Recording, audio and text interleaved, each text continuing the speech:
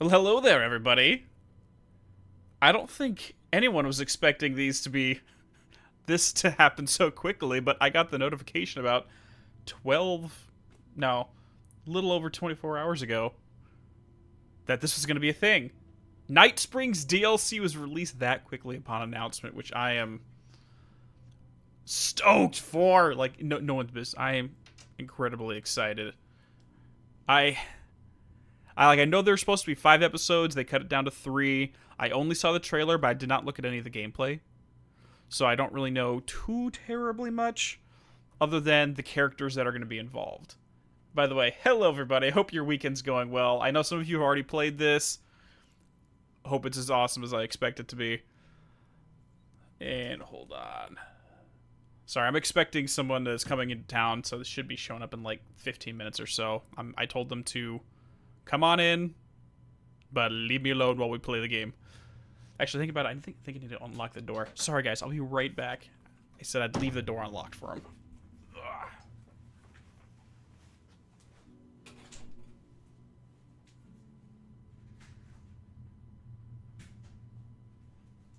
Alright, there we go.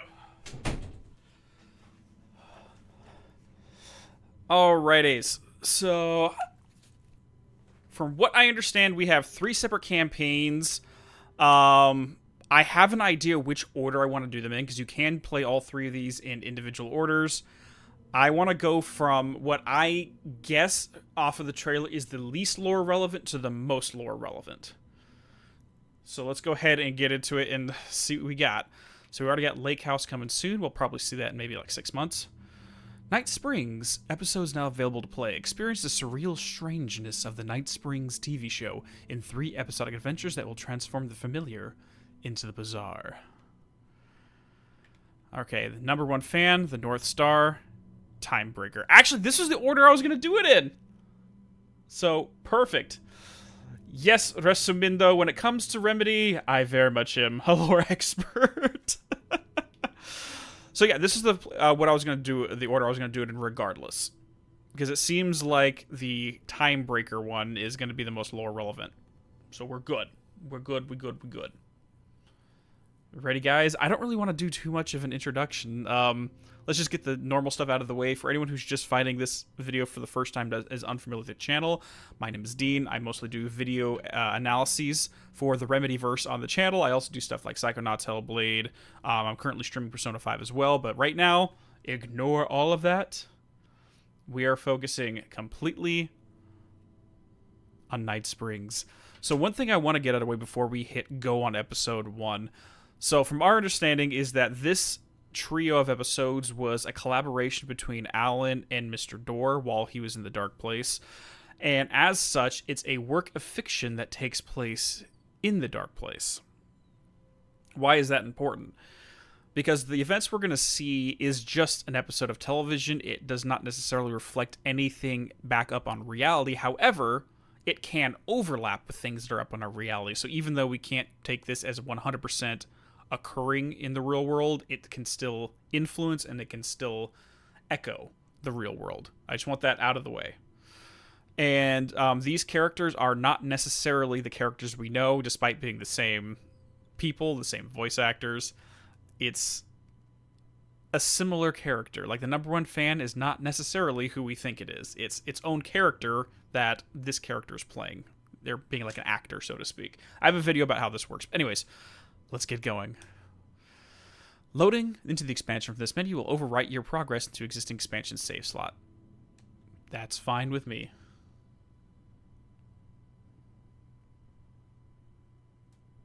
Let me know how the audio is going. I just want to make sure everyone can hear.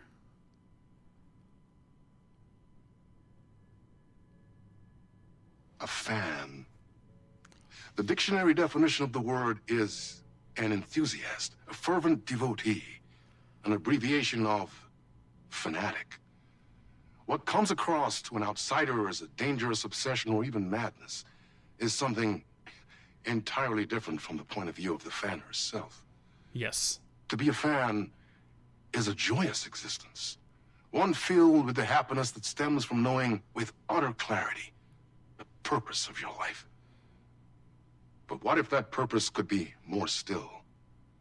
If you could be lifted out of the flock as your idol's chosen one, the only one who could decipher his secret messages. What lengths would you go to save the object of your obsession in Night Springs? Well, we kind of know that is echoed out in reality. Tonight's cult classic episode, number 1 fan.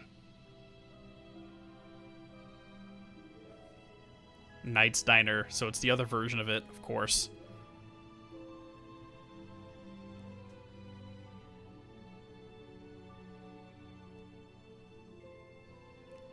Despite knowing this is a different character, I'm still going to call her Rose. I don't care.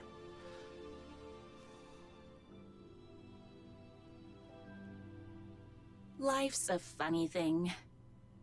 You spend all your time wishing and hoping and dreaming for something, and then, bam! Destiny shows up at your door like a mailman with a package you were pretty sure got lost because you ordered it like 6 months ago. But that's okay. When your destiny has eyes like sunsets and a beard like mahogany-colored velvet, you don't really mind how it arrives. One second. You said the sound's a little bit off?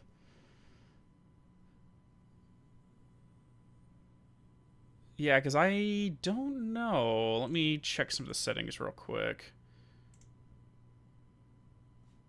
Because it's not picking up my audio, so that's ODS. No, I'm not using speakers. I have my headset on.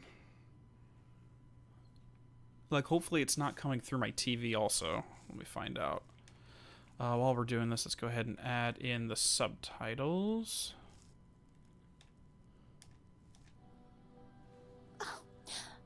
But my day didn't start off with all that excitement. It began like No, it's any not other coming day through my did monitor. for this waitress / protector of the town of Night Springs. As always, Knight's Diner was the hottest spot in town, so there was plenty of work to do. All right, here we go. Sounds better? Okay. Didn't do anything, but whatever. Let's just accept it. Okay, it sounds like the audio in the background is really... Oh. That's because I did have literally everything turned down. Sorry about that. So I was recording stuff... Last time I had Alan Wake 2 open, I was recording stuff for video assets, and I was only getting audio, so everything else is turned off. There we go. Much better. Okay, let me actually... Let's just turn the dialogue down a little bit. Up, up. Alright, here we go.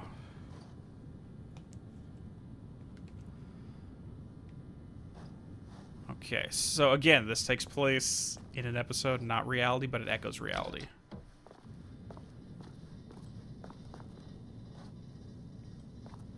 And this is not how this bathroom looks inside the diner. I guess they renovated near, who knows. Employees only, that was Rose's office in the original. This diner. Lady with 7 corgis. Everyone's favorite waitress. Look who it is! Hi, everyone. Could I get another cup of that delicious special brew that only you know how to make? Of course. Who else wants a top-up? Me. Right here, please. One for me, please, and thank you. Will do. Let me just grab a fresh pot. What? Why? Like, this just feels like one of her fan fictions, but Alan wrote it, so it's a little weird. The tone is a little off. But then again, if this is supposed to be on the other side of the mirror from Bright Falls, where everything's, like, dreary, maybe everything being bright and cheerful, who knows? I come here 3 times a day. Why is his name the guy with the concerning mole? Anyways. Dispense really good advice? How do I do that? How do I dispense really good advice? Don't know who you are. Another cup. I would kill to have a passion like you do for that writer of yours. You two are destined for each other. We sure are. Oh dear. Oh dear. This is making me feel a little uncomfortable. The pie here is to die for. Here you go. A person of your genius and grace is wasted serving coffee to us regular Joes and Joannes. Oh, I don't mind.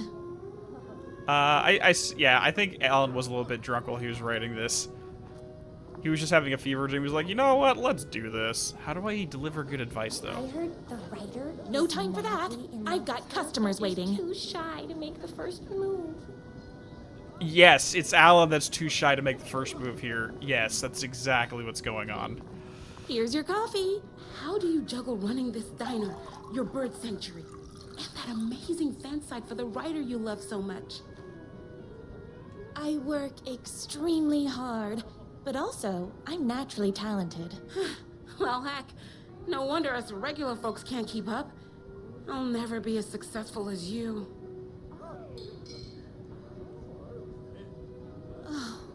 Comparing yourself to me won't help.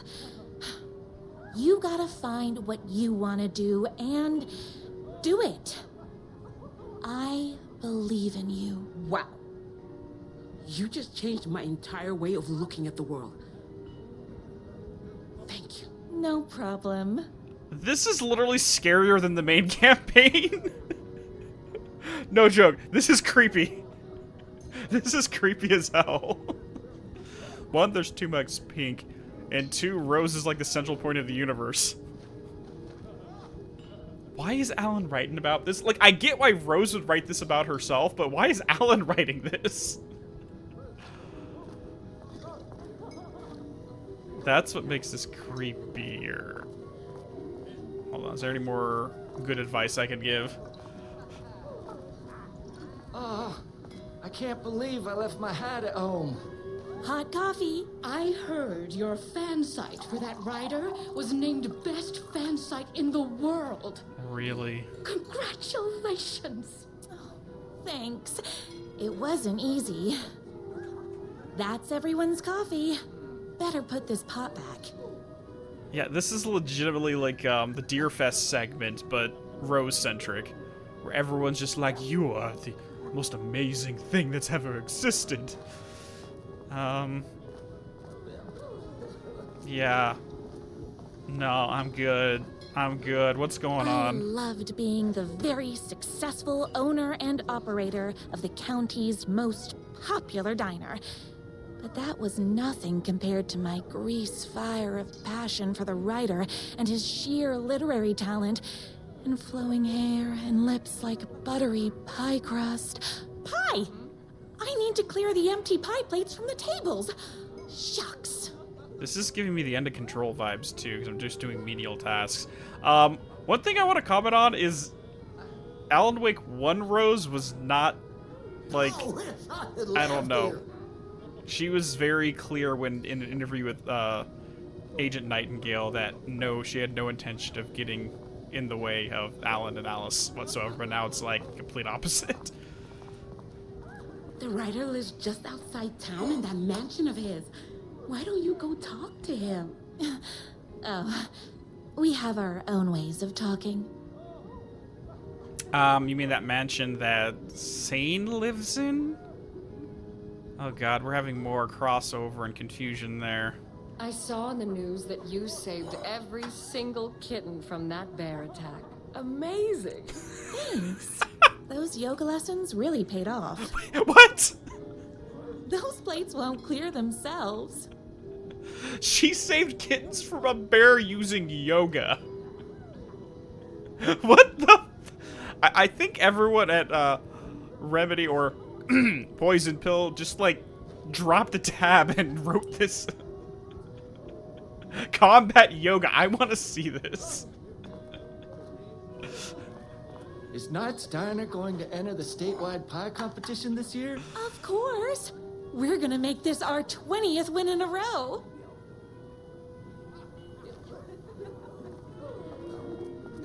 My date last night was a total bust. You're the expert on romance. Any advice? Since what? Like, it feels like they're trying to go intentionally as opposite from reality as possible. Because again, we're on the other side of the mirror. Everything's bizarre upside down land. But what the? Yes.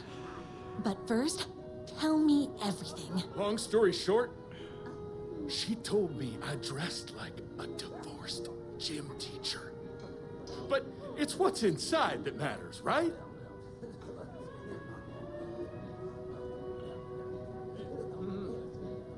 Yeah, this is definitely like fan pages and self-insert fan fictions to a T. It's exactly what this is. I mean, like, I don't want to say personality is all that matters. I mean, you do want to, like, try to spruce yourself up a little bit. Just for the initial meet and greet, and after that, personality comes into play more frequently, but... yeah. You still have to put in some effort. Yeah. If you don't have a jacket with elbow patches, buy one. Elbow patches. Oh, got it. Thanks a million. No. Don't mention it. We heard it here, folks. Tweed jackets with elbow patches are the hottest thing ever. Jesus. This feels like Rose wrote it, not Alan, but whatever.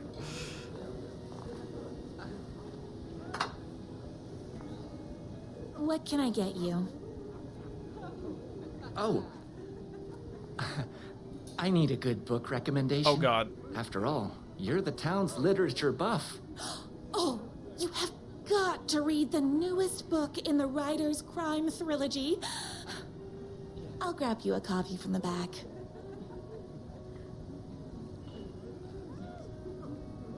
Oh, no, you don't, because she's only going to say one thing. She's only going to say one. Oh, jeez. Why are you giggling while you're dodging? I am so weirded out right now. Oh, great. Oh, great. We got our little shrine back here. Okay. Oh, God. Beat Poetry Night at Knight's Diner. Knight's Diner presents Beat Poetry Night for the literary advancement of Night Springs every Friday at 8 p.m. Employee of the Decade! In recognition of basically being the best at, like, everything. Everyone's favorite waitress. Don't touch. Oh, God. She's holding him up. And he has cat ears. Oh, gosh. Coffee. Oh, this is no. You better not crease any pages. 2 can do it. Thank you so much for taking my 6 macaws. I know you've had your hands full with all the other sick birds at your bird sanctuary. She runs a bird sanctuary, okay. I thought she was going to be a mycologist according to her own fanfiction, but whatever. But if anyone can find a cure for their rare bird lupus, it's rare bird lupus.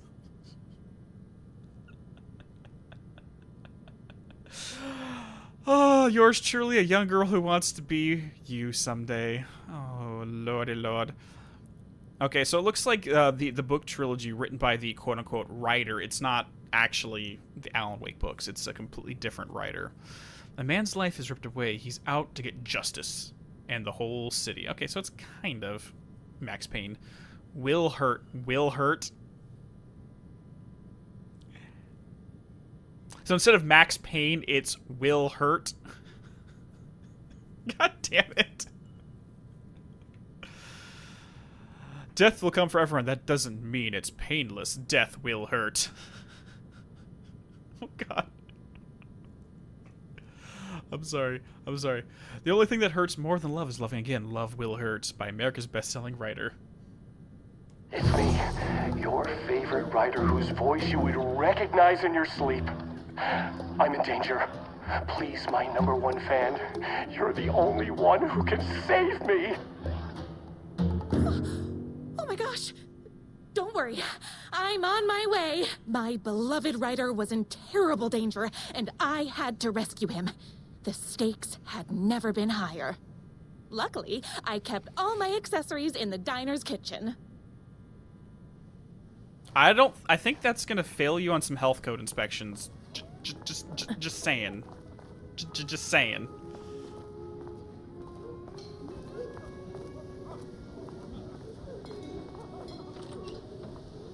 Oh my God, I've never seen this go that far back.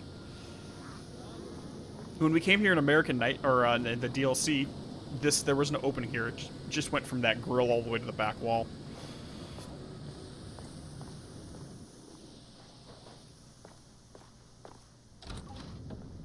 Oh, we can finally come to this side. Okay, that makes sense. My accessories. Everything a girl needed to claim victory in the battle for love.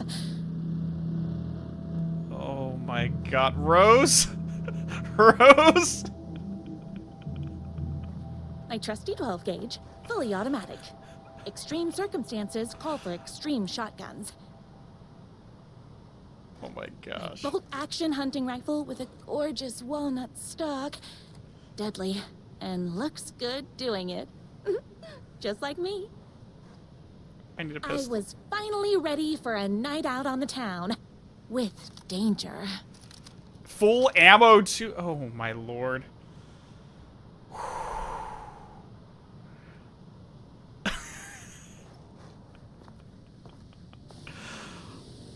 Oh God.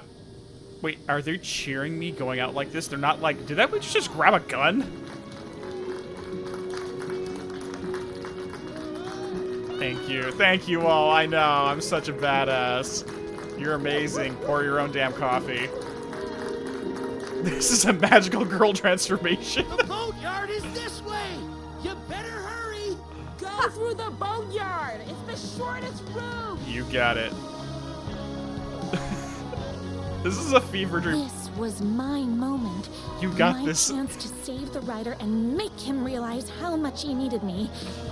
And if that's not love, I don't know what is. Bird stuff, seafood, house of yarn. You got this. He needs you. Love him.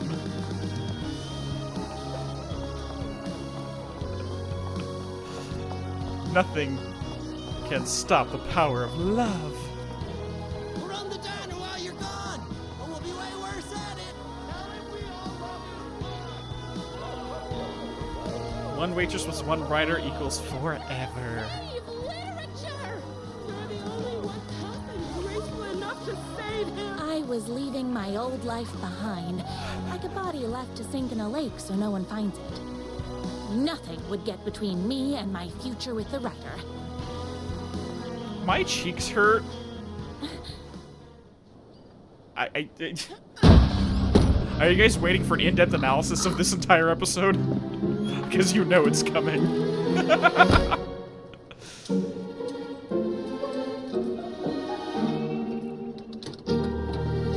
Oh my god, is he a mechanic in this?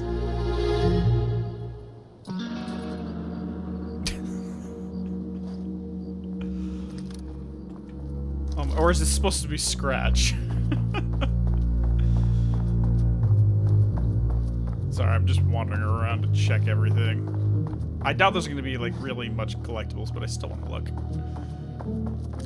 Okay, so I'm just trying to get used to... Oh, we got some of the fire there. Some explosive canisters. Written by Alan. Again, this is not her fanfiction. This is written by Alan. Now, who the heck is that? Scratch. I knew you'd come to his rescue.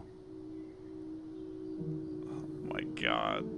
So in her actual fanfictions in the main campaign, she talks about there's two individuals. I think it was like a brother or something, like the bad boy versus the sensitive writer. So she's, again, it is overlapping. This Night Springs episode is overlapping with her own fanfictions in a weird, twisted way. Who are you?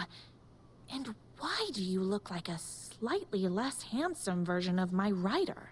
Oh, don't you ever compare me to that worthless hack. Sure, I may be his wild and rebellious estranged twin brother, but we can't all be perfect. I had no idea he had a brother. To think there were two of him all this time. Don't think about After it. today, there won't be. No more writer, no more books, no more living in his shadow.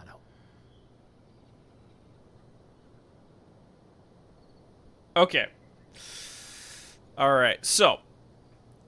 Little thing I want to point out here. Because, again, we're going to overanalyze the shit out of everything, which is kind of my forte. Since Alan wrote this, he's creating a scenario where the darker half is trying to get rid of the original self. Which, again, is going to parallel, but it's making me question if Alan actually wrote this or if Scratch wrote this and the scenario... Oh, no. Because Rose is the hero, it makes more sense if Alan wrote it, and we're stopping the Scratch defeating Primary Alan, or overtaking the life of Primary Alan. So it's more just overlapping narratives to assist. Okay. But you're his brother. I'm sure you two can talk it out and realize you have so much in common, and after you change, you can move in together. And I'll come over with popcorn for movie nights. No. He had his chance for popcorn and movie nights, but he wanted to keep everything for himself. Too bad. You know what they say? If you can't join him, beat him. What did you do to him? I locked Mr. Fancy Pants up somewhere you'll never find him. You won't get away with this. I'll stop you. Babe, I got an army of people that hate that hack almost as much as I do. They're ready to die if it stops him from writing another crappy book. What do you got?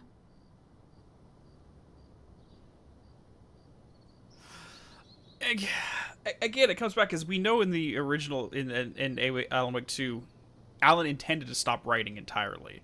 Now, when that happened in relation to when him and Mr. Dorr started collaborating on this trilogy of Night Springs episodes, who frickin' knows? Who frickin' knows? But there's something about that. This is probably in response to him thinking that I need to stop writing. I have a shotgun. Well, I gotta... Wait, that's a real shotgun? Okay, I admit I didn't expect that. But it doesn't matter. You can't stop all of us. Oh, jeez. Only a monster could be blind to the poignance of my writer's books. Ah! Showdown between me and my writer. It's gonna take a while. I ate my spinach this morning, so don't mess with me. I've had my spinach.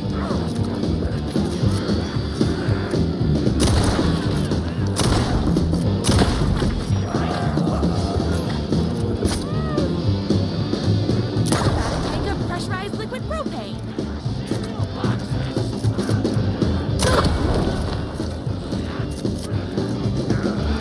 You are all being very rude. Yes, they are.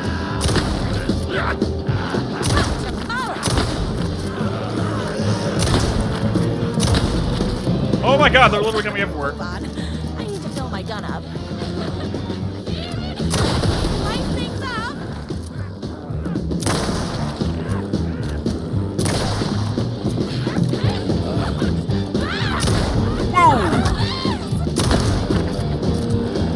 I love the music. Oopsies. Can't forget the bullets. Yeah, don't forget the bullets, Rose. Okay, I need an OST for this already. I need the soundtrack for this.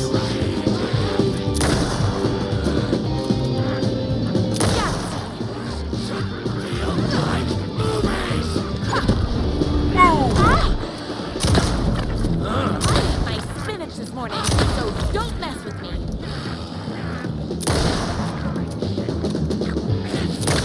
Damn. How did it miss?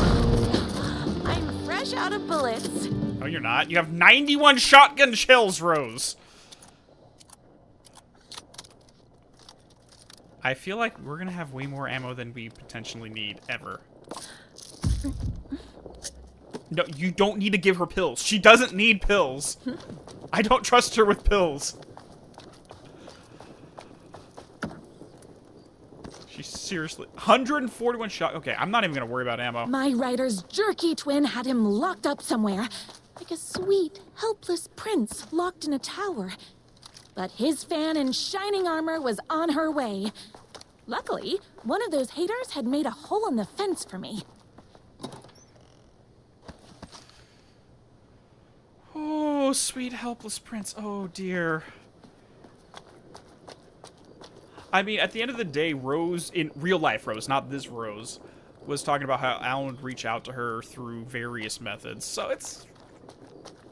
maybe it's because he created an overlap through this episode. The twins' motorcycle had left tracks in the mud.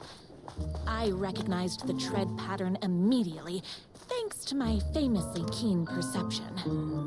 The tracks would lead me right to my writer and his kidnapper.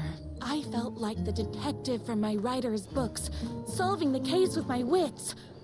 All I needed now was an unlimited supply of black coffee and crippling emotional trauma caused by the untimely death of my spouse. Oh, God. I am having such a difficult time taking any of this seriously. Yes, her keen observation skills says the guy with the motorcycle drove away. These are the tracks of a motorcycle, Rose. Yes. Yes. Sorry, I'm currently playing through Evil Within again, so my muscle memory says L1 for run, but no, it's click in and L1 for dodge. I gotta get used to that. Again, she is freaking adorable. She's batshit, but she's freaking adorable. Yeah, like, they just made this just completely bonkers. It's like they're not even trying to take it seriously, but at the same time, they're talking about, like, some of the undertones are stuff that, yeah, we saw Alan dealing with.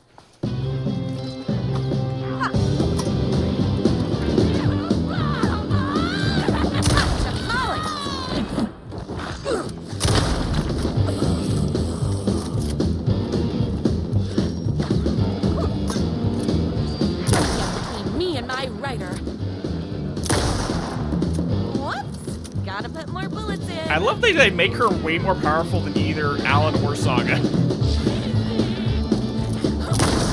You know what? Let's just go shotgun. Because I have way more shotgun shells. Bam, bam, bam, bam. You're all being very rude. I did my spin this morning, so don't mess with one idiot. What are you, Popeye?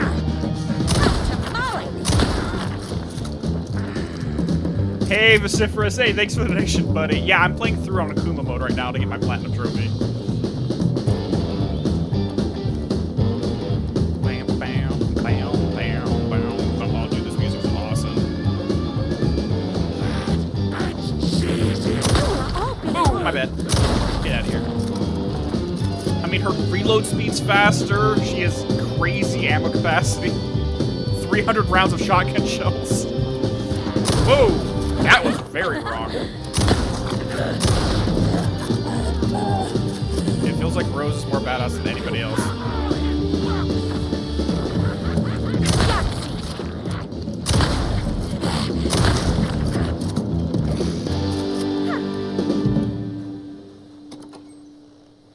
Ooh, yes, there we go. How much do I got? 30, I mean, decent amount of ammo. Why hadn't my writer ever told me he had a semi-evil twin brother?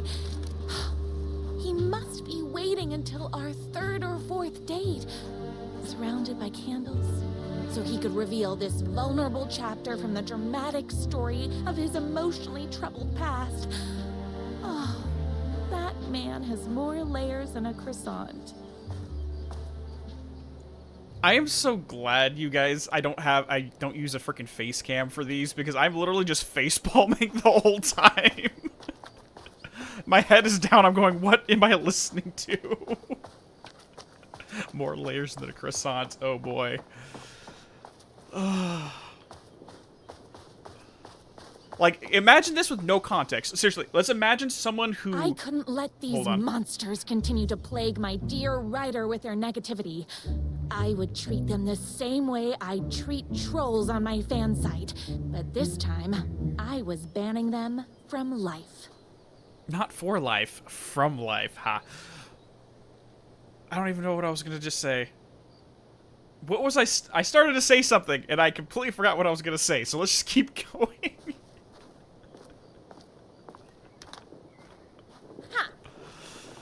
Oh, Lord.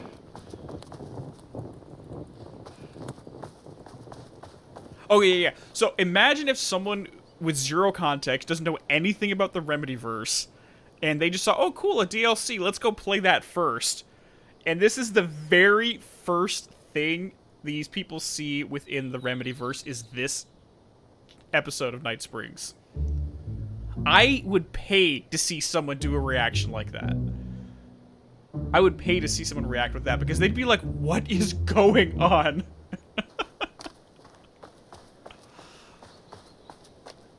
Like, you know how we have those out of context videos? Oh my god, this would be it. This would be peak. Peak.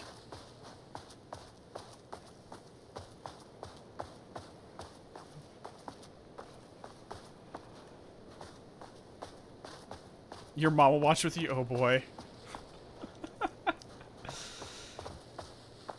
Dude, Vociferous, I would pay someone to play the DLC first, just because.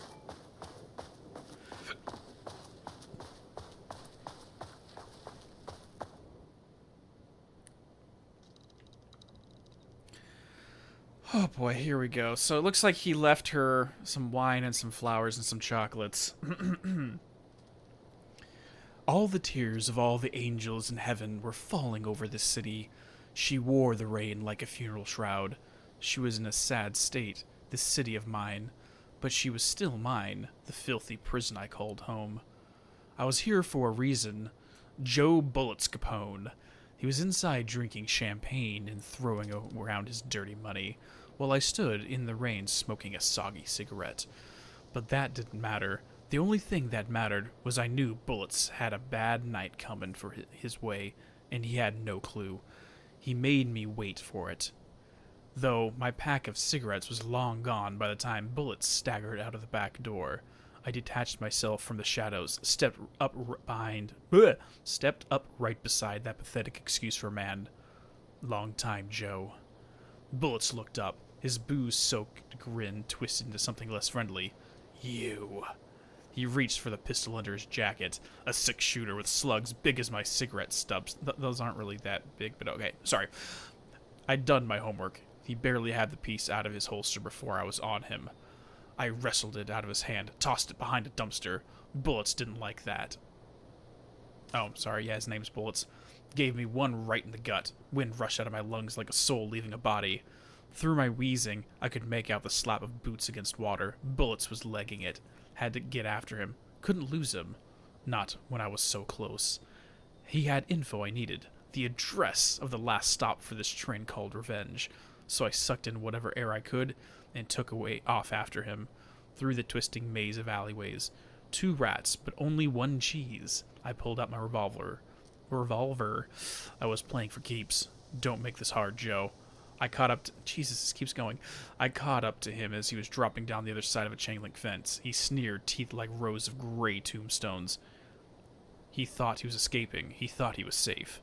My body slammed against the fence like a bird against a window. I clutched the thin metal, scrambled over it, the jagged end of wire ripping through the sleeves of my leather coat and biting to skin. The pain was welcome. This sounds more like Rose's bad fanfiction.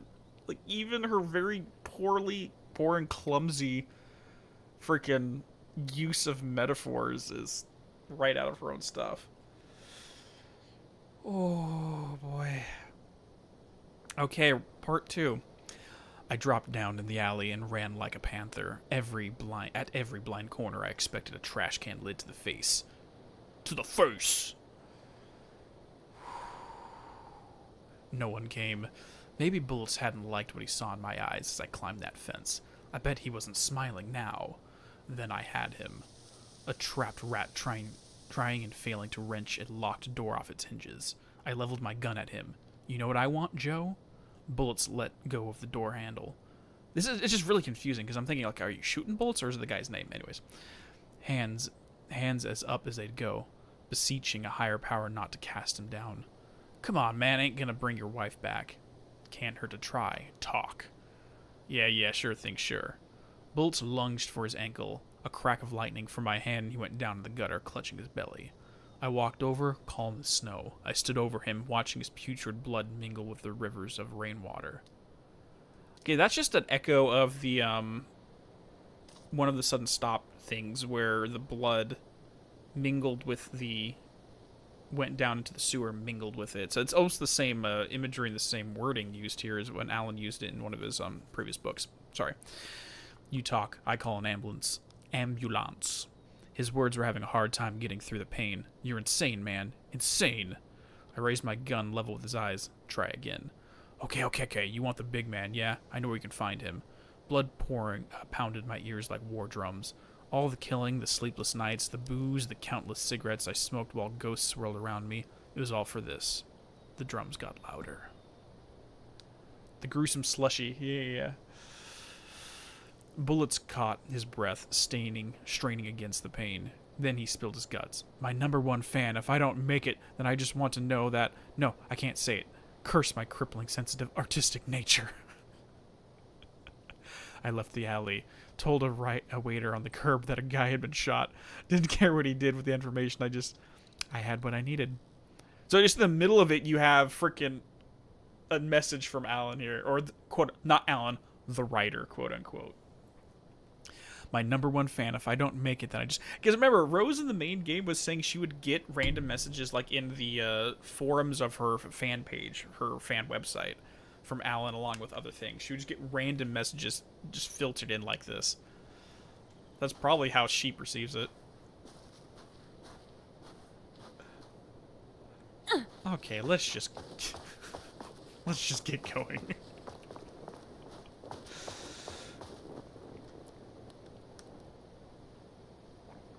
Hit X on the book. Sure.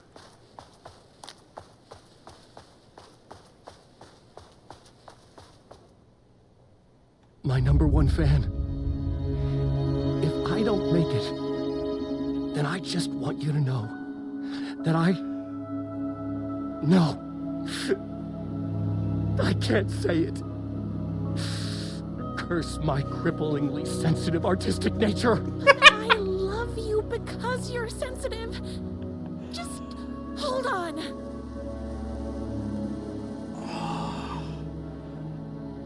I'm embarrassed for her. Matthew's rent was due. Dude, no joke. Matt is a great voice actor when he's actually given stuff to work with other than just narration. Because most of the first game was just him narrating what's going on. The motorcycle tracks ended at a cabin. So he wasn't allowed to Was really... my writer inside? Hello? Isn't anyone gonna rescue this poor little writer? Hello? Is anybody there? I'm just a frail writer and I require aid.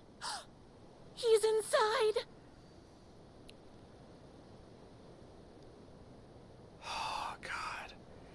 And again, it's here is him pretending to be the real Alan. Dude, I have a freaking Dogan Award tinfoil hat theory that I've been musing around with. I haven't released it yet, but... Oh, God. My face hurts. Can we, like, break his fuel line or something?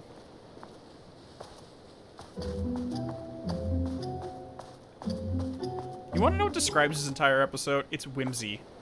Just whimsy. My poor little meow meow. Yes.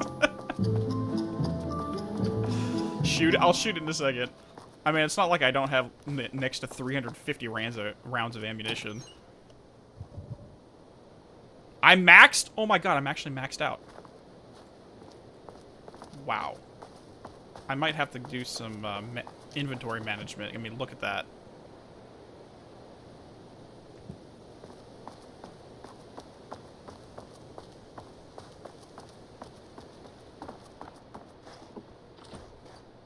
Okay, so we have to go around to the front.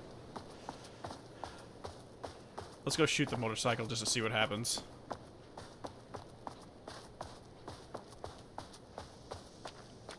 It's a full auto... Okay, that's not a full... It's a semi-automatic shotgun, not a fully automatic.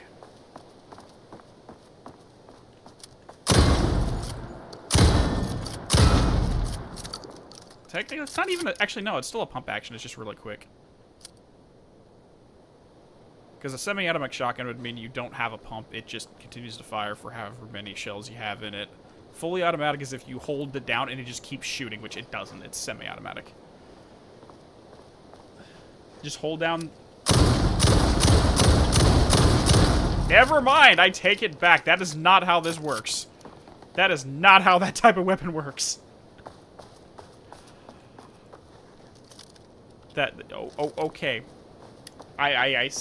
Whatever. I'm here. I've come to save you. Oh, joy! We can finally be together and sit through beat poetry readings and drink $18 cocktails and have high tea with the queen. Wait a minute. My writer only drinks coffee. 2 sugars, no milk. I keep all the mugs. Okay, no more tricks. I'll be waiting upstairs.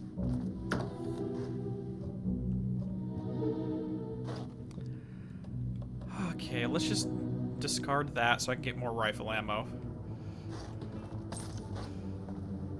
Muscles don't cry, they sweat. I bet he's doing all this because he's hopped up on steroids. Life is not like a highway. My god. I'm sorry, I can't even take anything seriously. I'm having a really hard time. I might do an analysis of this for like April Fools or something, I don't know. Oh god, TV. If we're in, since we're technically in Night Springs right now, which I presume is in the dark place at the moment. Running with wolves seems like a dangerous hobby. TJ Wolf becoming the alpha. Everything you need to know about to lead your wolf pack like a true alpha. This TV needs to do something. Yeah, watch. Yeah, they have a TV show down here called Bright Falls.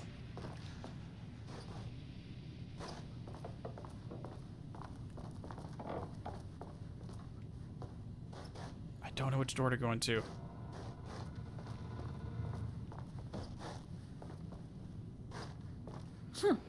I guess writing doesn't run in the family. Brothers, the moon can only shine when the sun is gone. The night can only come when the day is done. Can the sea ever meet the ocean?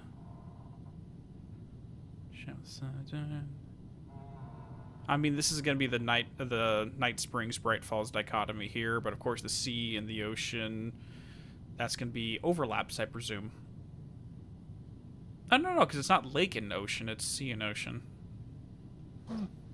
Okay. Bathroom.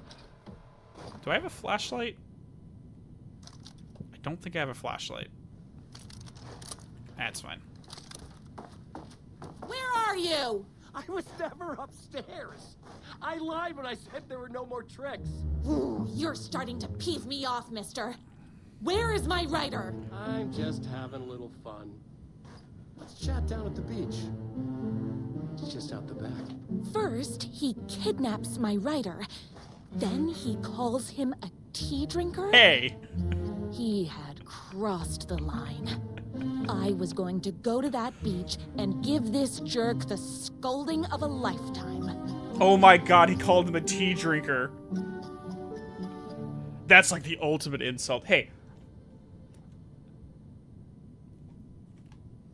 I'm a tea drinker, by the way, guys. I'm a tea aficionado. I'm a tea schnob. And I'm sorry, Robin. I know you don't... I see you say tea sucks. I am a tea guy. I don't drink coffee. The twin said he was down at the beach. Okay. Car battery, solid potential. Pulling fingernails, too messy. Oh, torture ideas for hack brother. Car battery, solid potential. Yep. Pulling fingernails, too messy. The bell. Where do I get a bell? I don't know what that is. Blunt spoon, nice and simple. Dismantle typewriters. A+ psychological damage. Gasoline fire might burn my cabin down. Maybe overcomplicating this. Yeah, just do what you want to do, bro. This is so American Nightmare Scratch. Yeah, because I know. Because remember, there was that one scene in American Nightmare where Scratch is literally going through his list of weapons and determining which ones are which. And which ones are better. Like, he wants to use a knife because it's more personal. He doesn't like guns because it's over too quickly. He doesn't get a chance to enjoy it. So, yeah, this definitely feels like American Nightmare Scratch. Because the Scratch in Alan Wake 2 was just pure freaking animalistic feralness. I have to get down to that beach and get my writer back.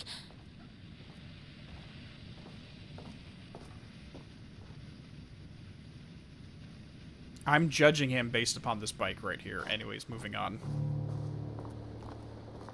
Not this beach. This beach. Okay, thank you, Science. I very much appreciate it. Yeah, this feels more like American Nightmare Scratch.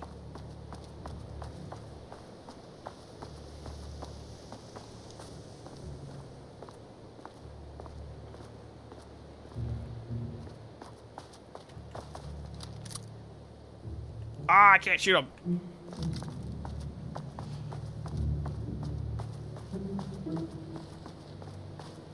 Hey, me and my bike were just enjoying the view.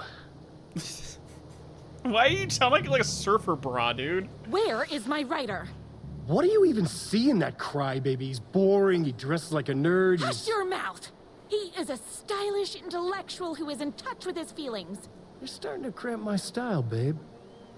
And I'm not telling you where he is. 1 second, guys. I think my buddy just got here. Give me a second. I'm just checking the camera.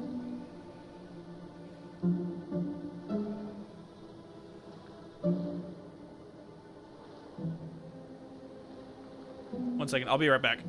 Hold on.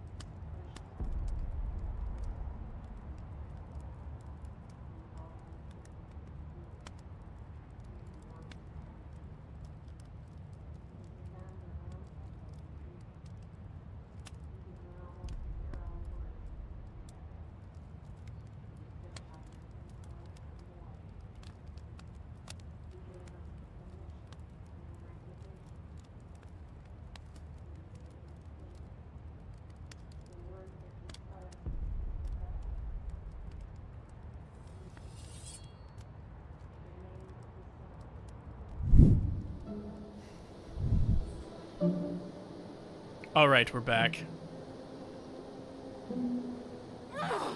What did he ever do to you? I, already told you that? At the boatyard? I feel overshadowed by success, like he's taken everything I can compete. Oh, right. I remember now. It's a self-confidence thing. Well, it's a bit more complicated than that. You are going to tell me where he is, or else. Or else what, babe? You asked for it. You're rude, you have no manners, your too cool to care attitude is attractive initially, but drives people away after they realize you're emotionally incapable of letting your walls down to reveal that you are a vulnerable human being just like everybody else. You are trying way too hard with that outfit. No, stop! I don't like being seen! Listen, I never had your precious writer. I was just keeping you distracted while my army of haters storms his mansion. Army of haters. Now the love of your life is doomed. Doomed!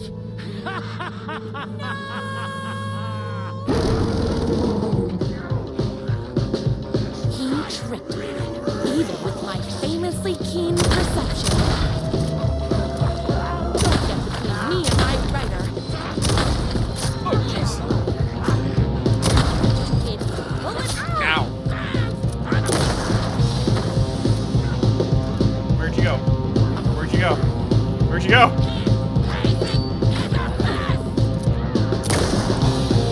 That was a scolding of a lifetime. I had to get to my writer's mansion as fast as my chunky kitten heels would take me. Kitten heels? You are all being very rude.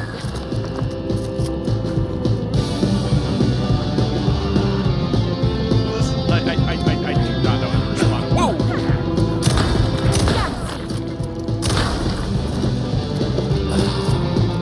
Where? Yeah, let's go. Me and my writer. My gun's hungry. Oh, yes it is. Your gun is hungry for sure. Music's a bit high. Let's see if I can drop that down a little bit for you. Music, let's drop it down to 70. Oh, jeez. I ate my spinach this morning, so don't mess with me. Oh, hold on. I need to fill my gun up.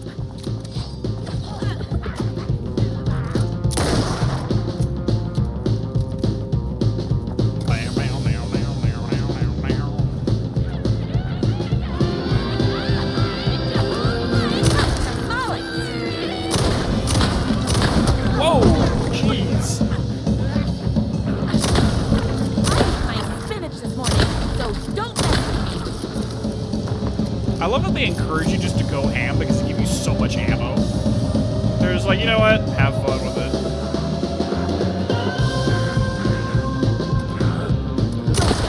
Me and my writer.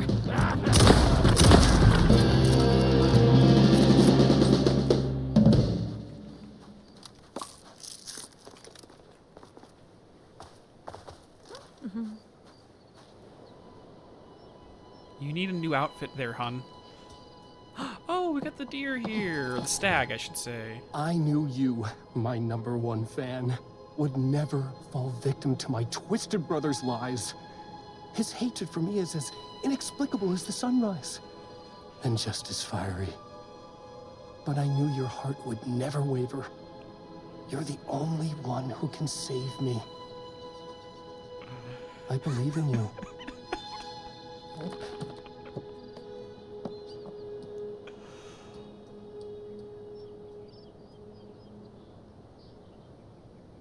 My rider believed in me.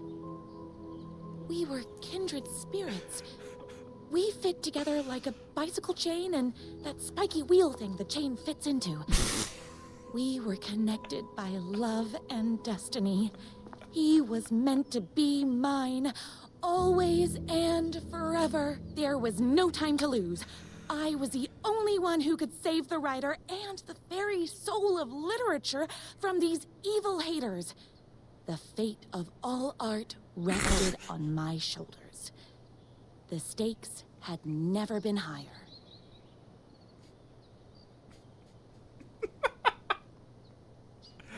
Hey there, Sven. Thank you for the donation, buddy. Exposing his insecurities probably hurt Scratch a lot since he's basically Alan's dark side, and OG Alan is kind of a douche. Oh my gosh, that was an amazing roast, by the way. I have to get to that mansion before they hurt a single mahogany hair on my writer's head. You want to know what's actually kind of interesting? Like, all jokes aside, the absurdity of this whole thing aside, I could imagine this is exactly how Rose perceives everything that happens. Like, no joke, like, she has, like, that weird rose-colored, no pun intended, veneer across everything she perceives throughout the course of the story. And this is probably exactly what she experiences. Including the music, as she sees herself as the hero of the story. There's probably some real-time confabulation going on. Yeah, the rose-tinted view. Yeah, like, legit, this is probably how she sees things.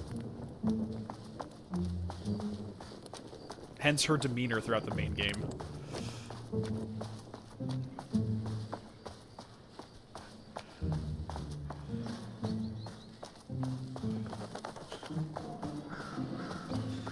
Yeah, she's literally this delusional normally. Follow the bad boy's trail, talk to the bad boy. Okay.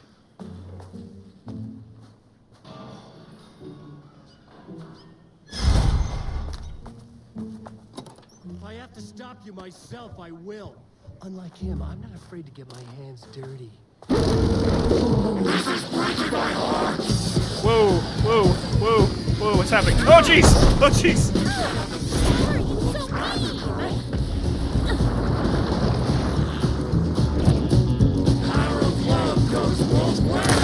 No! Hold on, hold on. The only heart I want. These are hearts! No thanks.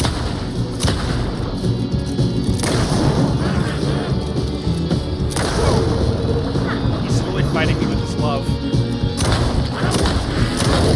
Let's do this. You forced my hand. See, I'm not just a rugged anti-hero type.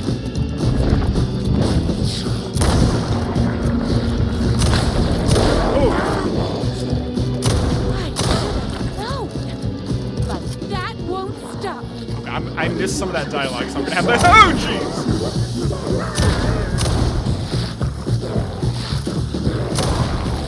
My brother's not a werewolf in case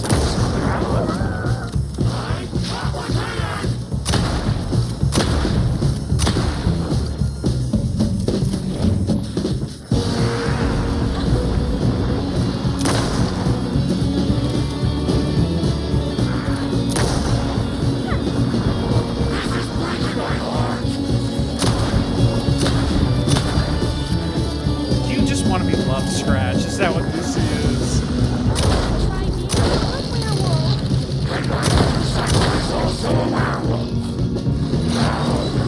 The motorcycles? Oh, jeez, there's two. Wait, what? I am missing a lot of the dialogue here. This is a replay kind of thing.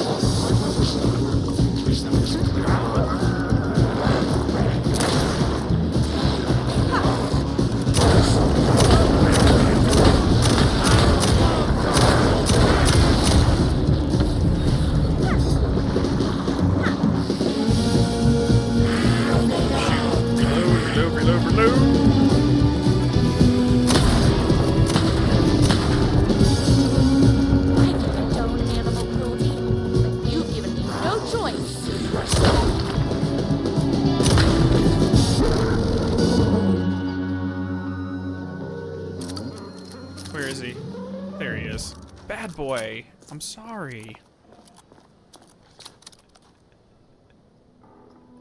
Go ahead. Finish me off.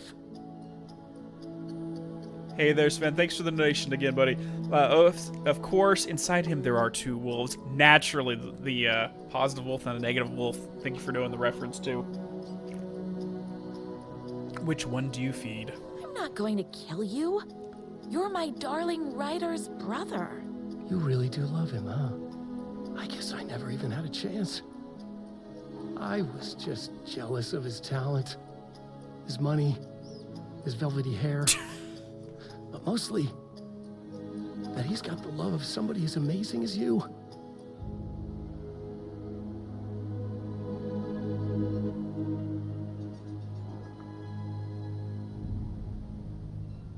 Oh god, this is like a freaking murder soap opera. Oh, you silly werewolf. You could have all those things too. You just need to stop wanting to be him and start wanting to be you. Your words have shown me that it wasn't my brother I hated. It was myself. I've learned something today. Oh, what have I done? Those haters will tear him apart, and it's all my fault. Please, go save him. Oh, I intend to.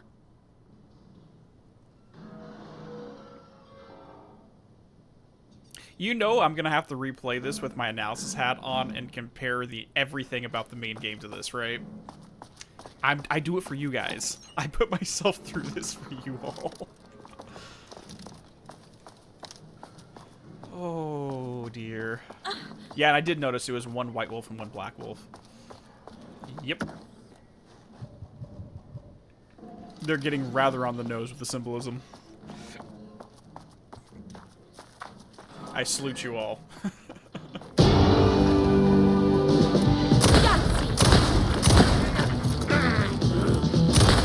order a reckoning?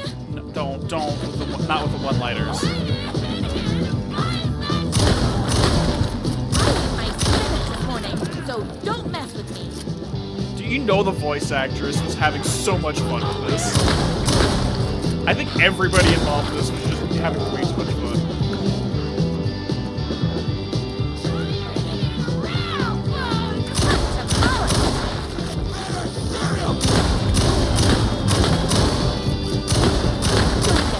Me and my writer.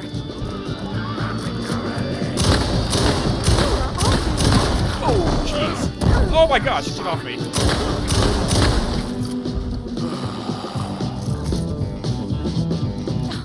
I'm fresh out of bullets. No, you're not, sweetheart. You really are not.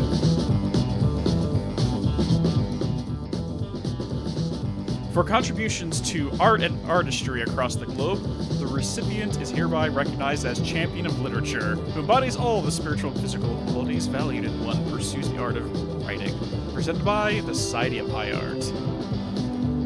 Oh god. Get well soon, Guard, dearest brother. News reaches me that your journey across Europe has taken a turn for the worse. I was utterly, completely devastated to hear you've been afflicted with a serious case of lycanthropy while riding your motorcycle through the Nordics. I know we haven't spoken in years, but please know that my thoughts are always with you, my dear monozygotic sibling. Okay. Please contact me upon your return to America. Until then, I hope this card finds you well on your way to a speedy recovery. Hey there, Zachary. I don't think so. There's a donation, buddy. Sorta getting Carrie White vibes from Rose here, too. Yeah, it's...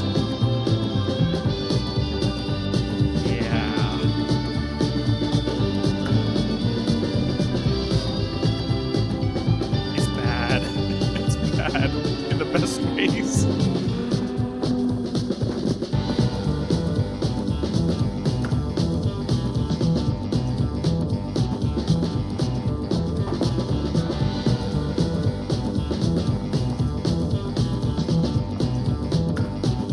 Okay, we have way too much ammo here. Oh, I was hoping for a jukebox back there. Alright, let's head upstairs.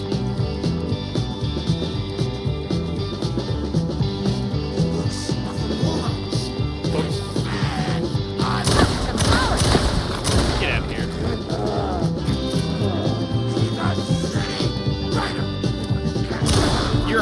lot more. Put that mic down.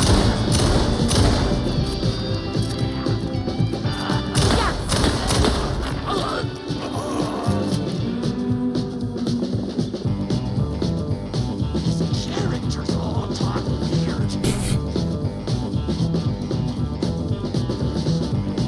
Actually, I agree with that. They really do.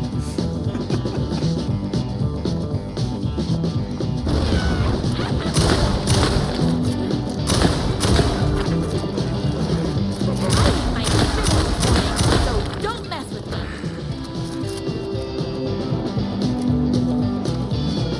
Oh, he's trying to get in the spiral door. Okay, before we do that. Ideas for next book. Oh, jeez. We're gonna analyze this. Inventive murder weapons, stapler, lawn gnome, swordfish, philosophy. Oh god, yeah, murder weapon of philosophy. Then again, there was the altered item that was a stapler, so who knows what that thing can do. Escalate the crime, plunge the depths of humanity's darkness, a murder religion. There you go. There you go, right there. A murder, yep. The depth of humanity's darkness, not just the individuals, and then a murder religion, which was the cult, so to speak. Hero's motivation, a real private eye. His wife returns from the dead only to be killed a second time. Too much, not enough. Oh, I don't like that. Now we're talking about Alice still being alive in the dark place and then killing her. Oh, no, no, no, no, no, no. No. Or if maybe in reference to her coming back in the first game and then going back in the second game. Hopefully, let's interpret it that way. A waitress character who is intelligent, sophisticated, and good with a weapon. Smells like cinnamon and gunpowder. Cinnamon and gunpowder. Yeah, this definitely feels like it was being done before the original Alan Wake. This was written before Alan Wake 2, I should say. Or at least, it was written before Return.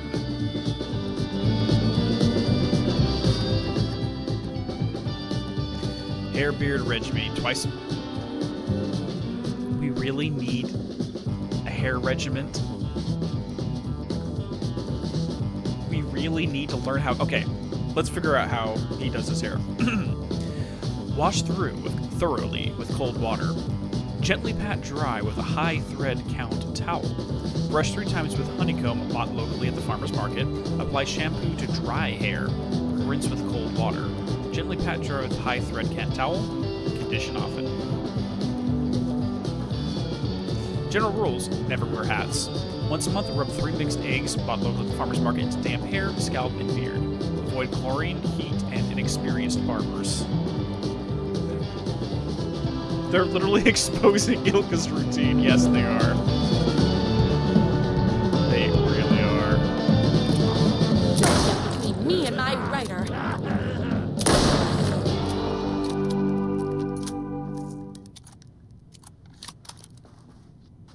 Is it bad you're thinking of trying that? Not at all, Zachary. Give it a shot. Let me know how the results Writer go. isn't going to kiss himself.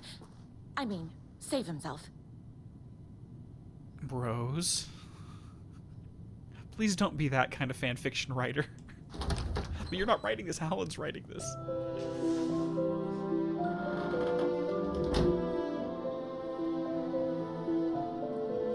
And there he was. After all the fighting, we were finally alone. Together.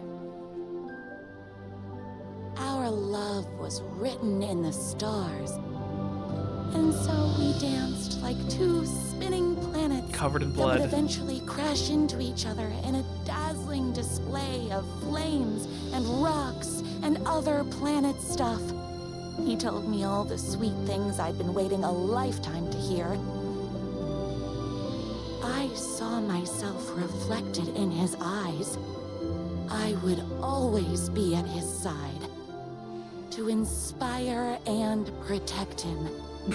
He needed me, now and forever. After all, I am his #1 fan. Thank you for fading out before that. A fan and the object of her joy come together against a world trying to keep them apart. A happy ending for some. But is happiness like beauty all in the eye of the beholder? Yes. Where is the line between fandom and fixation? One can never tell in Night Springs.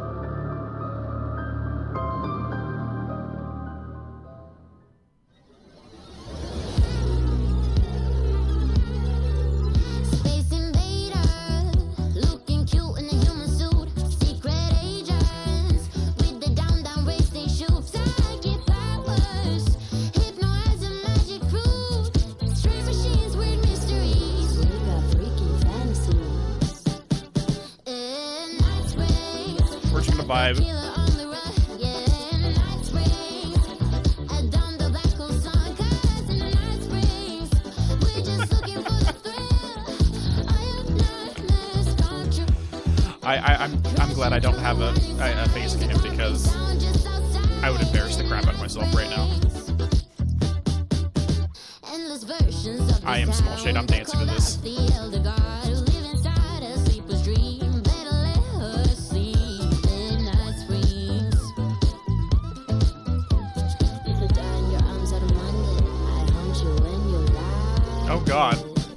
In Night Springs, caught in an endless time loop. Yeah, in Night Springs, a solar system in your soup. 'Cause in Night Springs, we're just looking for the thrill. All your nightmares come true. Lost in mist for days and days. Now you see the sign it says Night Springs. Me, the cast, dancing to this. I agree with Cypress. I agree.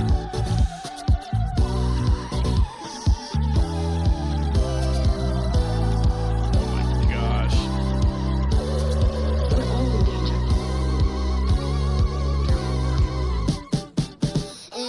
Why would Alan write this? That's my question. Why did Alan write this? Yeah, in Night Springs, a solar system in your soup. 'Cause in Night Springs, we're just looking for the thrill. All your nightmares Yes, Cult of the Elder God is Nixie Perka.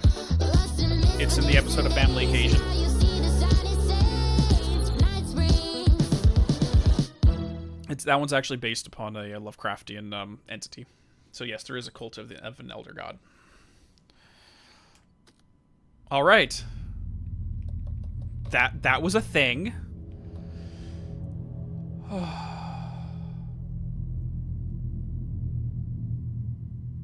Oh dear. Oh dear. I need to pause because my face is still swollen from that last one. Now burn it. That was definitely a thing. Seriously, I want to pay someone to play that with no context to what's going on with the franchise. Just that. Just that. And have no clue what's happening and be like, what the hell is everybody smoking? Alright guys, you ready for the North Star episode 2? It was intentionally badly written in the best way, Wolf. Hey Zachary, thanks for the donation, buddy. I kind of love how pathetic Rose is. I mean, she's a thing. And you also have to keep in mind that she's a lot worse now than she was in the first game, only because when she was touched by the Dark Presence, legitimately, it kind of screwed her head up. I don't think she ever truly recovered from it.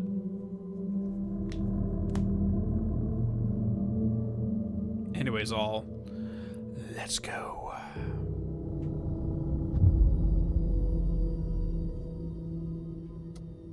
A young woman on a mission to save a missing loved one. Desperately trying to stay one step ahead of the shadowy government agents hunting her. Oh. Agents from the very same agency that took the only person she cares about. Oh. On her quest, she is guided by her mysterious alien guardian angel. Her guiding star shows her the way, as it always has. She does not know what strangeness awaits her, as she follows its unwavering light to the small town of Night Springs. Tonight's dreamlike episode, North Star. No, I got the reference of North Star being to Polaris, but the fact that this is supposed to be This set... is gonna get strange. Hold on, I'll keep quiet. There's no helping it. The universe is much deeper and weirder than people know. My brother and I know. We've seen it.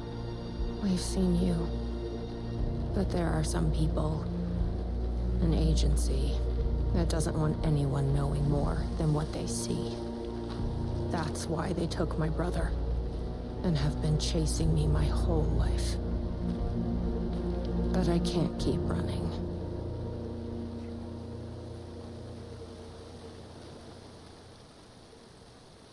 No, what I was more going to about is that this is set before she gets to the oldest house.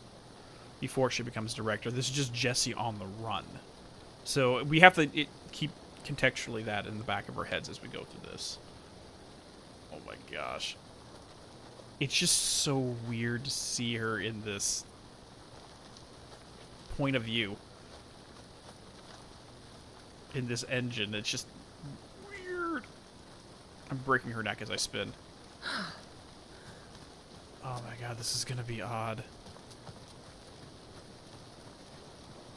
Join us. Make the world coffee.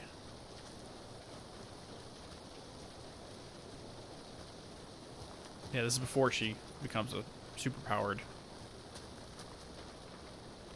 Tickets here, adults. Welcome to ride. Join the percolation. Oh, jeez. We need a code. Temporary close. A big change is coming. Yeah, you don't say.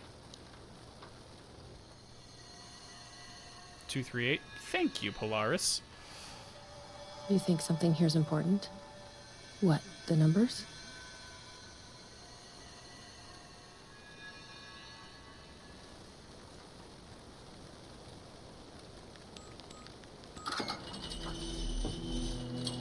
I've never been able to track down the government agency that took my brother. Until now. You helped me find this place. Now you'll help me get him back. Right? So, okay. Hello? So Is anybody here? yeah. Okay, so this right here is supposed to be an overlap with a control. So the first episode 1 with Rose is an overlap with what she's been experiencing throughout in Bright Falls since we last saw her, but this is an overlap with control.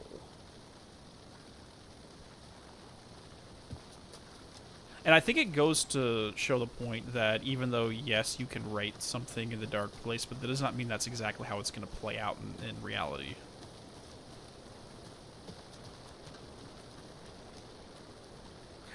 No, it's not that it's an early draft press, it's just that this is technically the story you wrote, and it overlaps. Because remember how it worked in the primary campaign, where you had the scenario with, like, the 2 corrupt cops in the theater that was hiding bodies for the Cult of the Word in order to try to get in with them. But then in reality, you had Thornton and Mulligan who hid a body in the well because they accidentally killed her. So, like, it's like similar. It's like a Venn diagram. It's similar enough, but not one-to-one details.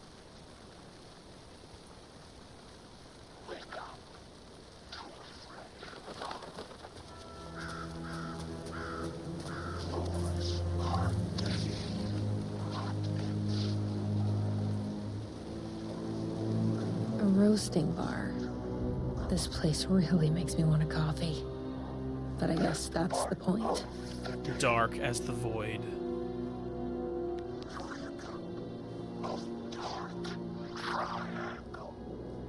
A cup of dark triangle? A cup of dark triangles.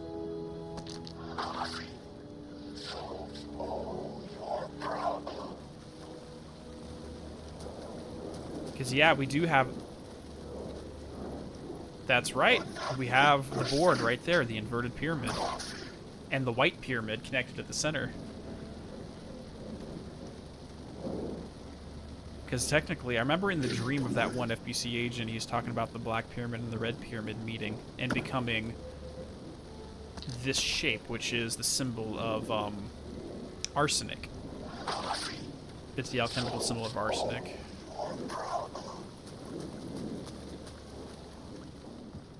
Oh, more than the sum of its parts. Did you know dark triangle coffee has an optimal roasting temperature which is greater than the sum of our triangle? Uncover the mysterious and ineffable essence behind every cup of dark triangle's unique roast. Ineffable meaning it can't be defined. Uncover... Okay, the secret is in the roast. Did you know the first digit of our optimal roasting temperature is half of the second and third digit is one less than the one before? Oh, jeez, there's the math problem right there. That's how you solve it. Did you know the optimal roasting temperature... Okay, so there it is. Okay. For the triangle coffee is below 500 degrees Fahrenheit. It is also the number of light years between Earth and planet X13. Math again. Wow, so it's less than 500. But it's also the number of light years between Earth and planet X13. Okay, let's just look that up. Planet X13.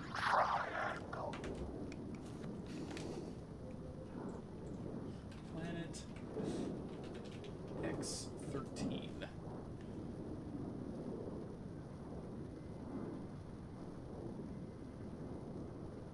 Okay, is that actually a thing?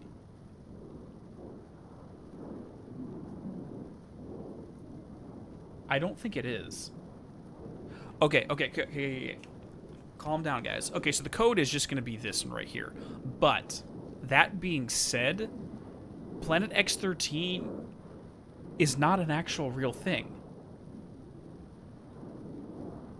Meaning, is this implying it's a Remedy, like, lore, world-building, relevant thing? So that there's a planet called X13 in the Remedyverse that's going to be relevant in the future. Because I just Googled it, and there's no such thing as Planet X13. At least in a precursory thing. I mean, technically speaking, we know that NASA worked with the FBC in terms of their space program as well. They assisted in some of their shuttlecraft. And then there's the scenario of the Sterling AWE where you had the one of the icosahedrons that was made of stone crash into the town, and then something crawled out of it. And then the connection to the Willow AWE of similar shape. And there's a connection between the two. So yeah, it looks like they're pushing that direction. Okay, sorry. Okay, so it's less than 500, half of the second...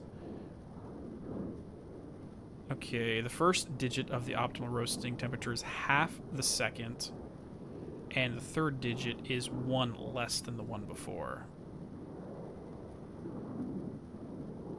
Okay, so if it's got to be the first digit, it has to be 400, meaning the numbers can either be 1, 2, 3, or 4. So it'd either be 121, 2, 4, 3. Okay, let's try all of them. So 1, 2, 1, 2, 4, 3. Nope. 2. Oh, sorry. Clear. 2, 4, 3. No.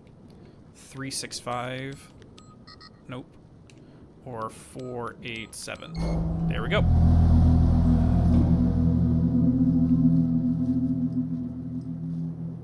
What did that do? And then there's the whole thing with the Fermauro, the Fra entity that was discovered during the Fermauro AWE.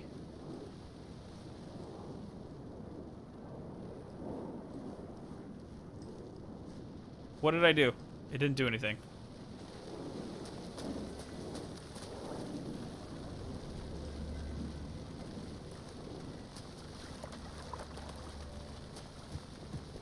Okay.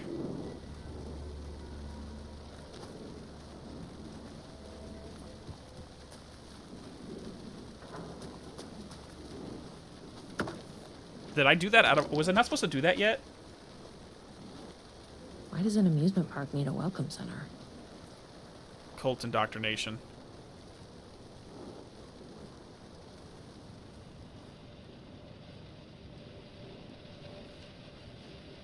No tape. I don't have time to sit around watching movies anyway. I guess we'll find it later then.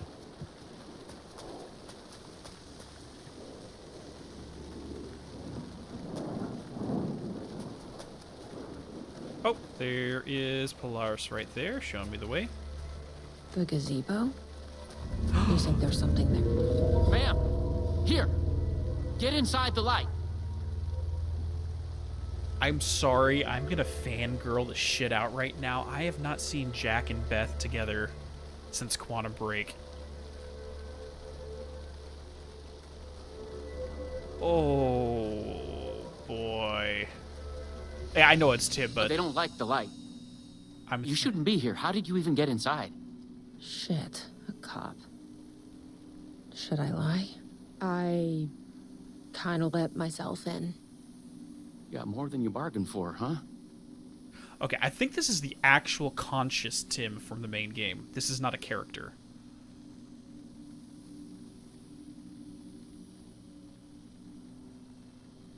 Based upon his reactions, it seems more like this is actually Tim Breaker and not the sibling as we're playing here. Which means while he was in the dark place and running and investigating Door, he somehow got caught up in this Night Springs episode. I wonder if this is actually part of the script, or if he just accidentally ran into it and he's kind of like a foreign invader inside the story. Okay. What's going on here? What are those shadow people? Well, that's what I'm here trying to figure out. The government's been putting something in the coffee. Never mind, he's a character. Turning people into coffee monsters. The government. Is this the same government agency that's been chasing me all these years? Never mind, he's a character within it. I take that back. Something in the coffee is doing this? Really? Took me a while to wrap my head around it, too. At first, I thought... Well, I don't know what I thought. But now it's clear. This is deep state science. Alright. So, if we're going to interpret this on tier with Control, because this is overlapping with Control right now, there's something in the Dark Pyramid coffee that's turning them into coffee monsters. I mean, you're basically forcing someone to do a ritual to the board, in a certain sense. Just like they're feeding the Federal Bureau of Control the board. Force-feeding it, injecting it into their bloodstream. Northmore started doing that back in the 50s. So yeah, this definitely tracks. I mean, in that game we had more like the Black Pyramid brand cigarettes, which every time they smoked, my hypothesis was they're literally doing a ritualistic worship of the board in that action. Hey there, Vociferous, thank you so much for the donation, buddy. I didn't know Jessie was yeah, it's the same actress. Yeah, this is Sean and Corney here, which is just nuts.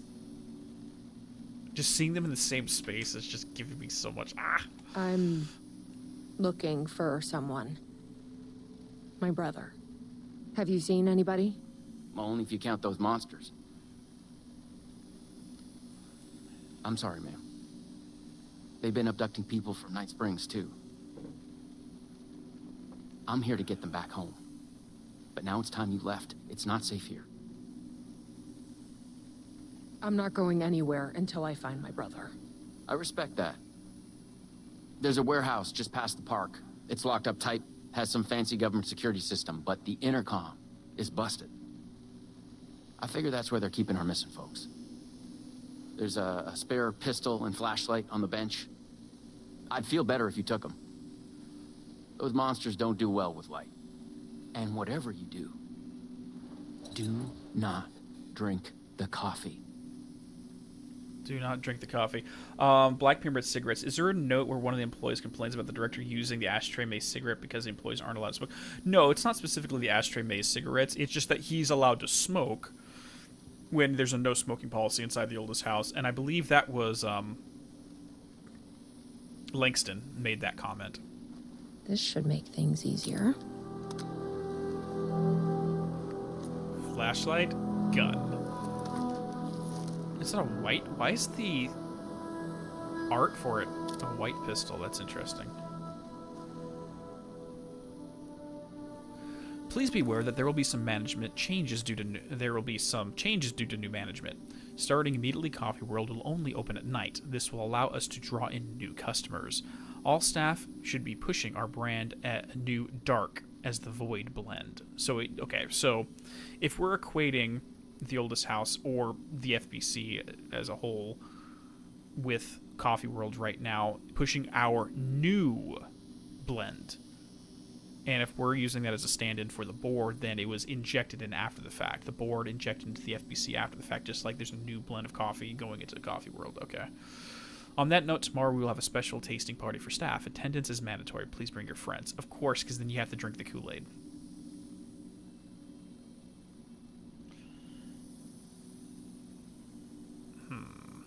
Have you seen me? Jacob Flemson, age 52, male, 5'11", 180 pounds. Last seen hiking in Night Springs National Park.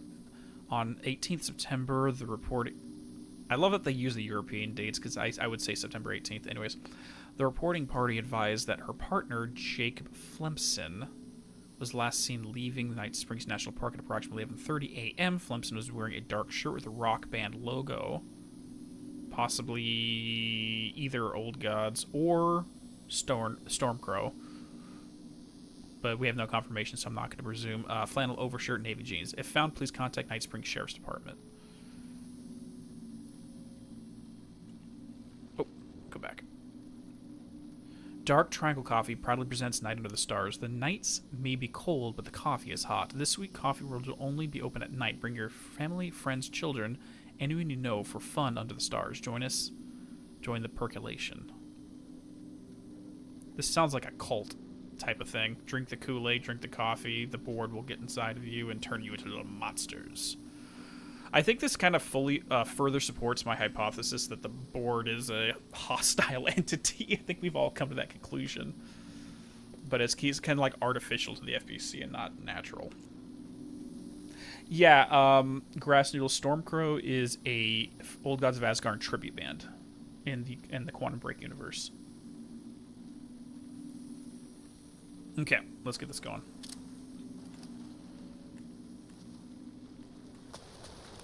There we go.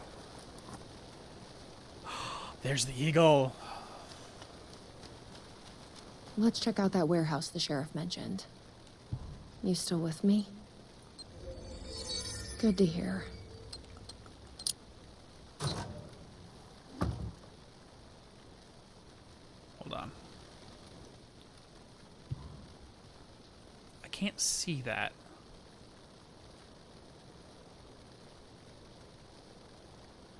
Oh boy. I'm gonna have to come back to this because I know we have a numerical code and there's also an alphanumeric code for these triangle positionings. I never got a copy of it because it was part of the Epic Game Store pre-release stuff that only certain people endorsed by Epic received.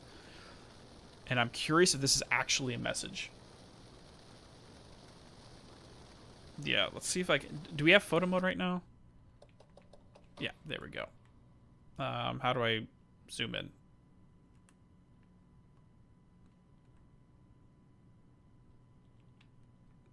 Effective presets, macro, portrait, evidence, Alice photo, Lance. No. How do I move this forward and back?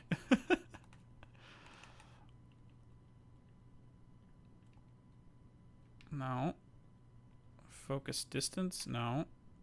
Lens 16 millimeter. Oh, there we go. How do I... You know what? That's good enough. I can survive off of that. Now, how do I actually take the picture?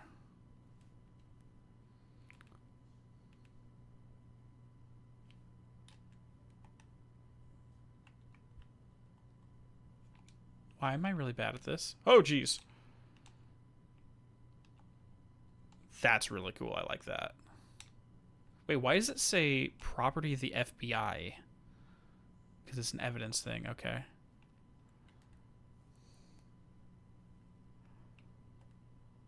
Saturation Vigna. How do I take the photo, though? Yes.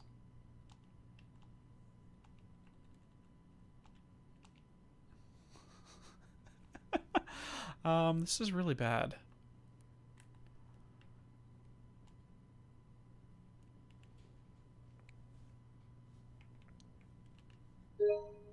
Let's just do that. Let's just save, make my life easy and just use the onboard stuff instead of the photo mode. That took way too much time. Anyways.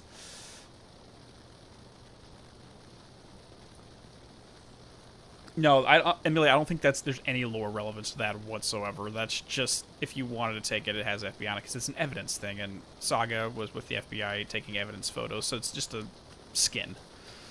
Nothing lore related there.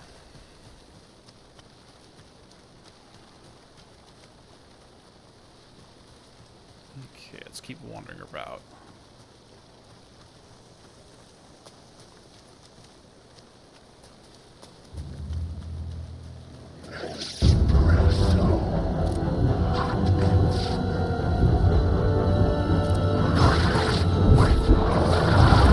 How do I do this again? How do I fight? I'm trying to remember, how do I, like, shine the flashlight on them? Why is it not shooting? Okay, hold on. Why is it not doing the flare on them?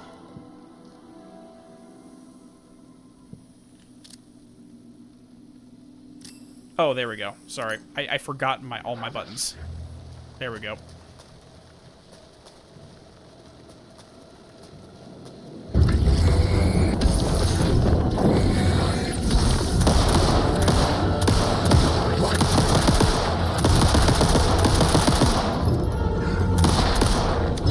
Sorry, that's just me being a bad gamer and forgetting how the controls worked.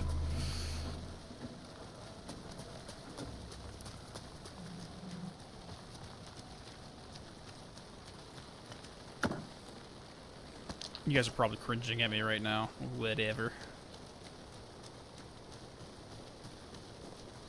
I get the feeling I should not be exploring here.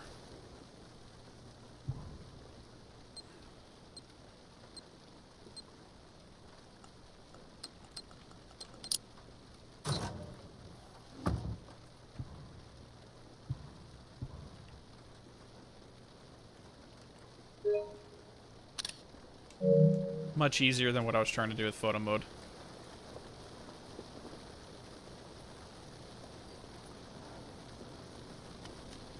Because I presume the game's gonna, or at least the episode's gonna drag us around all the areas we need to explore eventually. So there's no point in exploring first and coming back to the story bit.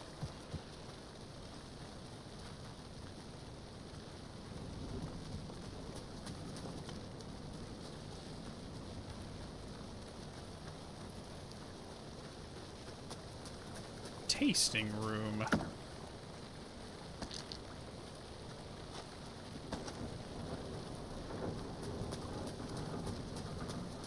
Tasting room. Oh, this is the front desk. Okay, let's not go here yet then. It's the gift shop if I remember correctly. Okay, I'm oriented now. I know where I'm at. And over here is the Hatari Well. And that's going to be the workshop.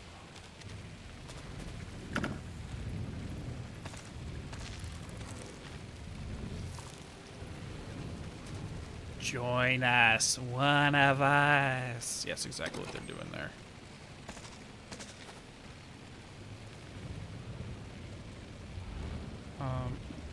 Quick slot to down. What is this? Smells like coffee.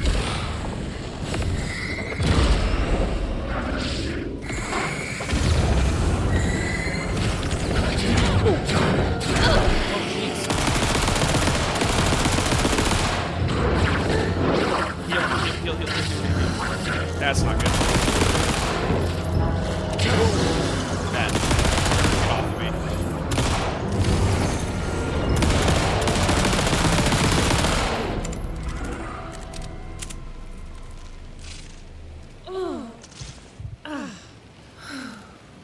Okay, we're good.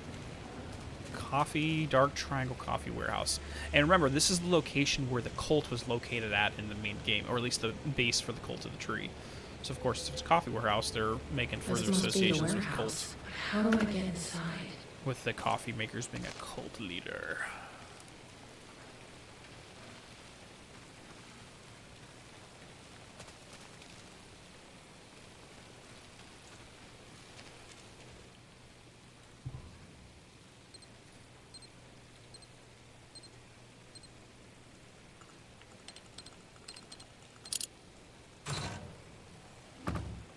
Hey, the original Tyke. Well, we're playing a Night Springs episode, but we're playing as, quote-unquote, the sibling. A.k.a. Jesse. He bumped into Tim, who's a character here, and the new brand of coffee here in Coffee World turns people into mindless zombie cult members.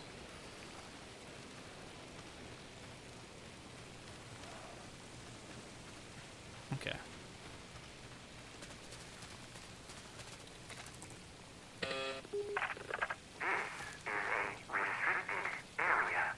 No shit. Hi, I need to get inside. Sorry, I lost it. Fucking machine.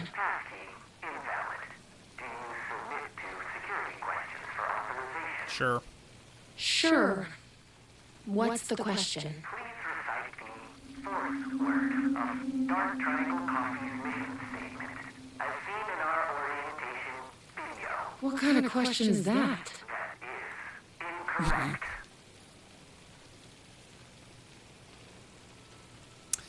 Yeah.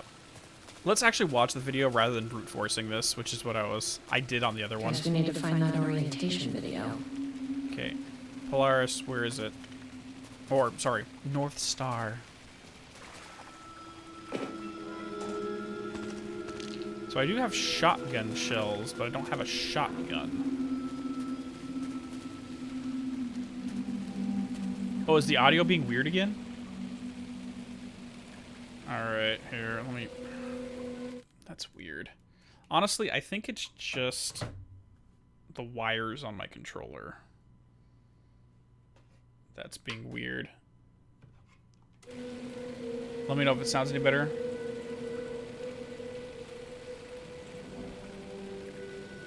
Just let me know.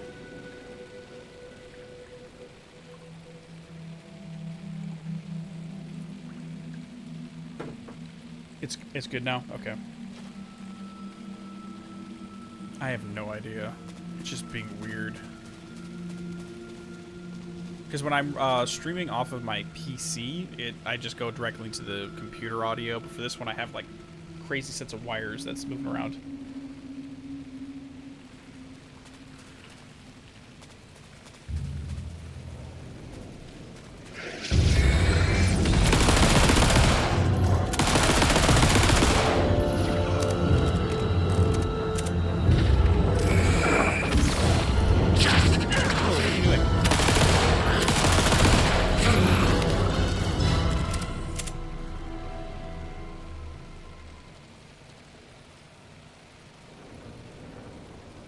It was weird for a moment with the intercom voice. Okay, I gotcha.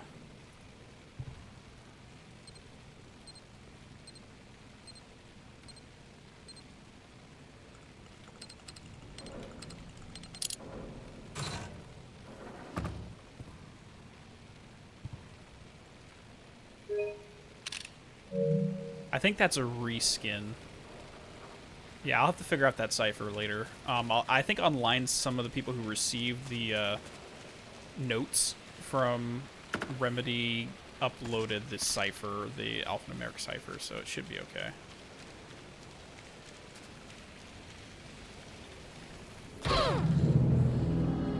Tasting room? I feel like I'm doing everything really out of order. Like, I don't want to miss anything, but I also, if it's going to tell me to come here later anyways, I don't want to do it right now.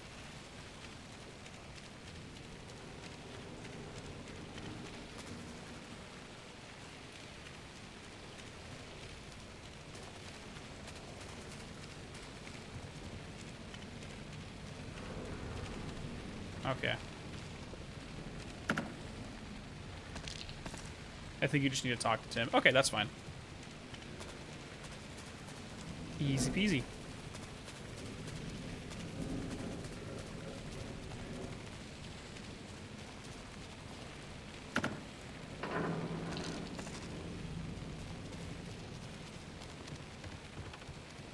I can't drink coffee because it literally just wigs my system out.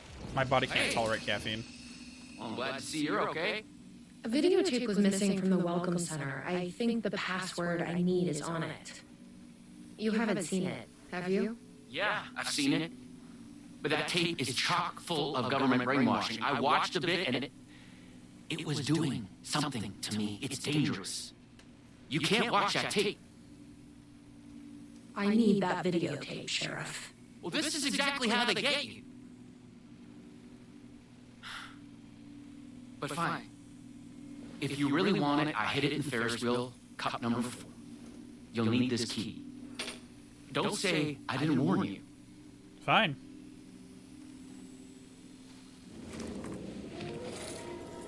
Do-do-do-do-do-do-do. Nice little jingle. Alright, let's head back. Alright, so in future playthroughs of this for me, just do what the game tells me and don't explore. Because exploring is what's messing me up right now.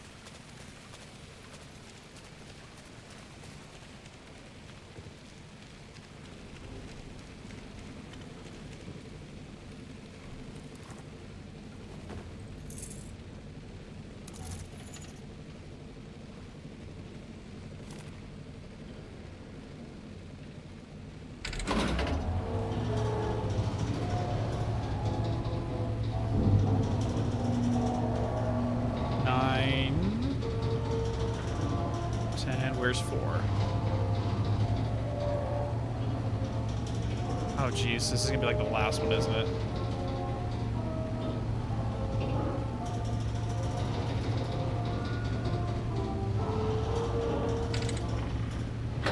Perfect.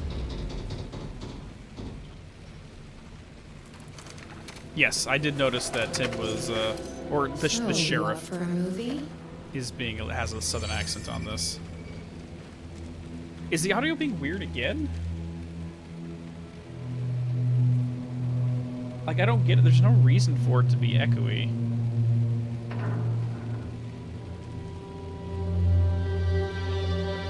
Tim had echo. It's fine now. Alright, give me a second, guys. I'm gonna unplug some stuff and replug it and see what happens. One moment.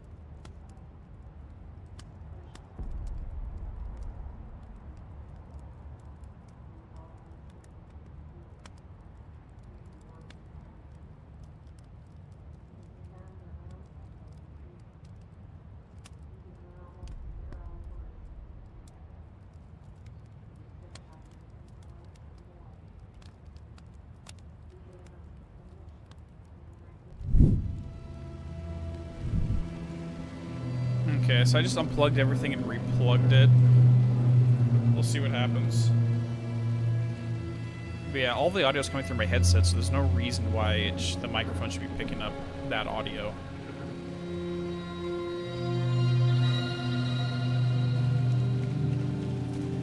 We'll play it by ear. Sorry for the inconvenience of that, guys.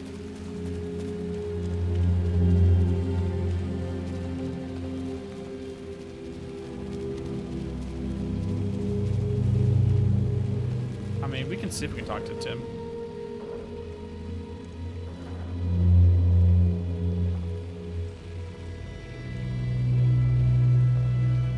You think it's still acting? We'll see. It's all good on your end? Okay.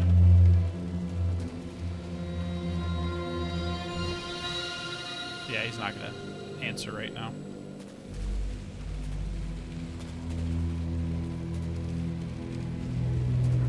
find out on the video, I guess.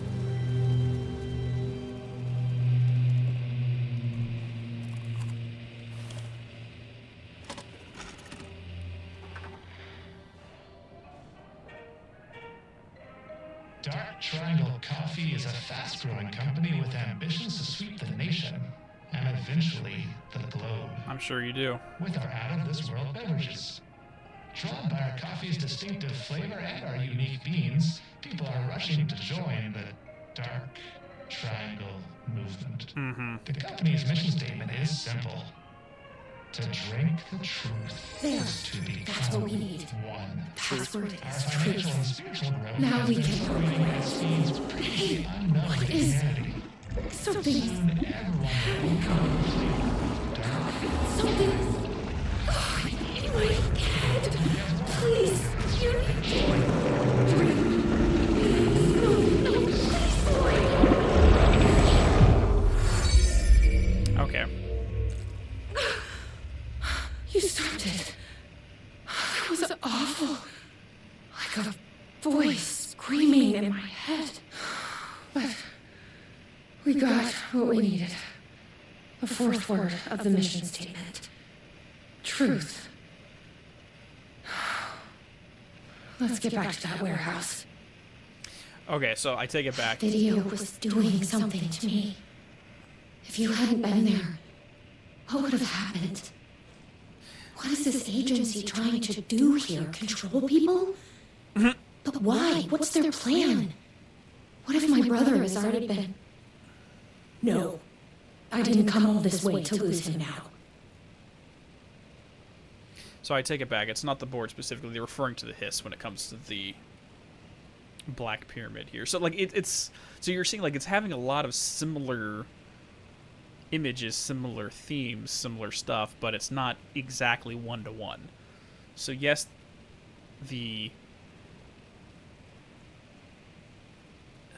so it's not like the Black Pyramid is the hiss, but we have both the Black Pyramid and the hiss. We have the Coffee World versus the FP. Like it's very, very similar if you remove all the symbols from it. No. That's not what they're saying. Because remember, this is an episode of television written by Alan and Door collaborated with Alan regarding writing this. Now, I presume this may have been written before the Events of Control, which this overlaps with the Events of Control, so it doesn't have to be a one-to-one relationship. Just because the Black Pyramid and the mind control thing here are associated in this one doesn't mean it isn't the other one. A lot of what we see here, we have to take it with a grain of salt. But recognize what it represents rather than what it is. I mean, we did have the scenario where the board intentionally allowed the nail to be corrupted by the hiss, and we never got an answer for that, so who knows?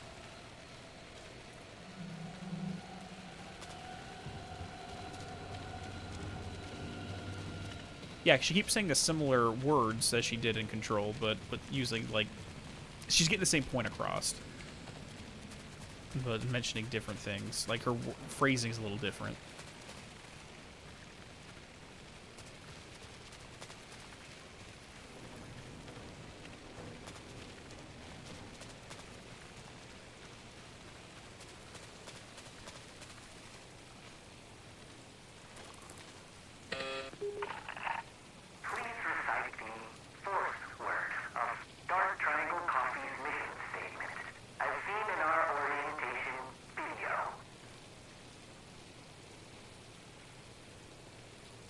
Truth. That is correct. Further verification required. Oh gosh.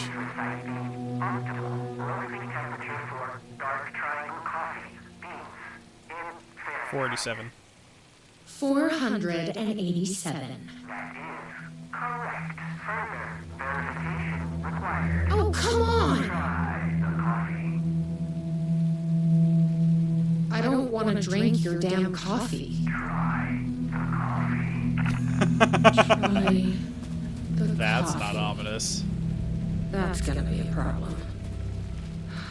But I can't stop now. You'll keep me safe. Right?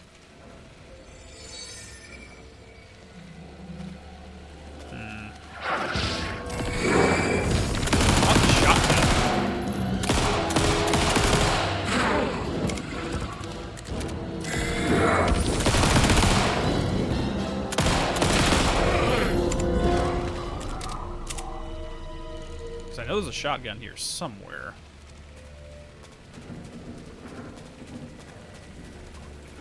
Yeah, like, this further confirms my point that I've made multiple times in the past, that Alan's stories written in the dark place are not a one-to-one reflection, and it's not him being the god writing all the events. Like, there's so many popular theories right now that Alan wrote Jesse into existence, that Alan wrote the FBC, that Alan created all the scenarios surrounding this, which Remedy themselves have confirmed that's not true. That's not how it works.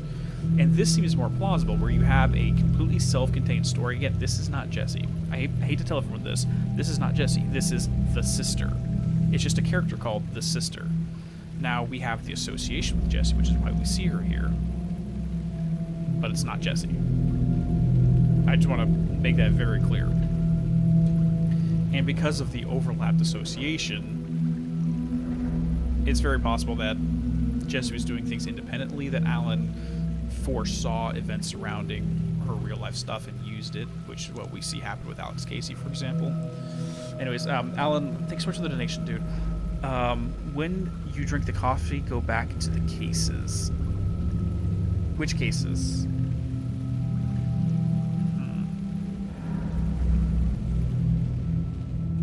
Here goes nothing. I'm trusting you. Huh. That wasn't so...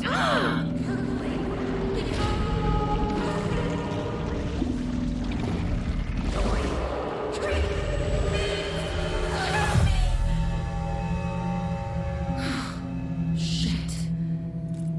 There's definitely something wrong with this coffee. I knew I could count on you. That fucking door better open now. Okay, so I was told to...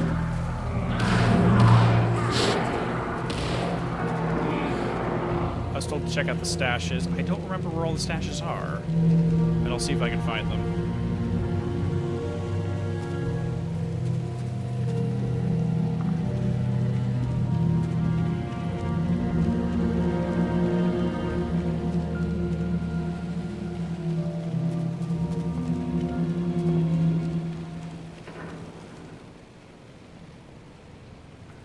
Oh.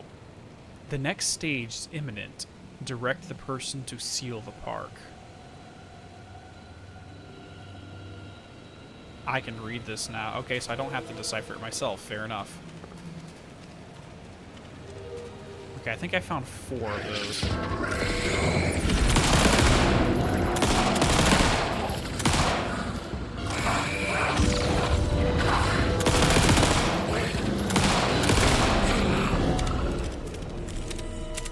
Here's one I have not opened yet.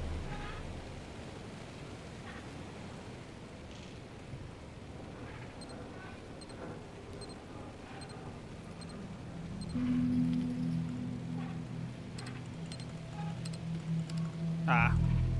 Sorry. Finally messed up.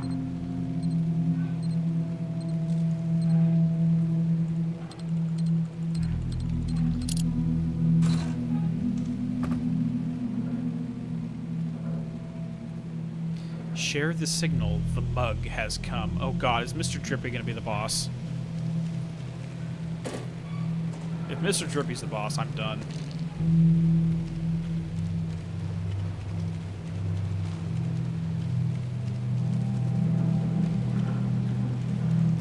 Okay, let's just do a circle around the whole thing.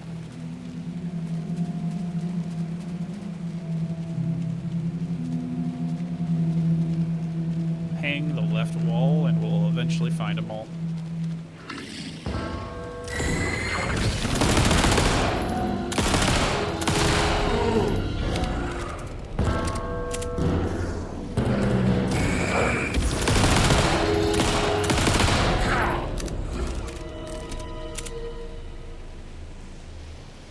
Okay. I think we did go down here, but we didn't really do much.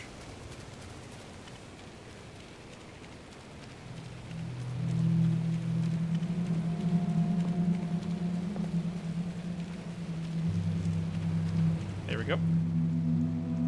Some are upset by the percolation, yet they enjoy the blend. Okay, someone look it up. I don't even know, like, in terms of coffee making, what percolation actually is. Can someone tell me that?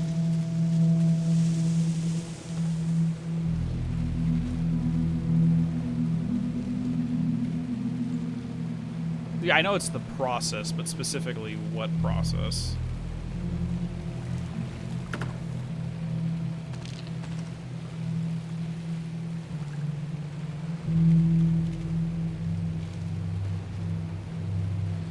It's when the water goes through the grounds to extract the coffee. Okay, so it's specifically that phase. Okay.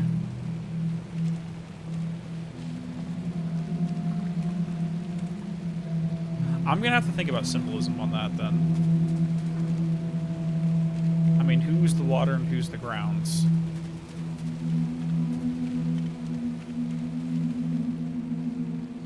When they are thirsty, we can quench them. The percolation begins. I missed a case.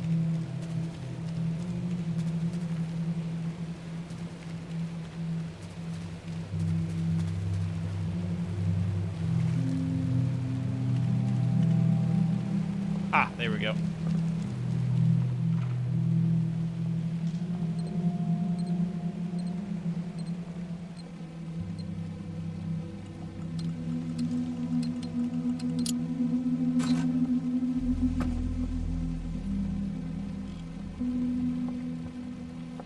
They move so stiffly, they do not flow like the blend. We should copy, blend in.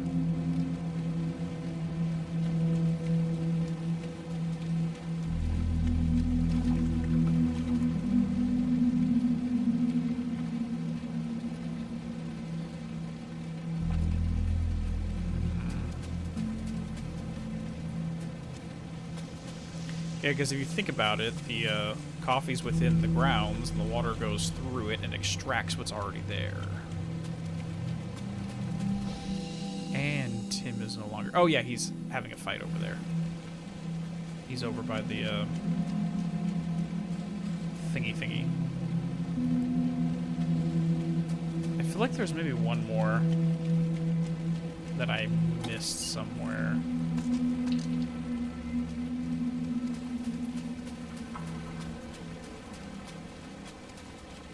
I think there might be one more stash that I don't recall. I should help Tim, but you know, I want to explore. I've loitered in enough coffee shops to recognize a roasting machine. Let's check this out.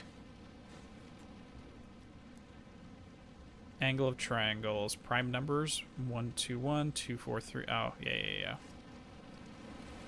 Yeah, I already figured that out.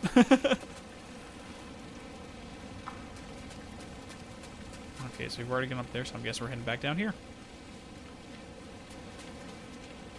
There he is. He's fine. Are you all right, Sheriff? I heard gunshots. Yeah, no, I'm fine. I was looking for you when one of those things jumped me. Got a little bit of coffee in my mouth, but I spit it out. Good. Should be fine. But listen, I figured something out. What did you figure out? Are you sure you're okay? Yeah, it's nothing. Those government bastards will never get me. But it's not just the government. There's something else here. I don't know what it is, but it's... You need to get your brother and get out of here as soon as you can. Promise me. Yeah, I promise, Sheriff. Good. That's good. I'm just gonna catch my breath here a minute.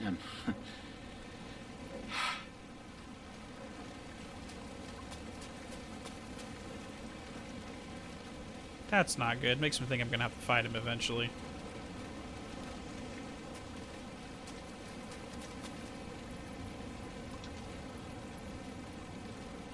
I don't know. No, the audio's on. You have to hurry. Can you guys hear everything fine?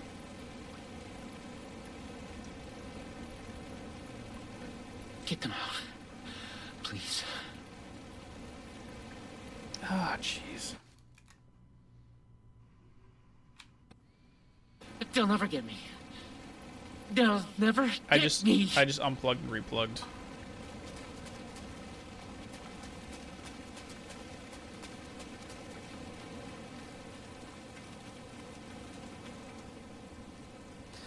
The mug senses an intruder coming.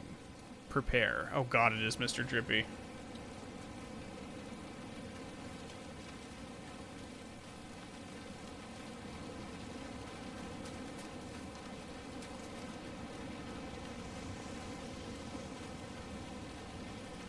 Alright, let's do this. Try the coffee. I tried the coffee.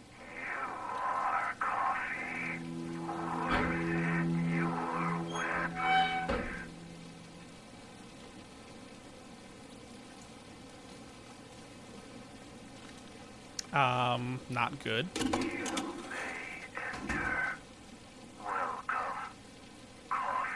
Here we go. You ready? Glad one of us is.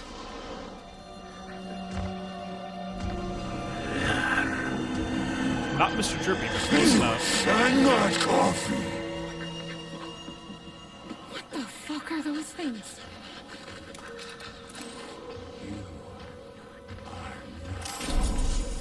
That's not working. How do I crouch? Why do I have a stealth section? I do not approve.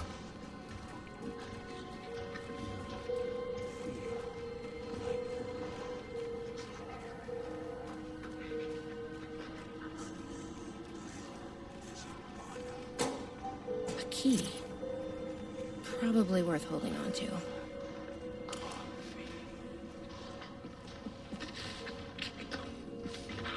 I don't want to feel like a mug. No, I'm good. I'm good.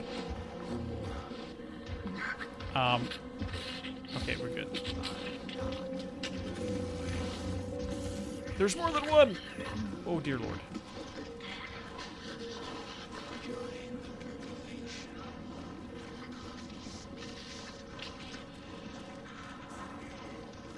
Just go, just go, just go. Just get in, get in, get in the light, get in the light. A rogue bean? Oh, Lord, love the puns there. I have done their bidding, packaged their coffee, and brought the people to Coffee World to share in their blessing. They say I'm almost ready. Sounds like, wait, hold on. Night Springs, USA, join the percolation. Sounds like Trench. Brought you a coffee. Take it. Don't be rude. Sheriff? Trench. Yep, he's definitely the stand-in for Trench here. Sheriff. How'd you get in here? Coffee time is family time. It's the best part of the day. Hey! Snap out of it! Coffee solves all your problems. It lowers heart disease and leads to higher life expectancy. Fuck. I'm so sorry, Sheriff. This is a nightmare. I need to find my brother. He has to be okay.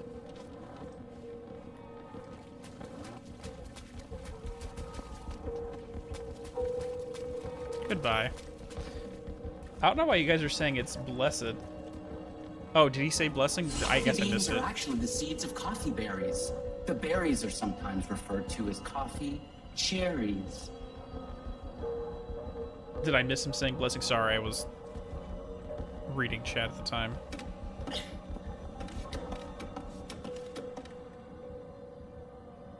Wait, the document I read said blessing? Okay, hold on. Maybe let's go back. Share in their blessing. There we go, yep. Okay, so now it looks like we have 3 circles of the Venn diagram. We got this episode, we got the plot of control, but we also have the Blessed organization all kind of overlapped within this.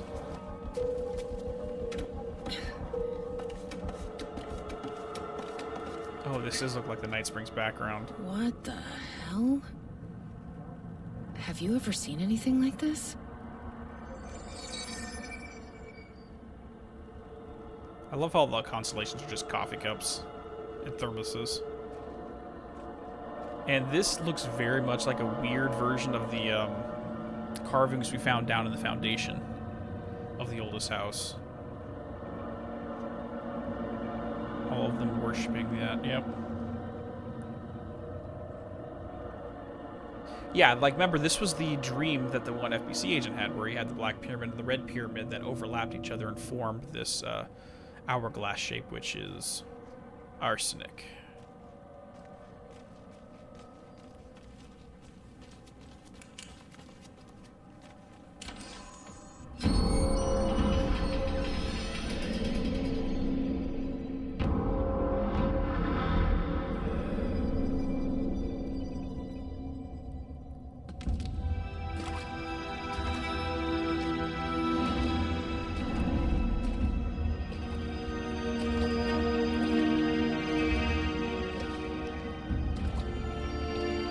This isn't the government.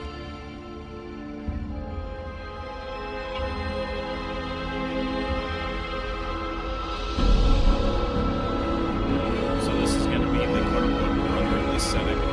Hello, sister. Yeah. I would like to tell you about a dream I had.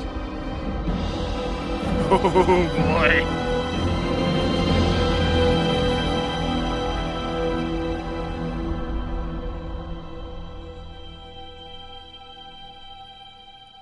To end it there? A conspiracy within a conspiracy.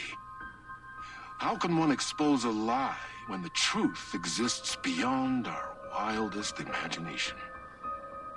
Who can ever truly know how deep the rabbit hole goes in Yeah, Springs? yeah, how deep the rabbit hole goes. Yeah, that's just talking about us as Remedy fans. How deep does that go? Jesus.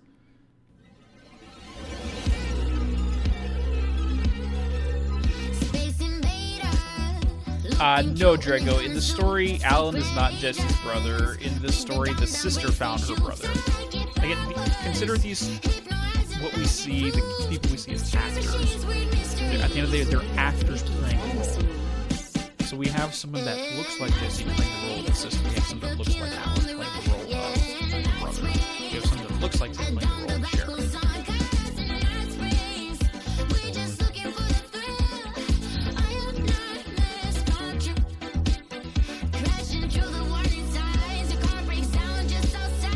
So like it'd be very difficult. I wouldn't ever say that these are the actual Jesse Bay, the actual Alan Wake here. That's basically no. We say the same scenarios in the primary Alan Wake 2, where we have the FBI agent that is played by Nightingale in his Dark Place playing the role of the Casey story, and then Alan takes the role of Casey within the narrative. So technically, we see Alan throughout all the Dark Place sections. It's not really he's playing the role of Casey. So technically, this is, but not even Casey is playing the role, but technically, yeah, it is technically. Can't hear me over the banger? No worries.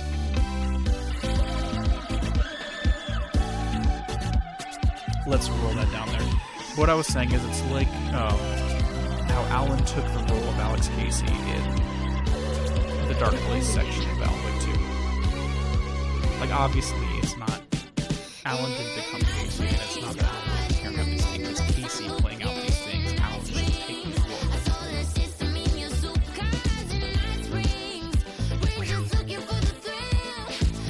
Wow, that music is really loud, isn't it?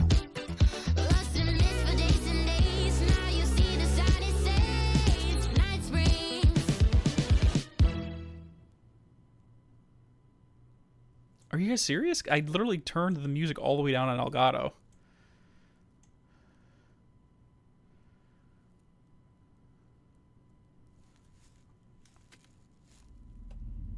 I literally turned the entire thing down.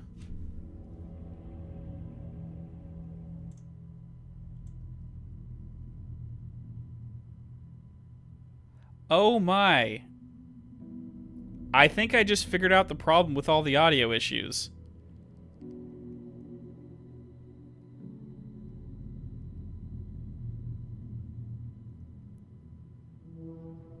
Apparently, I have two versions of my Elgato audio turned on at the same time. That's why when I was lowering the audio for the music, it wasn't working on your guys' end. I literally muted it and you guys still heard it. Oh, God. Why?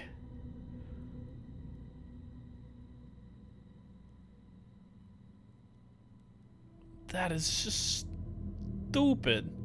That's just stupid. Okay, guys. What I was saying, though, was it's...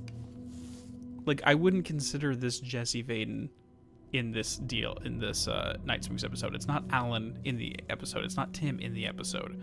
These are distinct characters, the sister, the brother, and the sheriff.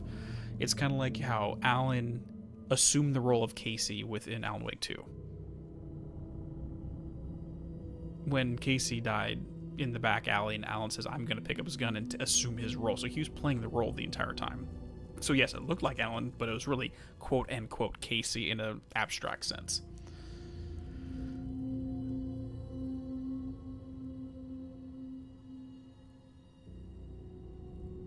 I hope that makes sense on here. So, like, we have to, for this whole DLC, we have to shut our brains off from how we normally analyze these and look at them in different ways. Anyway, guys, I need to go and equip bio break and refill my water. I will be right back.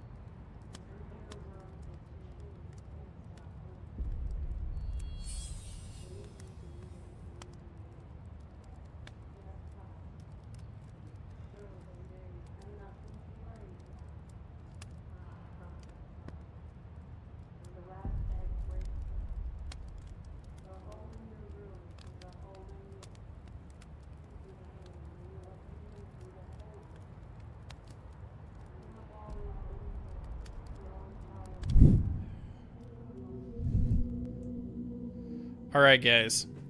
So this is how we're going to explain that. Is that it wasn't that I messed up my OBS settings and I had two audio inputs. It's that they were overlapping each other because we're currently in a Night Springs overlap. That's the canon of it. I don't want to hear anyone say anything different. Fair enough. Let's just go with that.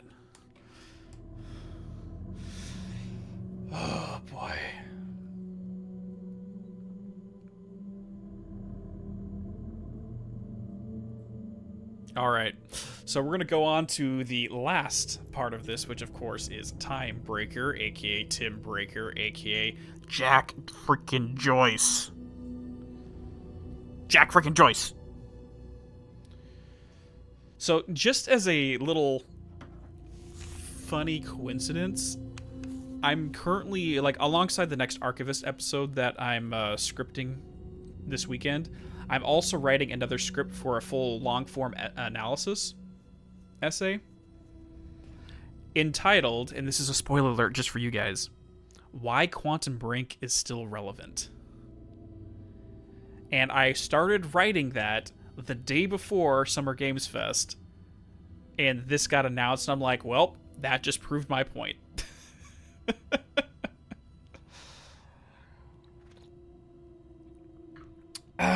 So I'm really excited for this one.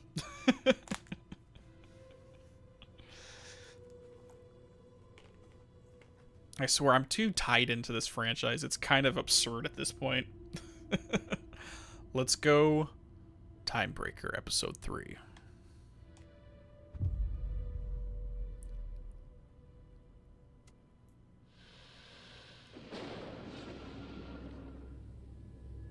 We often look back and wonder, what if? What if the path not taken had in fact been our charted course? Would we be happier? Or are we, with our set of choices behind us, the lucky ones? And what if nothing would be different? What if, for some of us, our destiny across the endless number of versions of ourselves has been defined and locked beyond any causality of circumstance, beyond the forces in any one reality, but across all realities? Shifters. For one man, the magnetic pull of destiny is so great it breaks time and space. Joyce. We join this lone operative, many versions of him, in fact. Yep. As he chases his nemesis, a dangerous being known as the master of many worlds. Across the multiverse, across the many versions of a city that is always the same, yet always different. Yep. Night Springs. Hatch, Door, Tim, Jack, Beth, Jesse, Nick, Dylan. Tonight's reality-bending episode, Time Breaker.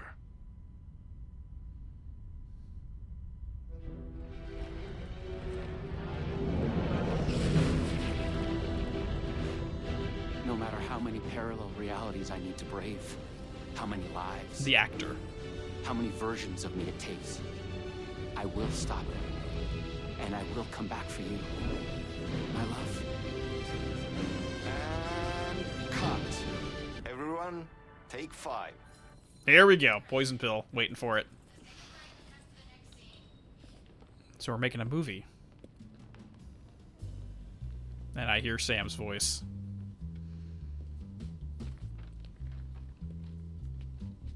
Was that okay? I mean, I can do more. I can do less. Yes, yes, yes. Sean, I'm really happy. Yes, Sean is his own Let's character. talk.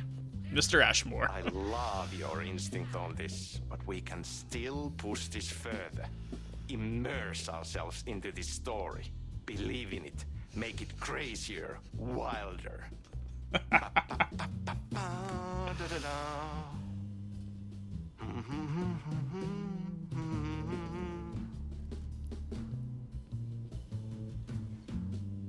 Oh, jeez.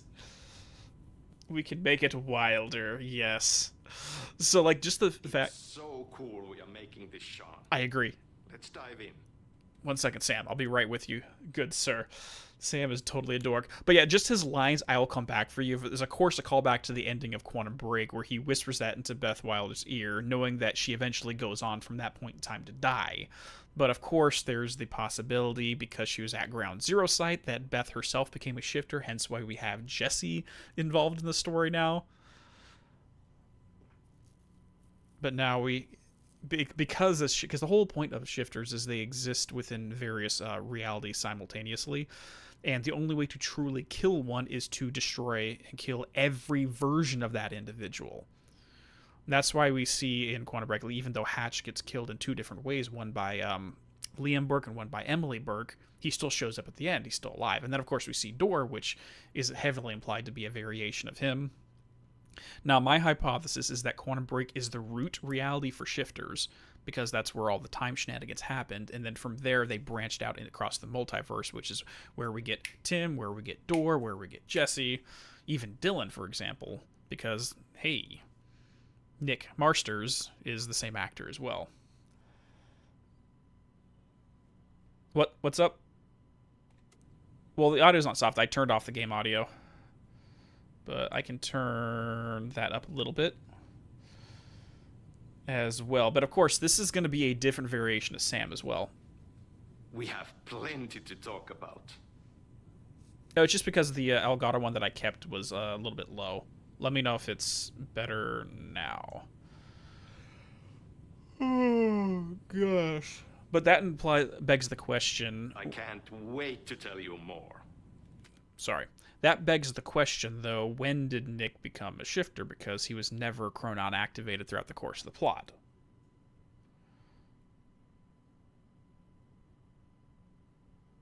But maybe I'm getting a little too far into the weeds.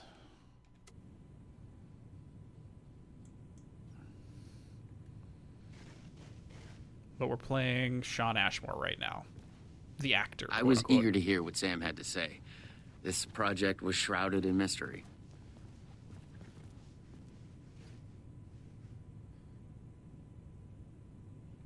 Oh, I'm going to talk with Sam. I'm just looking around. Sorry, I just had a lot to get out of my...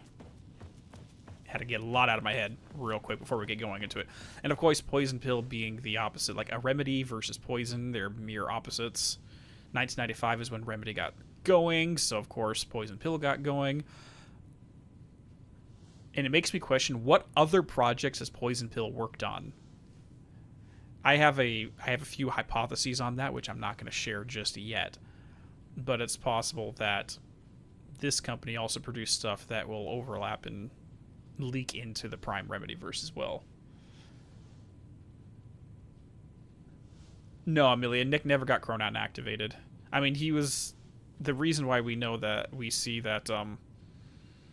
all the others were, I mean, Paul was at center point, spent time in the end of the world. He was literally inside the machine when it exploded, which is what activated Jack and him. Beth was technically at the Ground Zero site when the CFR exploded, but Nick was never part of that whole thing. He was involved in the story, but never exposed to Chronon like that. You wanted to talk? It's awesome to be doing this with you again, Sam. Sean, it's so good to have you back. We've been dreaming about this for so long. Yes. And now, finally, we are making Timebreaker, the video game. It's happening. Yeah, and FMV as well. That's so cool. Wait, what? Of course. That was part of the previous game as well. Wait. Like, I know this is just within this episode, but they're making jokes about us actually making a sequel. Timebreaker, which is technically Quantum Break. Oh, God.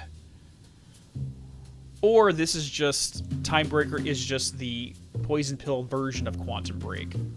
In which case, there's no copyright issues with Microsoft. Oh, jeez. What are you guys doing? You know Remedy's cooking right now. They've got some stuff going on in the background. I'd like to talk about my character, just get deeper into the lore. Hey, I could talk about this for days. He's a multiversal agent, goes by many names as there are many versions of him. Breaker, Branch, others. He's searching for his lost love while his ruthless nemesis, Dor, the master of many worlds, is murdering versions of him across parallel realities. He must track down and stop Dor. That's so cool. You've done cool superhero roles in the past. Yes, he has. Long term, the agent will grow into the ultimate iconic superhero. Oh, that's awesome.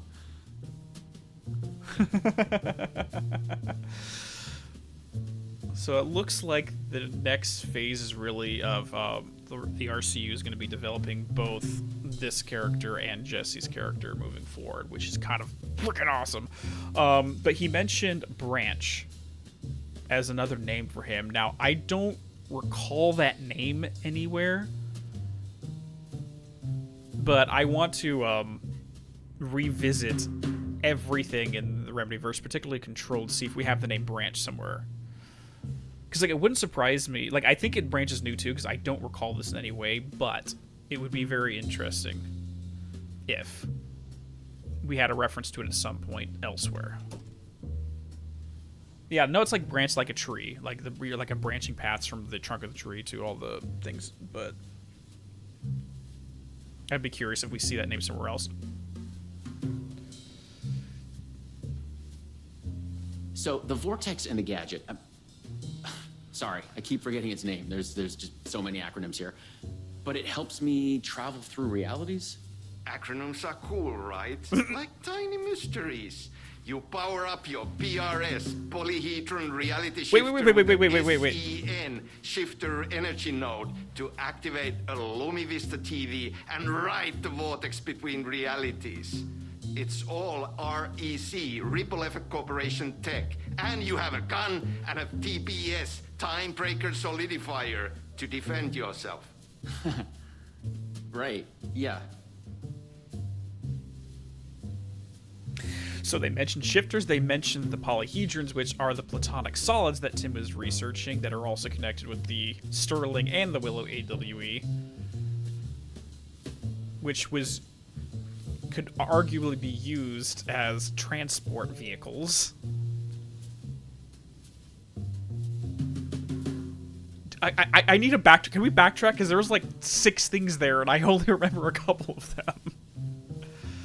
So yeah, it basically confirms, because I had a hypothesis in the back of my head that the platonic solid shapes that Tim was researching during Alan Wake 2 had something to do with interdimensional transportation, and now we basically confirmed it.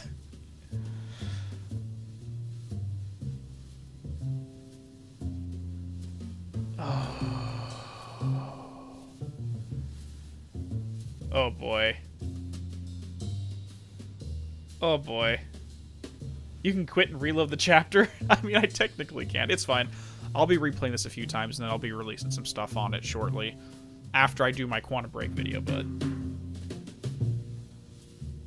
You clearly have your own vision of the multiverse. The right vision, the truth, it's all out there. That's where these ideas and inspirations come from. They seep through. Somewhere this here, us talking, is part of the video game, and another version of you is playing it. Somewhere, your character, the agent, is real, and he could appear here through a portal anytime now. Right. Yeah, right, Sam. You are a maniac, man. Totally. Yep. This is kind of like the Dylan conversation a little bit. Oh, boy. No, technically, Alan is writing this, so Alan is writing Sam and Sean here. Okay. So, what do we shoot next? We need to set up for the next scene, where your nemesis pulls you into a parallel reality. You can go to your green room, chill out, learn the lines. I left the latest draft of the screenplay for you there. See you in a bit. Cool. Can't wait. This is probably going to be Sometimes echoing. it's hard to tell if Sam's joking. That deadpan Finnish humor. And a reputation of being a bit out there. I picked up a weird vibe when he talked about the multiverse. Yeah, it's kind of like you've done that before, haven't you? So the question is this a future variation of this, or is this a past variation of this before Quantum Break was released? I swear, one of these days I want to sit down and freaking have a freaking Ama Go beer ahead, with this Sean. man. You should have everything you need in your green room. Copy that. Okay, well, at the end of the day, we also know that Tim did get ripped out of reality into the dark place by Door, so it's probably echoing that right now. Why is it called a green room? I have no idea, to be 100% honest. Wait, there's a man crouching in the studio? Not you. Not you.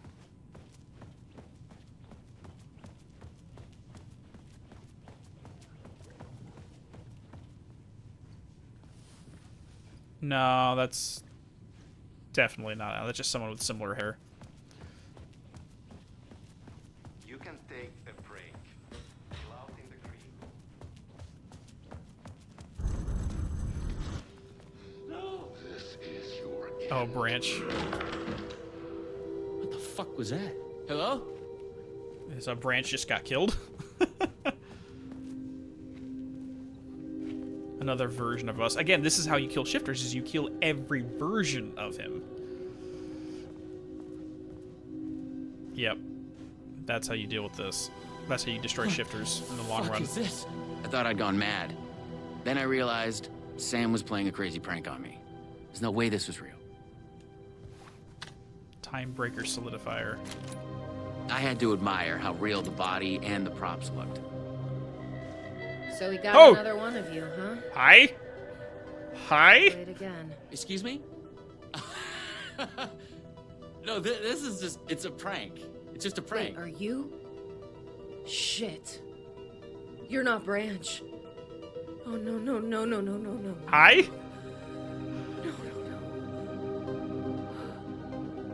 He finally got you. Are you cast in this game, too? Listen to me. There are things you need to know. You are in great danger. You must do exactly what I tell you.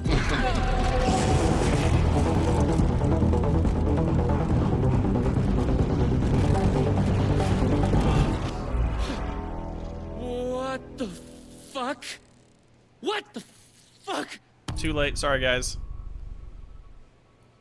I blanked out and I was suddenly someplace else. Okay, so here's what we're going to do, because apparently I just missed something. We're going to go ahead and reset that, because I want to listen to that conversation again anyway, so let's just redo that.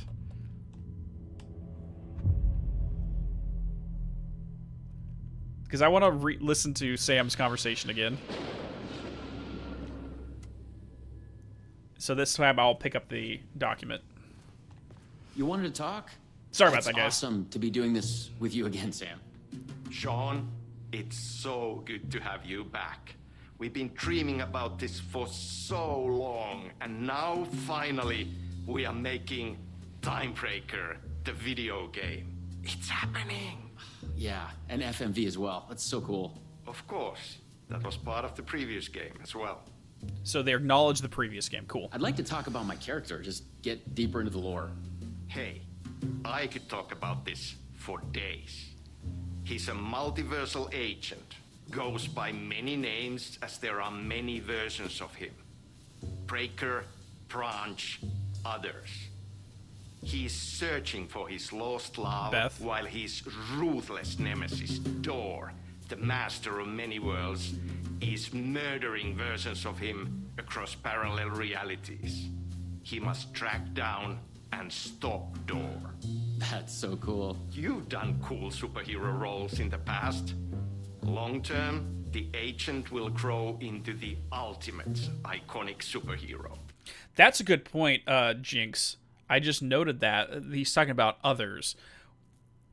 I just released an Archivist episode dealing with the jukebox, and the song that's in the jukebox is called A Song for the Others. And they have a plane of existence called The Other as well. Does that have to do with shifters? Oh, it's awesome. When they talk about the others, is it actually referring to this? So the vortex and the gadget. Sorry, I keep forgetting its name. There's just so many acronyms here. But it helps me travel through realities. Acronyms are cool, right? Like tiny mysteries. You power up your PRS, Polyhedron Reality Shifter, with the SEN, Shifter Energy Node. Shifter, obviously the right name. To activate a LumiVista TV and ride the vortex between reality. So, I need to check that brand. I don't remember hearing a Luma Vista brand. It's all REC, Ripple Effect Corporation. Which, of course, ripples or quantum ripples are what was investigated by Dr. Morphin and Dr. Ranger from... oh, gosh, why is my brain blanking right now? Monarch Solutions, I don't know why, which is, I guess, the stand-in for this And tech you have a gun place. and a TBS, Time Breaker Solidifier, to defend yourself. Right, yeah. It's the brand of all TVs in the game? Okay, gotcha. You clearly have your own vision of the multiverse. The right vision, the truth, it's all out there. That's where these ideas and inspirations come from. They seep through. Somewhere this here us talking is part of the video game, and another version of you is playing it. Somewhere your character, the agent, is real, and he could appear here through a portal anytime now. Right. Yeah, right, Sam. You are a maniac, man. Totally. Okay. So, what do we shoot next? We need to set up for the next scene, where your nemesis pulls you into a parallel reality. You can go to your green room, chill out, learn the lines. We'll I figure out left the lines real latest quick. draft of the screenplay for you there. Okay, I'll read this See you in this a time. bit. Cool. Can't wait. Hey there, Cass. Thank you so much for the donation, buddy. Also, the board says they are broadcasting from the pyramid/other, which is also another thing, 100%. Sometimes it's hard to tell if Sam's joking. That deadpan Finnish humor. And a reputation of being a bit out there. I picked up a weird vibe when he talked about the multiverse. No, this is your end. What the fuck was that? Hello? Okay, don't look at that. Look at this instead. Time written by Sam Lake.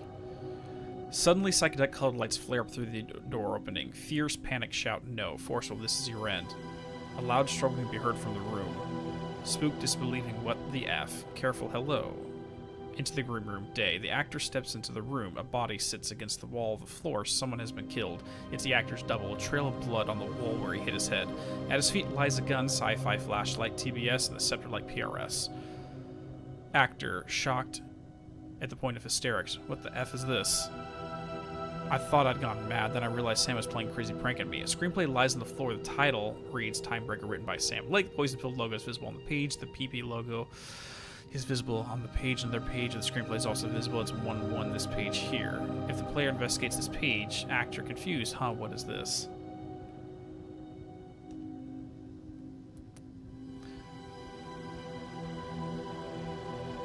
So, at this point, we're getting... Fuck is this? Yeah, what the I F thought is I'd gone this? mad. Then I realized Sam was playing a crazy prank on me. Okay. There's no way this was real. So obviously we have echoes from anyone within an Alan Wake story realizing that they're within the script and witnessing it here. So obviously that's just another play on it. But if we're having two versions of each other interacting with one another, it gives us more information about how we have Alan interacting with Zane. Or how there's multiple different versions of Zane we've seen. There's multiple different versions of Alan we've seen as well. But if we can start interacting with other versions of yourself across the multiverse, then boom, that explains that whole scenario.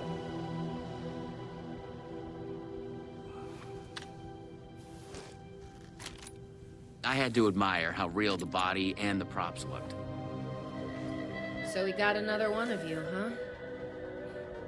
Too late again. Excuse me? No, this is just, it's a prank. It's just a prank. Wait, are you? Shit. You're not Branch. Oh, no, no, no, no, no, no, no, no, no. No, no, no. He finally got you. Are you cast in this game, too? Listen to me. There are things you need to know. You are in great danger. You must do exactly what I tell you.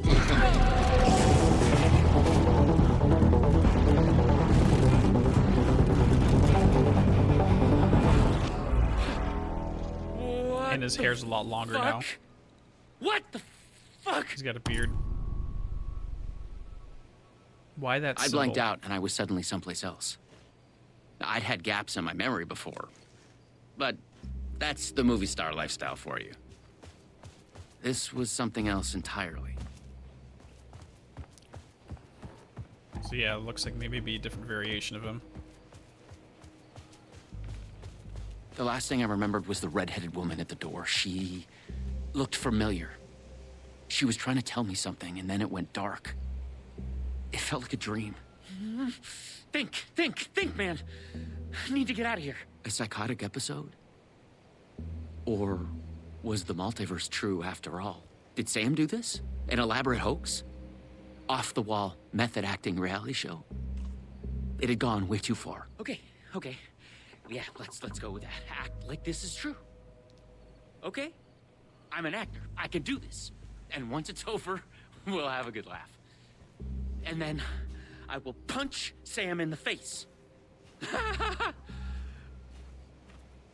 Alrighty. So we kind of just got confirmation that the crazy board that Tim was writing in the dark place occurred after this. Because Tim was writing in one of the corners regarding the redheaded woman, which the same phraseology he used here. So which this presumably occurs before the events of Alan Wake 2 again. And his subjective experience occurs. That's why he started writing and worrying about the redheaded woman. I wonder if he sees her again in this. If not, that's just going to be a mystery for him. Because I think he calls her quote-unquote agent, or wonders if she's an agent.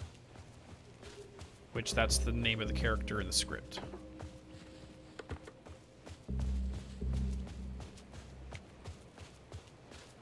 No, we're not in Bright Falls, Draco. We're in Night Springs. Where the hell am I? More multiverse nonsense. But I was committed to play along. Cool. Night Springs City Park, parallel reality, bleed zone, cross-dimensional anomaly, no trespassing, authorized REC personnel only. So that's going to be the stand-in for Monarch. The Ripple Exploration, whatever it was called. What had Sam said? I needed to find an energy node and use this rod thing with it, the PRS, was it? And look for some kind of TV to get the hell out of here.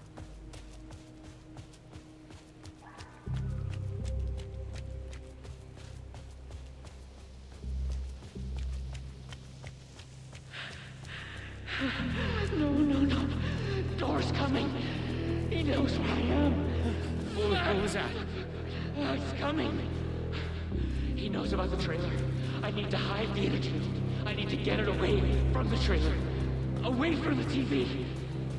Can't. No. Oh my god. I wasn't certain this was a prank anymore.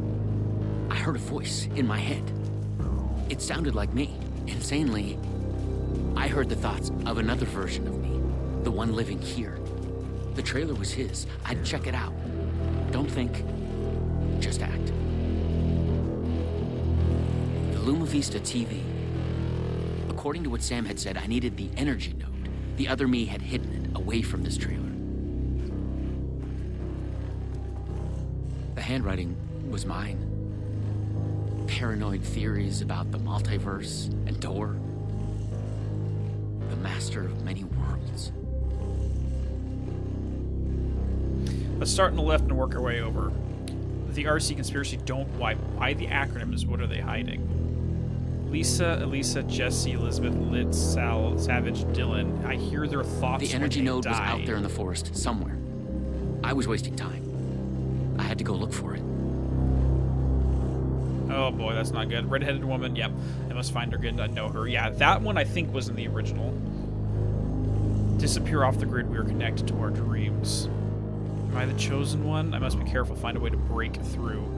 Killing us, not dead. Something worse. Broken. Because one of us is the chosen one. Who can stop him, replace him? REC agent Branch. Okay, so Branch worked for the REC. Time Breaker. Tim Breaker. Yep. James S. You are... Who the hell is James S? James...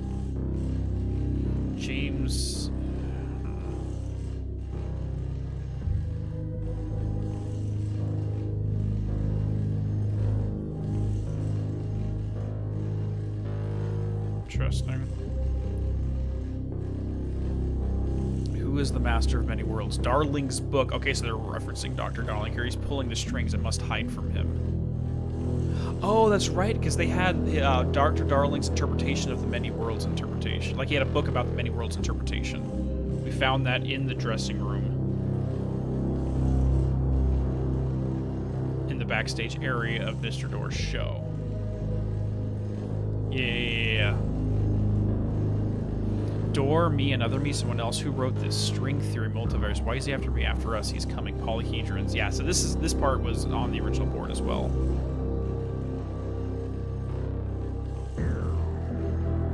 Great.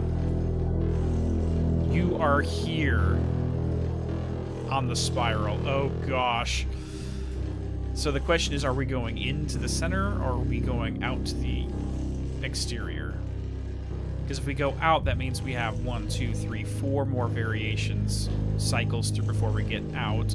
Or if we're going in, we have 1, 2, 3, 4, 5, 6, 7 times through before we get to the center. And these are the same books that he was researching in the sheriff's office. Oh boy, here we go.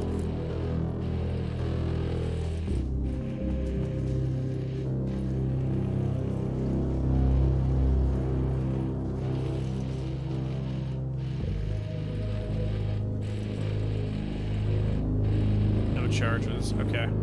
I want to see how these charges work. I wonder if they're going to be like the ripples. Okay, I hit it. It's safe. The creek's deep in the forest, all the way in the waterfall. It's safe. I know where that's at. Now get the fuck away from here before Door zeroes in on me. I'll make it. I'm the chosen one out of all the versions. Me. There can only be one. Yes! He's hidden the energy node of the creek in the forest. I have to find it.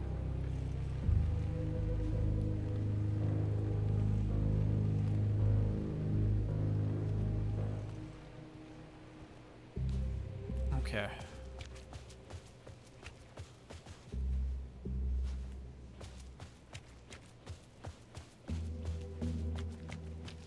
Because when you start thinking along these lines where there's the multi versions of yourself and you're playing the role of a shifter, it really does not matter which one succeeds as long as one of them succeeds. Even if you're not the original one. I mean, if you want to get into Soma, we talk about that game just exclusively deals with that idea. Okay, I think that's what took us. That's how we got in here. Yeah.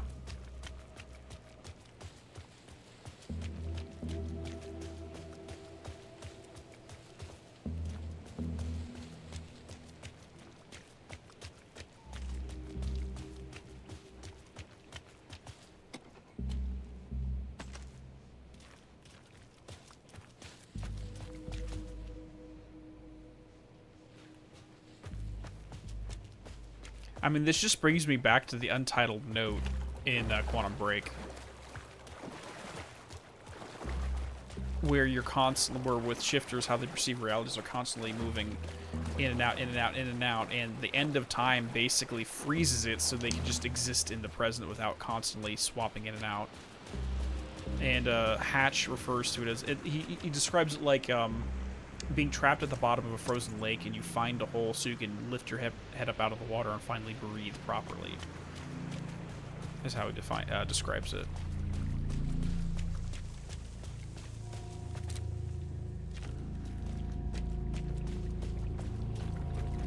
Okay, so this is going to be an octahedron, which is one of the platonic solids.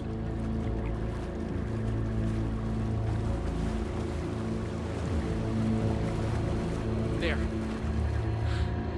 Just like in the video game. The PRS was charged now. I had to get back to the trailer and the TV. So I think the icosahedrons are going to be the transport devices, but these are the octahedrons are this. Okay. Why me? I'm no one. Please take me out. Not me. You can't escape. I am everywhere.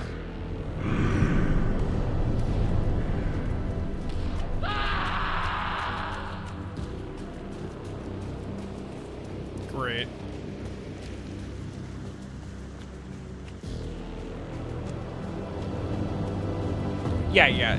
100% that the PRS is very similar to the Angel Lamp in terms of how it functions, where you grab something, you can transport it somewhere else. Video game.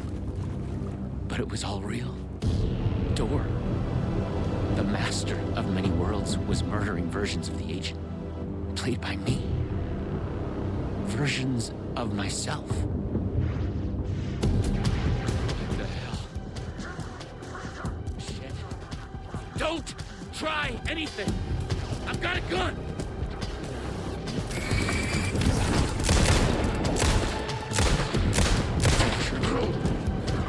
Oh, I'm just... Am I fighting a version of myself? It's really happening. I was lost in the multiverse. I had to become the role to survive. Be the agent. I had to get back to the trailer and the TV. Use my PRS on it. Yeah, so that one definitely looked like it had a 5-sided shape for the badge. Versus in the beginning we had 3, and I think this one has 4.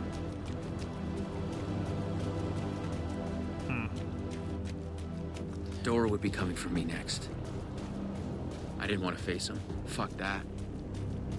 But I couldn't shake the feeling that it was inevitable. No, we have variations of Door. I mean, Hatch is going to be one. Window. I think on the crazy board that Tim drew up on, he mentioned like 8 different names for it, which could all be different variations of them.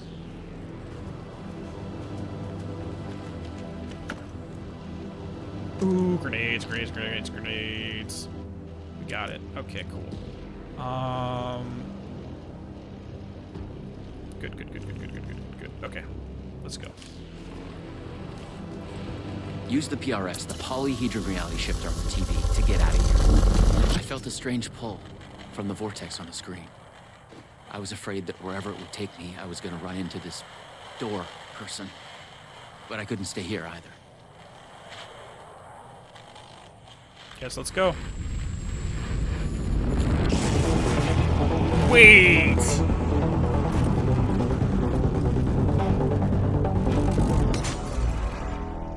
Okay, that's the exact same freaking animation when Alan goes inside of his own TVs.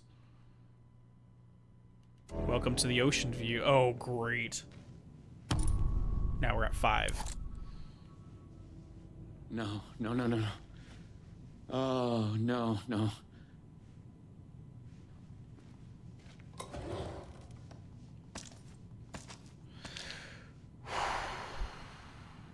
And the TV's broken, so we can't go out that. Oh, boy.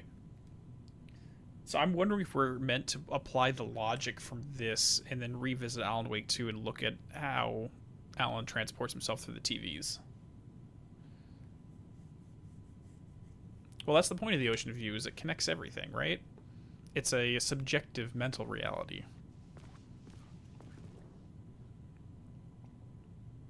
Night Springs Ocean View.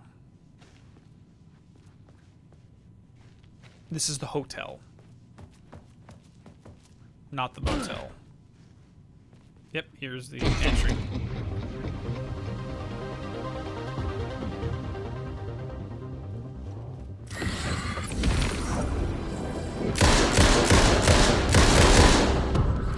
I was in a different reality. But not better, worse. Maybe by thinking of Door, I traveled closer to him, to where he was in control. Next time, I'd focus on something else.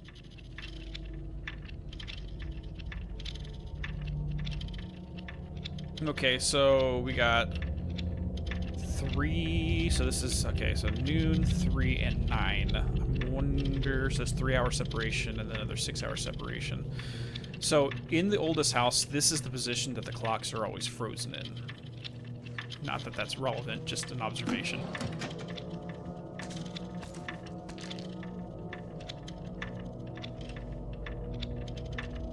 It's an ocean view. It's a subjective. It's a state of mind, exactly. The bunker from the main game.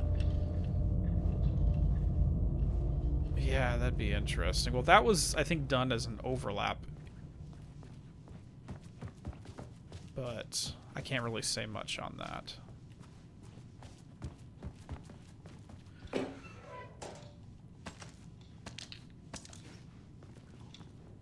I had to find the right version of the lobby in the right time, when what I needed was there. It's always the right time to visit Night Springs Ocean View Hotel. Thanks to our hotel's unique time anomaly, the time is up to you. Did you oversleep? Visit our morning lobby for a never-ending breakfast buffet. Craving one of the delicious signature cocktails? Stop by the 6 o'clock lobby where the cocktail hour is always in full swing. Just follow your clocks to the time of your choice. Oh, great. So that's going to be part of that.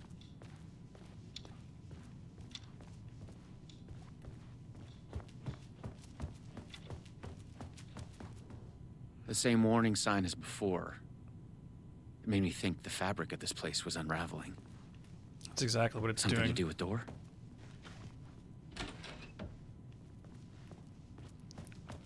Let me finish looking around here before I start heading down hallways.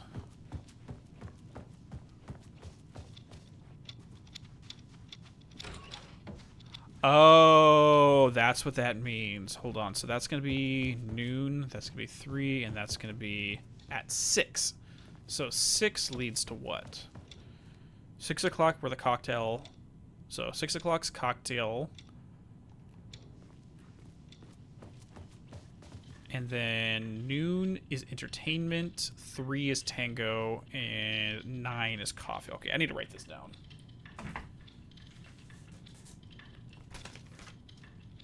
Okay, let's get this. So entertainment.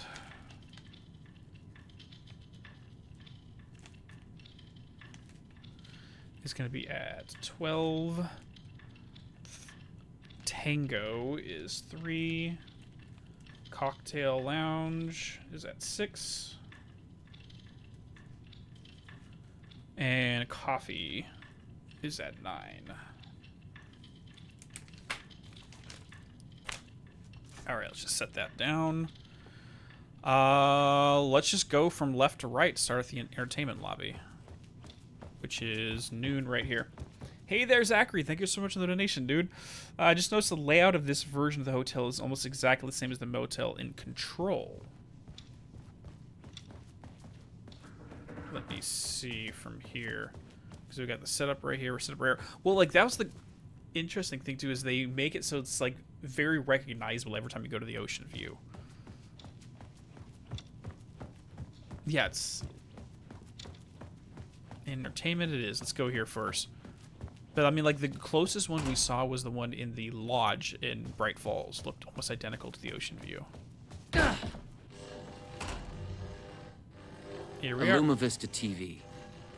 I just needed energy to power it. I couldn't hear the thoughts of the other me. The one native to this reality. Maybe Door had killed him already. Not a happy thought.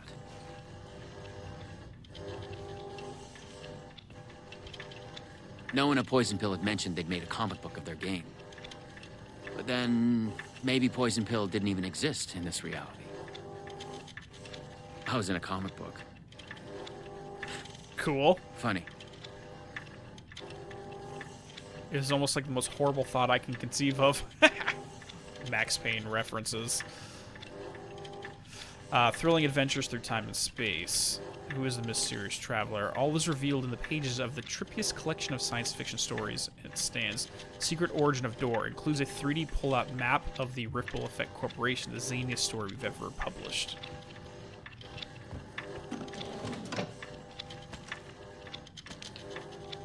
Yeah, it's like the... Well, there's a couple of variations. It's not exactly like it is in the Dark Place, because in the Dark Place, this led to the safe room.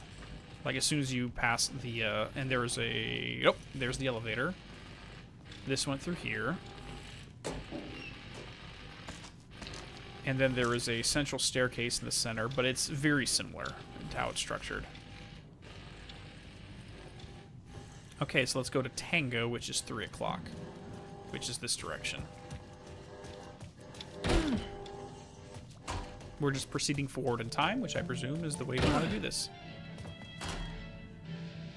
Dun dun dee, dun dun dun. Of course, Ati, good to see ya.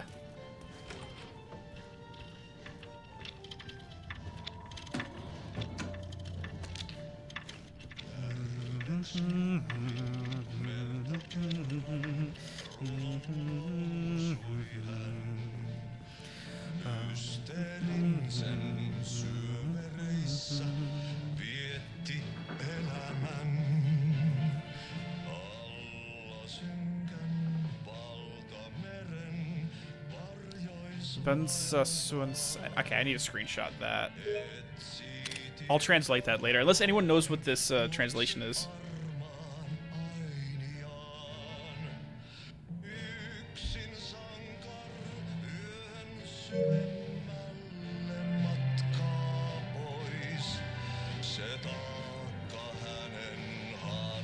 Wait, that says Death Rally?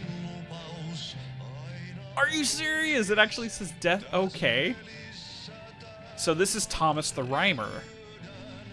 Thomas Sign. Yeah, this is Thomas the Rhymer.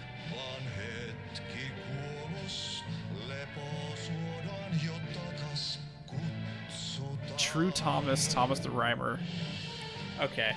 Alright. I think I get where Remedy's going with this. This whole scenario. I think I understand where they're going with this. Wait. The clocks showed the way. They'd guide me through to get what I needed. Okay, yeah, we don't need that.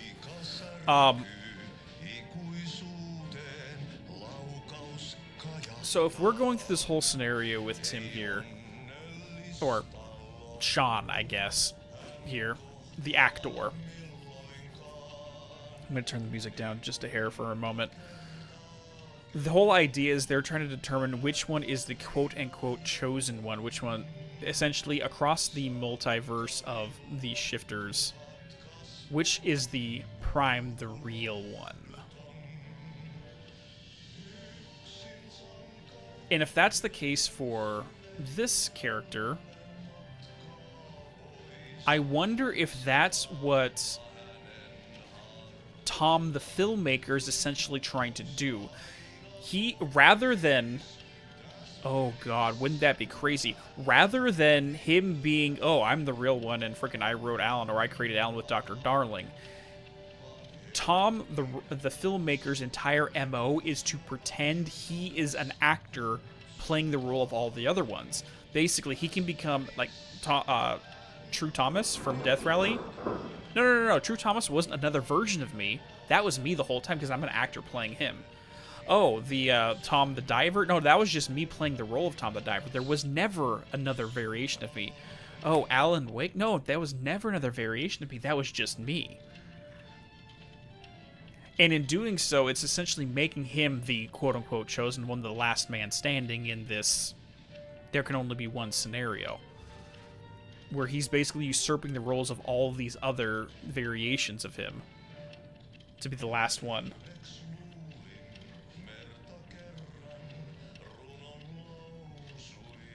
Because let's be real, the entire plot of Alan Wake 2, so much of it was dedicated to Tom essentially trying to angle things to make it look like, oh no, Alan's not real, I'm the real thing. I mean, in Yotunyo, Nightless Night does the same thing. He's playing the role of Alan Wake Arise in the writer's room coming out of it. But that's this variation of Tom's method of winning, is by just saying, I'm an actor playing all of them. There's not infinite versions of me, there's just me. Except with Tim / the actor / Sean's character here, as he's just coming across all of them that are dying, so it's a different version of this.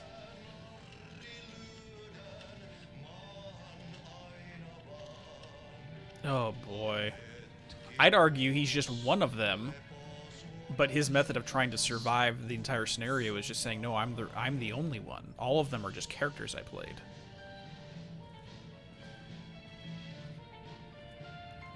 Oh boy! Oh boy!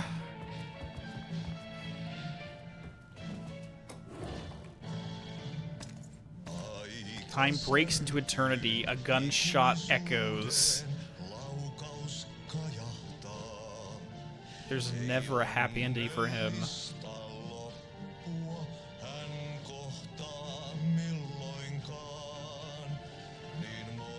This story has been told many times before.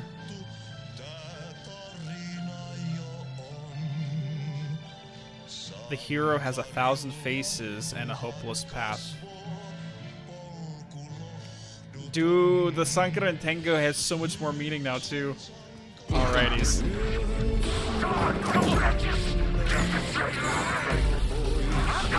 Jeez, why is it not working?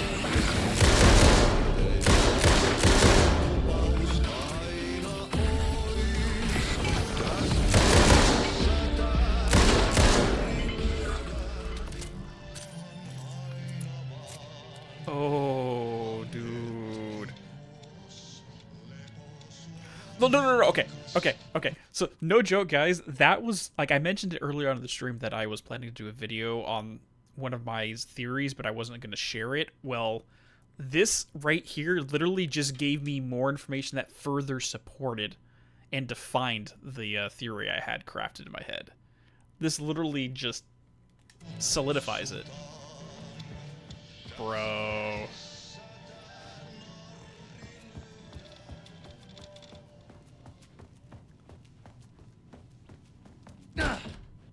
They, like, I never got a chance to release it before this. I wish I would have released before this, because then I could be like, proven correct. Oh, boy.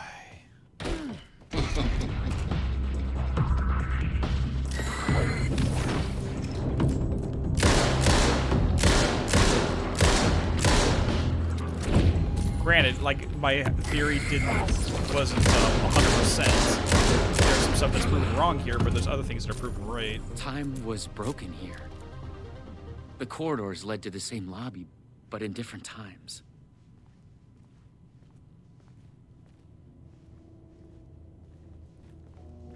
Oh boy, here we go.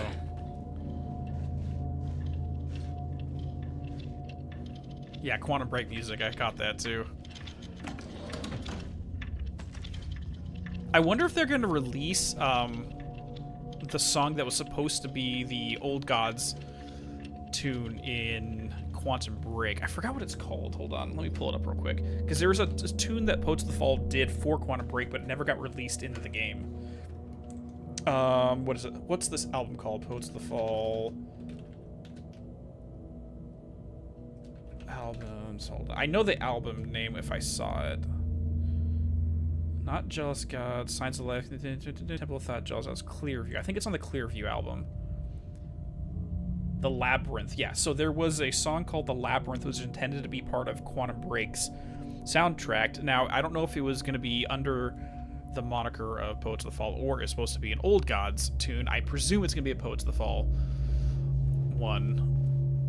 But it never got released into the game. It's a really good tune, by the way. If you guys never heard The Labyrinth by Poets, check it out.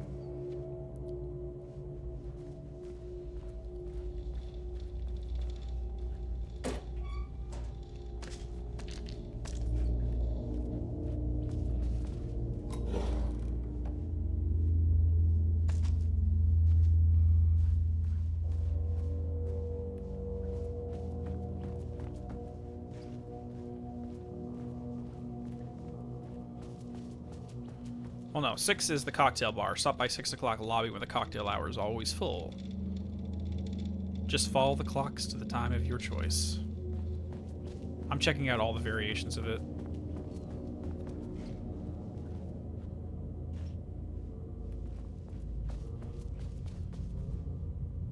Gotta leave soon to catch Nico B's Mega Man Legends stream. Oh, no worries, dude. I love Nico B. He's awesome.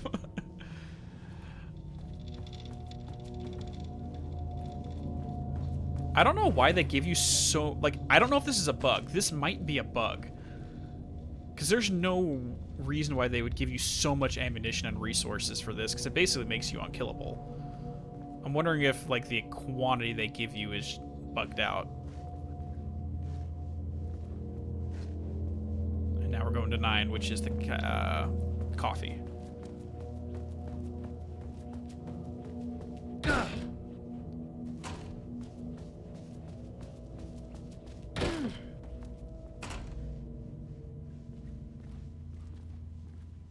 Okay, so now we're at 9 o'clock. Thank you for letting me know. And I've already been here. Okay.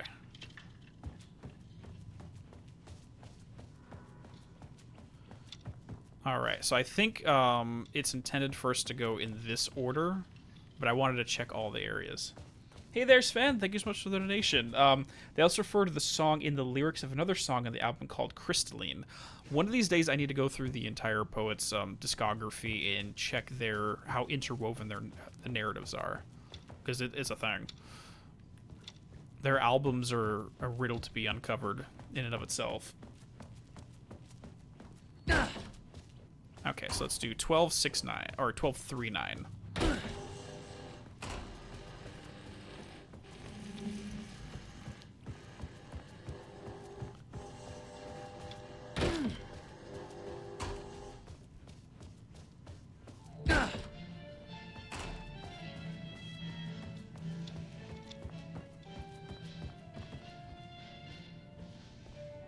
There's 9. Sorry, it's right ahead. So let's just keep running forward.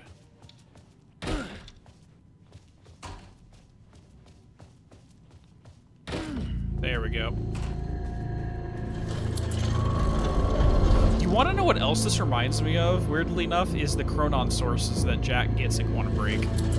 In a weird way. Wait. Time out. This right here... Hold on. Maybe the... No. Okay, so... Before I was saying one of them was called an icosahedron. That's not it. This is an icosahedron. The other one, it's basically a D20. The other one was a 12-sided, so a dodecahedron.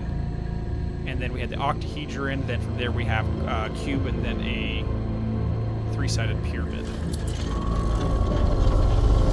Basically a D4, D6, D8, D12, and D20. Now I find my way back to the TV. So now we got to start at 9. When I used the TV to travel between realities, I was thinking of Door. And the vortex brought me here, where the time breakers attacked me. Okay. So it seems like the first time we found a dodecahedron, now we found an icosahedron. I hope I'm pronouncing that right. I'm probably not. Now we're going back to Tango. Well, remember, Tim was having dreams of all these shapes. Bum. And I think entertainment is where we found the TV. So let's head to the TV. Yeah, icosahedron, the D20. That's what this is. This is a D20, essentially. Hence the D&D reference in the base game. Ah!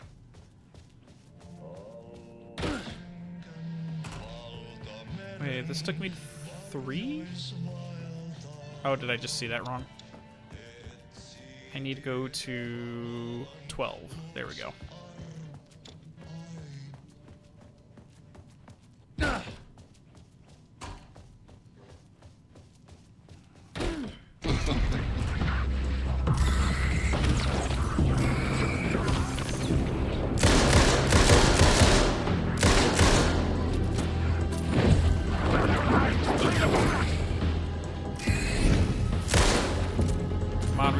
Reload.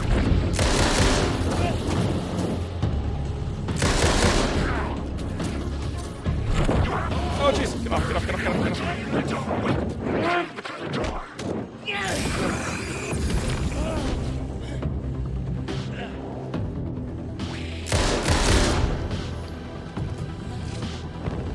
Almost got it. Oh, come on. Get off me. Reload. Okay, screw this. Oh my god. What are you doing? Fight. He's literally just sitting there reloading the entire fight. Oh yeah, I was wondering, guys, do you think we'll see a time knife in this? I agree with that, Domo. Yeah, here the Sankaran Tango is written so that I can literally apply to any character in the RCU. It's just freaking nuts. Time knife. It's a weird screenplay that was put into Quantum Break that it was really bad. This time, ask Draco about it. I thought about the redheaded woman. She knew things. If I could find my way to her, she could help. Okay, let's go.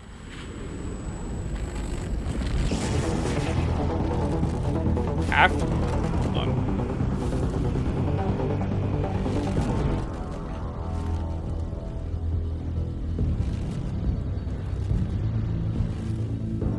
Something is different. A strange feeling. Still, yet moving. Like frozen snapshots on a sequential path. And yet, thoughts flowing free. Like text read out loud.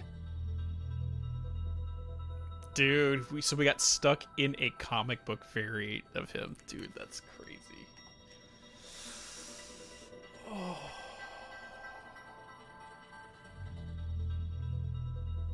Yeah, because there was that one scene where Max basically found himself like you're a video game character, Max. When Max Payne learned that he was literally just a video game character. Oh boy.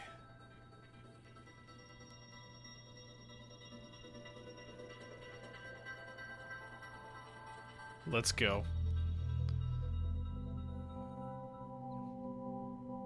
It's you. I made it. Door pulled you away. Thought you were gone, for sure. I focused on you when I entered the vortex. I was trying to reach you. You are full of surprises. Okay. Let's try this out. I want to replay Quantum Break now. Welcome to the headquarters of the Ripple Effect Corporation. We were making a video game of the multiverse, but now it's Ati! Real and not real exist side by side in the multiverse. Echoes flow through it like currents in a cosmic ocean. The Sea of Night. Sea of Night. Yep. And the old gods went sailing on the Sea of Night after they went into the Dark Place, so we may see them elsewhere. I know, it's literally just Monarch's lobby. This freaking... Oh my god, dude. Conceptual, fictional, real, more real than real. Many versions of us all, in hidden interaction, linked by the energies that ripple through realities. One of you is killed Confirmed. in an explosion of dangerous energy, and another one instead gains superpowers. And yet another one meets an alien guardian angel. Yep. In one reality, we're not even real. You're in a As you video say, game. Characters in a video game. Yep. Why is he after me? Who is Door? There are legends about him going back further. He found the than cave. we can trace. Hatch. It's his hatch. It's confirmed. They say he found an opening to a horrifying parallel reality that consumed him, gave him access to all realities. Confirmed. It's Martin The Hatch. feedback loop killing all other versions of him. Okay. I am on the threshold. No.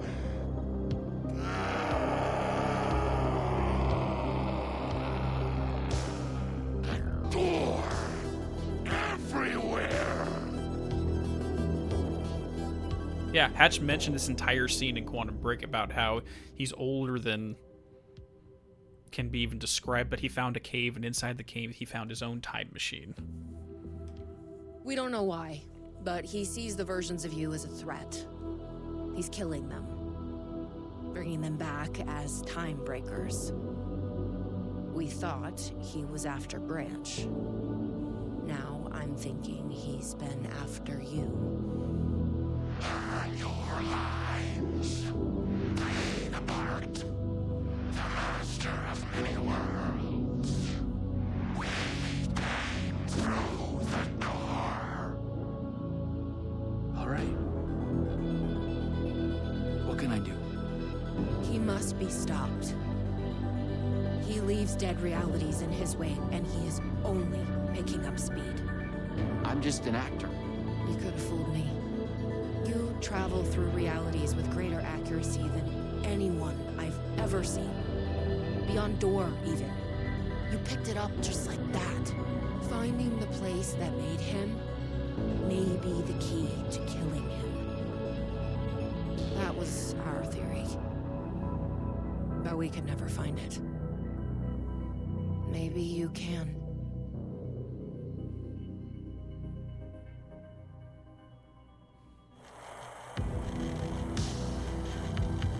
Was there something between you and Branch?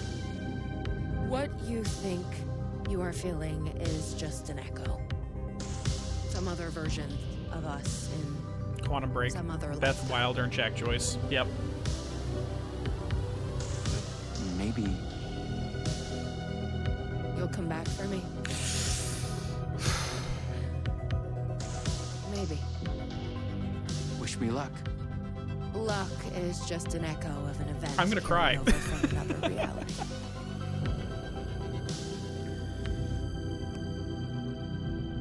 Luck is just an echo of an event carried over from another reality. Dude, this is messing me up.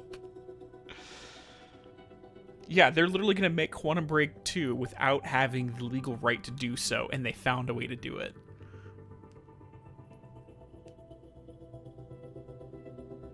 Dead realities, maybe the ones where he caused the end of time.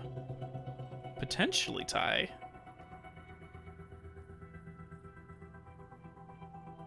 Don't tell him about the luck and probability department. It's true, statistically, it's unlucky to wish someone luck before a crisis.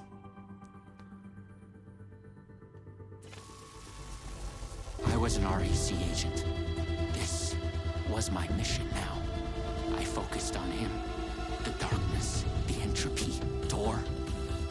The master of many worlds.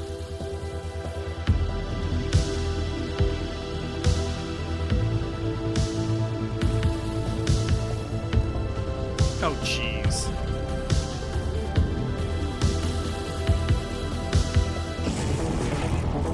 So is this supposed to be an interquel between this and the newly named Quantum Break? What? What? What?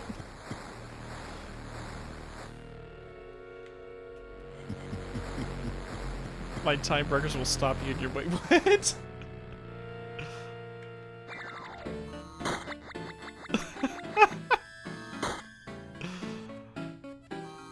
Oh my god.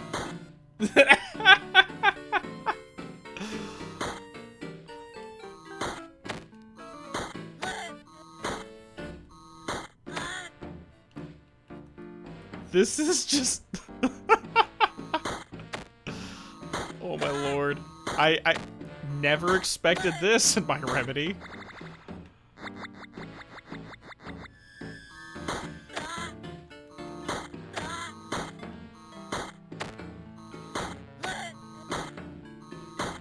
Dude, poison pill's freaking cooking over here.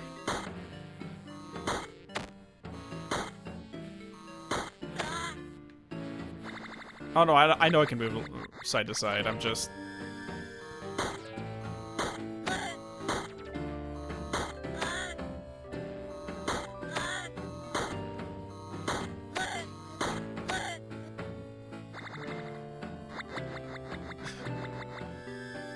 I want to know what kind of drugs were being made during this whole section. Hey there, Sven, thanks for the donation. Dude, at least you don't have to play the awful starting level in the forest. Oh, jeez.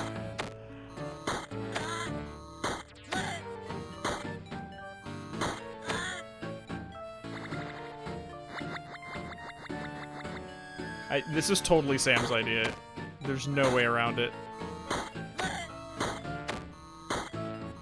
Jeez.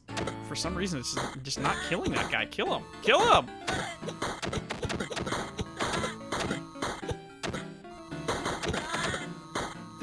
Like, I shot that guy like 10 times. It wasn't doing anything.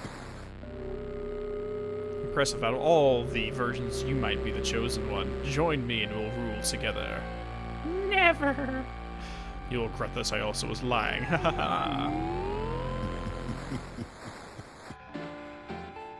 Oh, you mean I can go up and down? When you said side to side, I'm like, yeah, I know I can go side to side.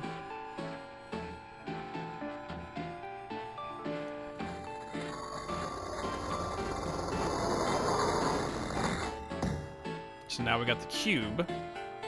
D6. So we've seen the octahedron, the... I suck. Oh, no, the... Yeah, that. The cube. So now all that's left is the triangle, which arguably could be the board.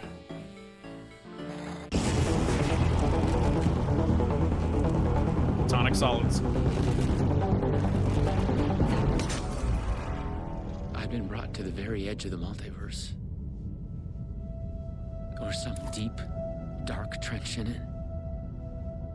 Everything sucked dry of color and energy.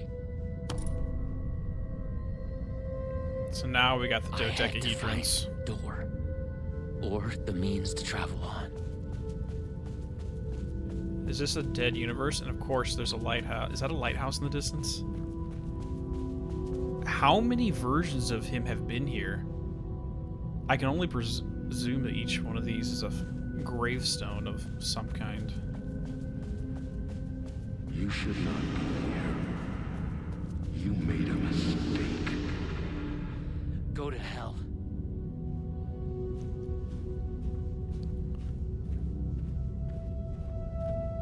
Well, a polyhedron is just a shape with multiple sides, so all of these are polyhedrons.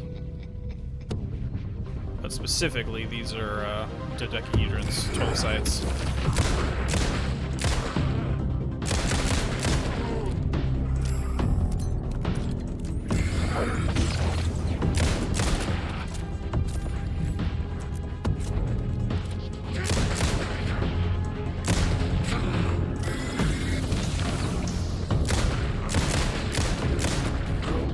Was Tor getting desperate?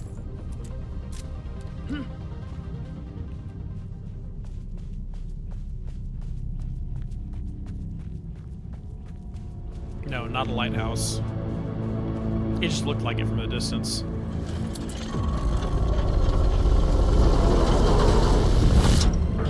not here. I was never here. There's the TV in the distance.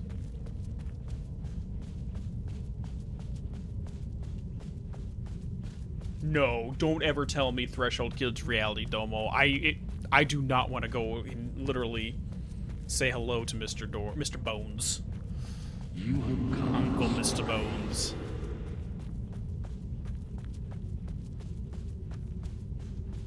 You will never catch me.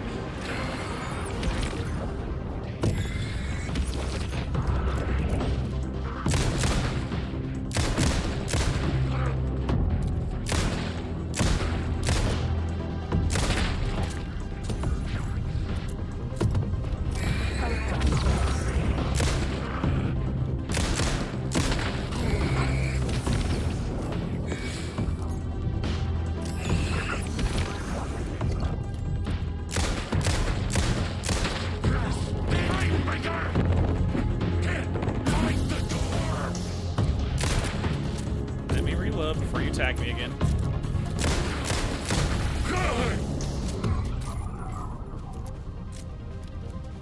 I missed what? What did I miss? Okay.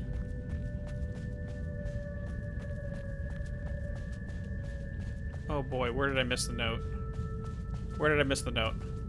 There. It felt like the text was the only thing holding this place together. Okay. All of it being reduced to its conceptual form. Okay. Soon it would just be words. This was a reality at the edge of the multiverse, devoid of color and energy, an entropic wasteland. Every shape here was formed by dark pages filled with pale words, the underlying tissue of all reality now exposed. The only other thing that remained were the dead energy nodes built to last to the very collapse of the multiverse. But each dark dune of this desert lay a further expanse of nothing. There is nothing here except decay and inevitability. The path to oblivion was growing short, but time marched on regardless.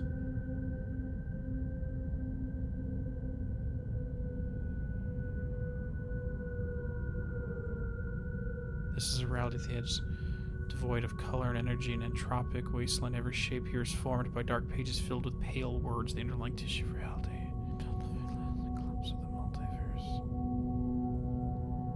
The dark dune of this desert is a further expanse.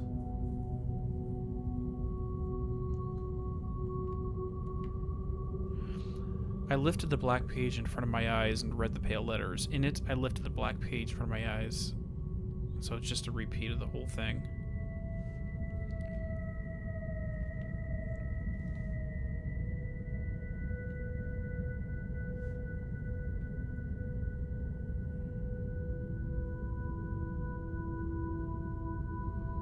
So are you guys trying to suggest that the words are what maintain the universe, and when the universe dies, all that's left is the words, aka a resonance-based life form like the hiss, because all they do is speak that Daedaic poem over and over again?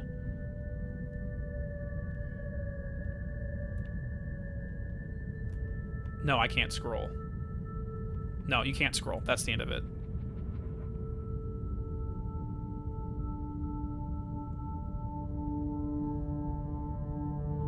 Well, yeah, in the beginning there was the Logos.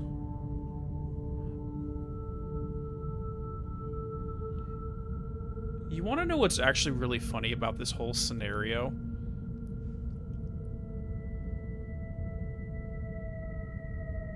The author of the first word, not the author of the last.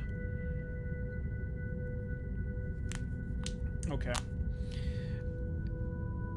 This whole thing, it literally cracks me up. It cracks me up. Because if anyone remembers, if anyone's been around for the past 4.5 years or so since I started this channel, the very first video I ever made, was entitled The Sound of Creation, and it dealt with the Logos, the word that manifests reality. Because why is it a word? Because a word is a thing that conveys conscious intention. It's a vibration, kind of like the Nada Brahma. And it's the vibration that maintains the solidity of the universe until it stops and restarts. The song ends and the song restarts. Literally, the very first video dealt with this exact concept nearly 5 years ago.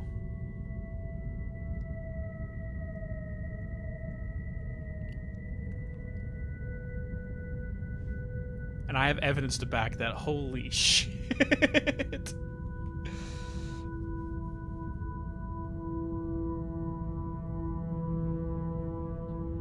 So am I meant to interpret that correctly, that each universe has its own poem, its own words that maintain the solidity of it, very much like the song of Brahma, the word, the Logos? That when the universe dies, the words that maintain it are all that remain, and it becomes a resonance-based life form, which we see with Polaris and the Hiss. And the dead universe was the hand threshold through the slide projector that Jesse and Dylan went through and met the Polaris entity.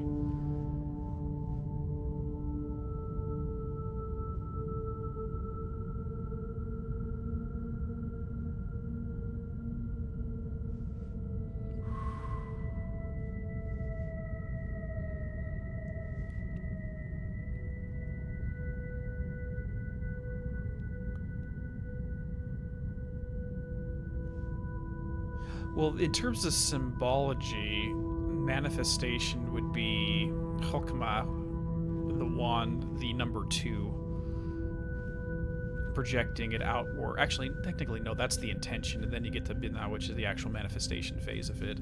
And the pathway between the two is going to be the Empress, the womb in which the ideas germinate and are formed within the womb before they're birthed.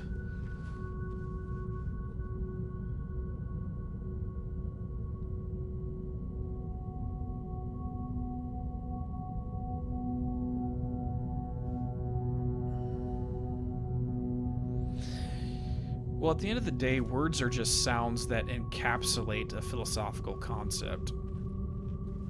I mean, names don't really define a thing. It just solidifies a thing. That's why in certain cultures, like the baby rattle, I think I've used this example in a video before, but a baby rattle. Upon birth, the baby rattle was given in certain tribalistic cultures to the newborn infant and shaken over it by the shaman. Because what it was essentially doing is it's that vibration, that sound that solidified the soul within the body. And without the name, without the thing that defines the thing, that soul cannot permanently remain inside the body. So they would hold the baby rattle over and shake it and shake it and shake it to help that soul remain in the body by defining it into this three-dimensional prism.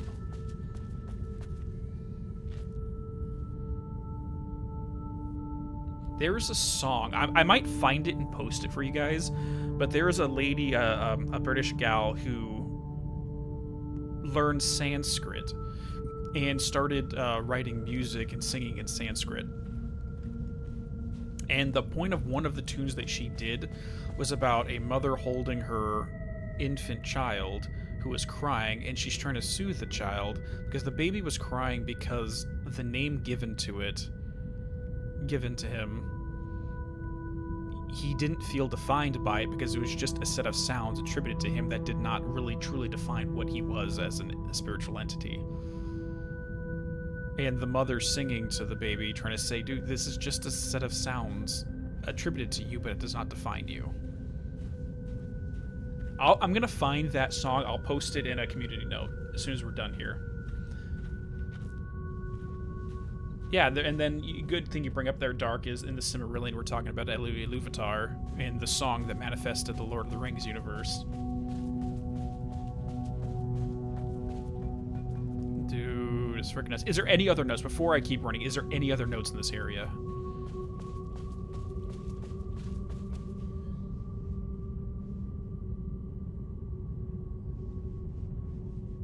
Dude, Max, you missed a lot.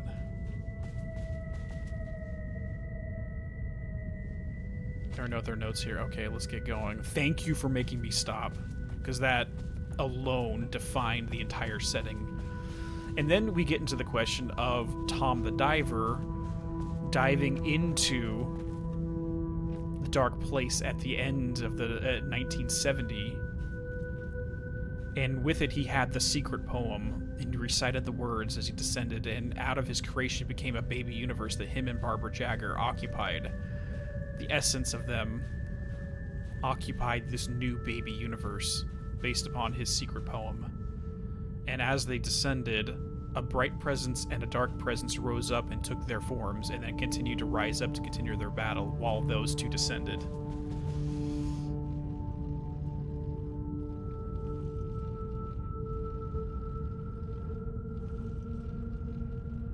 To add into in Islamic lore, the way God created everything is first by creating a pen and commanding to start writing. Everything was created from the words of that pen. Are those faded pages on the ground? I don't know. But are they trying to imply that this is like the root dimension? I don't know. I'll have to redo this, the whole thing.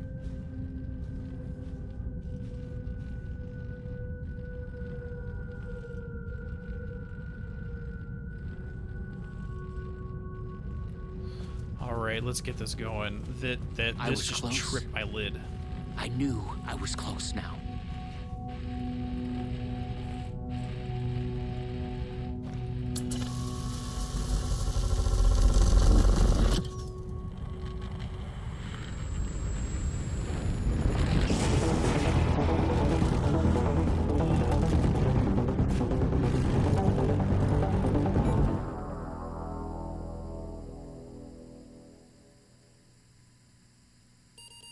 After dreamless sleep, you come to a gradual... Oh my god, text-based adventures. This is great. Oh my gosh. There's nothing... Okay. After dreamless sleep, you come to a gradually become aware of the utter lack. There is nothing.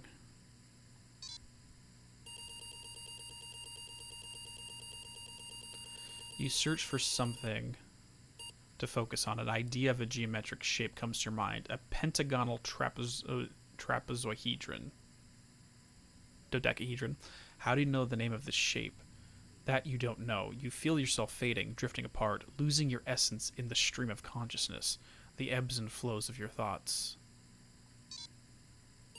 You fight to hold yourself together, to swim against the current, to break to the surface. Coming to focus, you realize your first impression was wrong. There is something, and there is you. Slowly you sense the words describing this, describing how it is. Here in the farthest reaches of the multiverse, you have reached a reality where only ideas exist. An idea of reality, a conceptual reality. A thought tries to form in your mind. Oh, jeez. Now we're moving into the realm of Kether. Sorry, I'm relating everything back to the Kabbalistic Tree of Life in terms of... Because the Supernal Triangle, which is the top 3 Sephirah, have to do with the Kether, which is the seed of reality before anything exists. And then from there you have the single dot, and then you move down to the right through Hakma in the number 2, where you project that idea into something conceived. And then you head to the left of Binah, where the thing is manifested into reality. The primordial soup. Nothing exists, but everything exists. It's chaos. This is literal, the true definition of chaos, K-H-O-S, which I talk about so much in all of my videos. Hey there, Sven. Thank you so much for the donation. You guys have been very generous today. I appreciate it. You've now experienced night swimming. Oh, boy.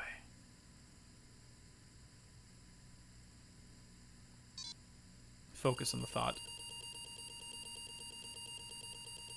In the beginning, there was the word, there was the logos, yep. Here, only words exist.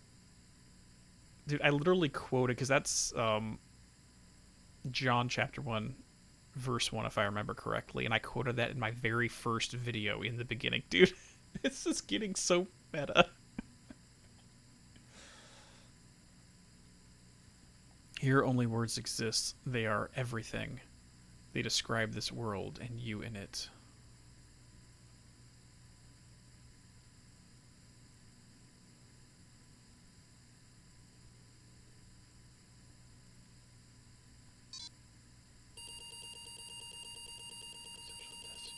The words describe you standing in a barren conceptual desert, and it stretches on to eternity.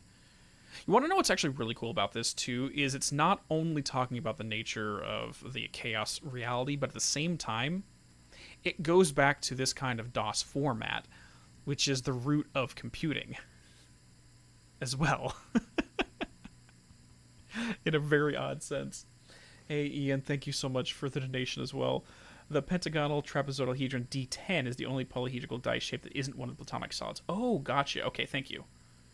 Pentagonal trapezohedron. Okay, so it's not a platonic solid. It stretches on to eternity in a place outside time. You wait an immeasurable amount of time. Above, ideas of stars silently collide and collapse into black holes. With an idea of a desert comes an idea of feeling thirsty. Oh god. Tea or coffee? Yeah, it's the root of visual interfaces. I mean, if it was me, I would say tea, but because it's Remedy, I'm probably going to say coffee. Like, I'm a tea guy, but we know Sam. As you imagine it, a cup of coffee, your favorite hot beverage, manifests itself. The idea of it, the concept of its delicious smell and taste. You savor it. You imagine savoring it. You understand that. Here are your thoughts as real as anything. Okay, again, we're seeing more concepts of the Kether to Hakma dichotomy here. Because one of the symbols associated with Hakma is the wand. The wizard's, the magician's wand. And what is that wand? At the end of the day, it's taking and projecting your will, your thoughts, your intentions, and through the wand, you're projecting that out from yourself out into reality. And I believe the pathway between that is the magician. Hold on, give me a second.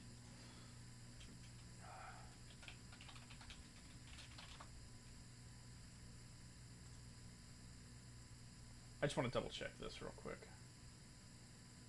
Where's the numbers? No. I lied. So the pathway between the Kether and the Hulkma is the Fool. It's Aleph the Fool. Okay, never mind. But yeah, because if you're at the root, and then you think, and then you project your thought.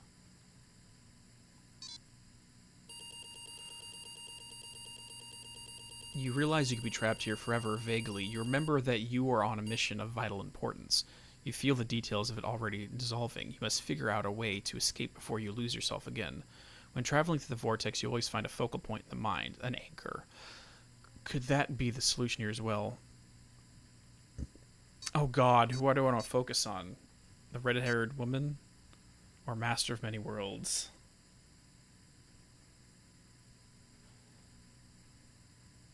No, so actually the magician is going to be the pathway between Kether and Benah, which is the manifestation and the origin point, which makes more sense. I know, we're hunting door, which is what we're trying to go towards.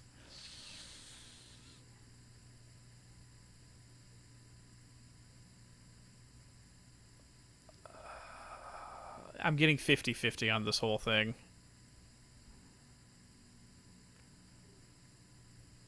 Hey there, Kareen, thank you so much for the donation. Coffee has all the answers, 100%. Oh my god, this is so rough.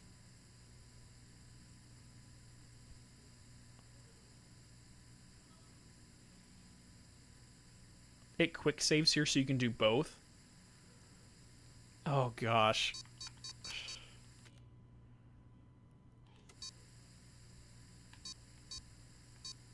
Okay, I'm going to start with this one and then backtrack and redo this one.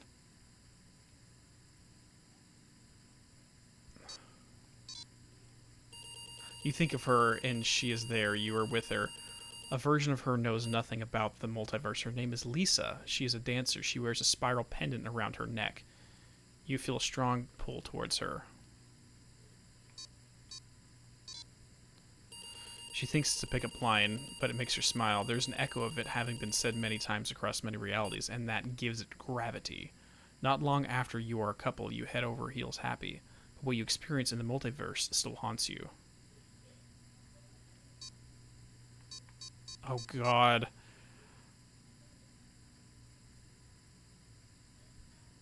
Because the thing is, if you forget the past and don't do anything with Door, then he's going to end up coming back for you regardless. You pack your RC equipment in a box and drive to a nearby bridge. You throw the box over the railing and watch it hit the water and disappear into darkness. The ripples spread across the black mirrored surface. You vow to hide your past from everyone, even Lisa thinks you are crazy. She'd think you're crazy. You return to your acting work, but stay away from video games. You love Lisa, but you don't get to spend a lot of time together. You are both busy. She trains hard. She has a big dance production in the works. You can tell she's very tired, not doing well at all. She's having trouble with her ankle. You ask for your advice. She would cancel her new show or push on. I mean, if she shouldn't be dancing on a messed up ankle. You advise her to cancel and look after her health. There will be other shows. She cancels her show, disappointed, and collapses. She's burned out, more tired than either of you had realized. She needs to rest. Her ankle will heal. She thanks you for being there for her, but you can tell she's disappointed.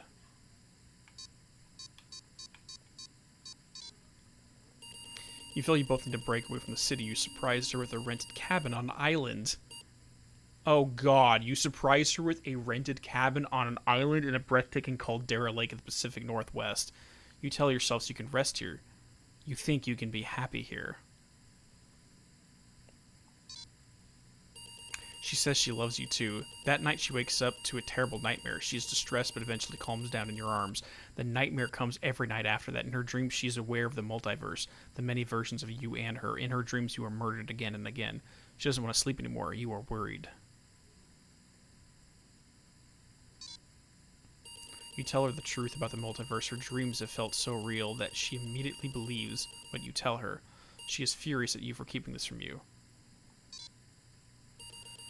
She understands you. It is insane. From then on, she becomes obsessed about the multiverse, and that's all she wants to talk about, determined to learn everything she can. One night, you gasp awake. She is not there. She has left a note. From outside, you hear someone wading into the water. Oh, Jesus. Opening the note, you hear the sound of a Luma Vista TV triggered. The sound of the vortex between worlds. Somehow she has found your PRS, the one cast away into the river half a continent away. She has gone to find her destiny in the multiverse. Inside the note is her spiral pendant. In her note, she writes that she has gone to find her destiny in the multiverse. Inside the note is her silver spiral pendant. You pick up her spiral pendant. You realize you've lost your way, forgotten your mission and your goal. You have drifted off course, carried by the currents of your hopes and ideas in this conceptual reality. You frown, trying to remember where you were trying to go. What was your mission? You look for it, shifting through your thoughts. It comes to you with a jolt. You were trying to find your way to the Master of Many Worlds. There's something about a door. With that, a door begins to come into focus. You realize it is missing something. The spiral pendant. There's now a spiral symbol on the door. And oh shit. Oh boy, and with that door is fully there. You open the door. Step over the threshold. You step inside and stand in a room with a man, the Master of Many Worlds, sitting behind a desk, typing, turning concepts and ideas into words, shaping this reality. He lifts his head. Okay, but this is a different Master of Many Worlds. This is not Door, though. Alan is. Yeah, you stare at the man in the eye with a shock. You realize that you have made a mistake. You have come to the wrong place. The man in this Master of Many Worlds is not the one you were looking for. He's not Door. He's someone else entirely. So now we got Alan. You want to ask him what he knows, but it's already too late.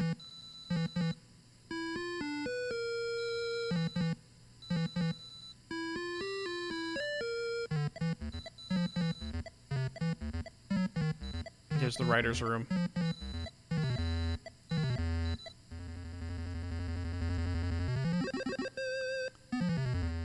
We have witnessed a case of mistaken identity. Okay.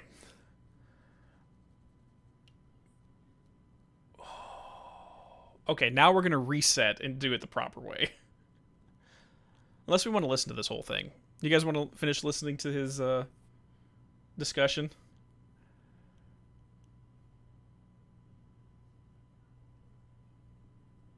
Listen to it first, yeah.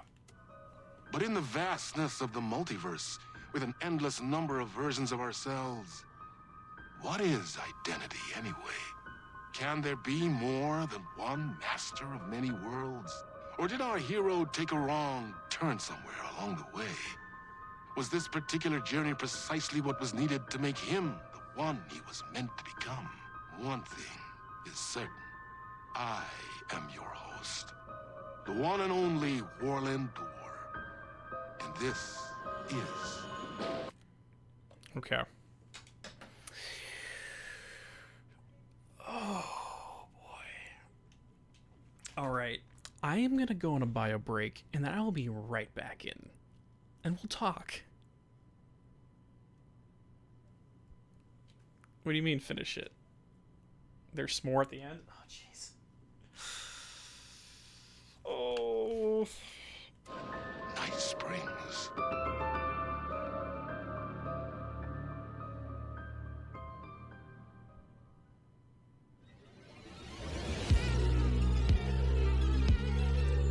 No, that's the end. Space invader, looking cute in a human suit.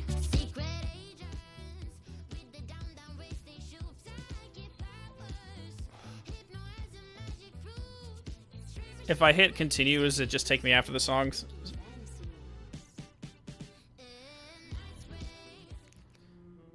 Oh boy.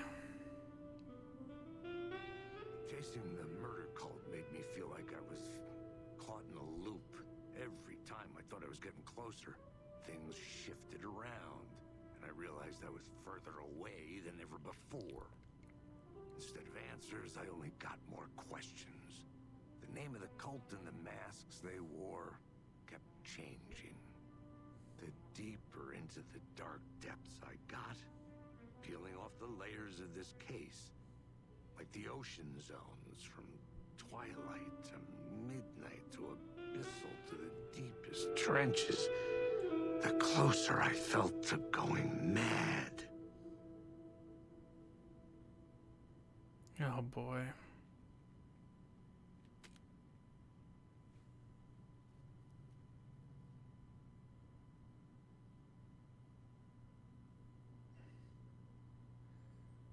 This is the dialogue from the episode they didn't release, Murder Case. Oh jeez. That's probably why they had to cut it. I don't know what they're going to do for the remakes. Rest in peace, James.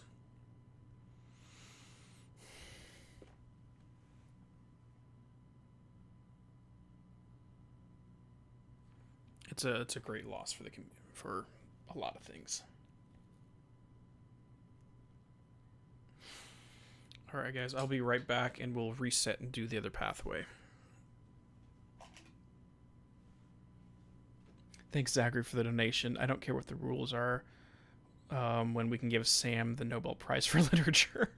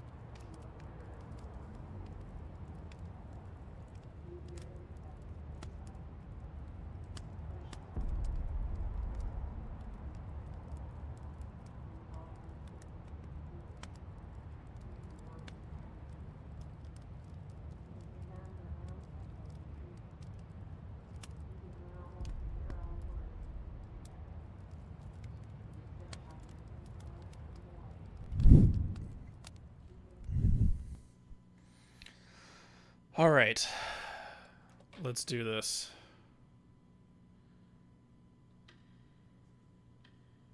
Night Springs Timebreaker, right here.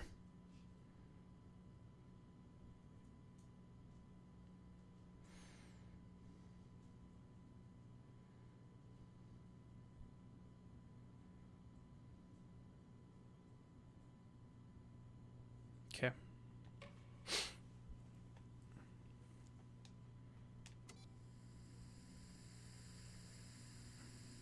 Okay, this time we're going the other route.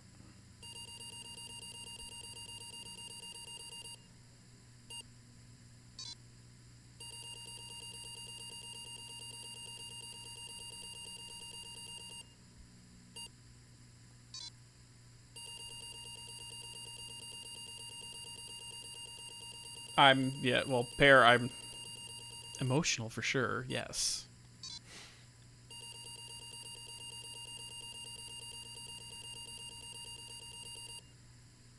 I just don't know how they can get to replace him. I mean, his voice is so iconic.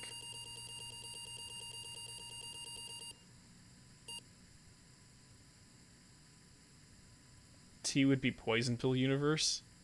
Oh, jeez. I might have to do this multiple times.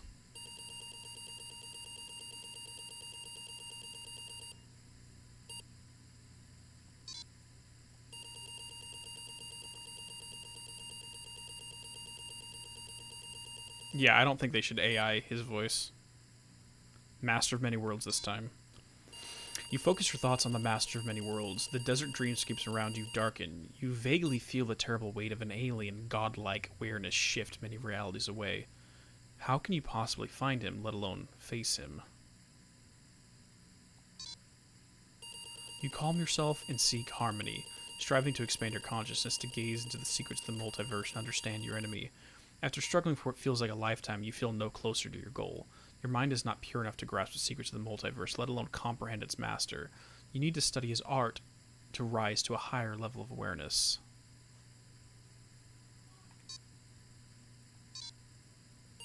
You set out in search of answers. Featureless. The desert continues as far as you can see in every direction. Oh, jeez.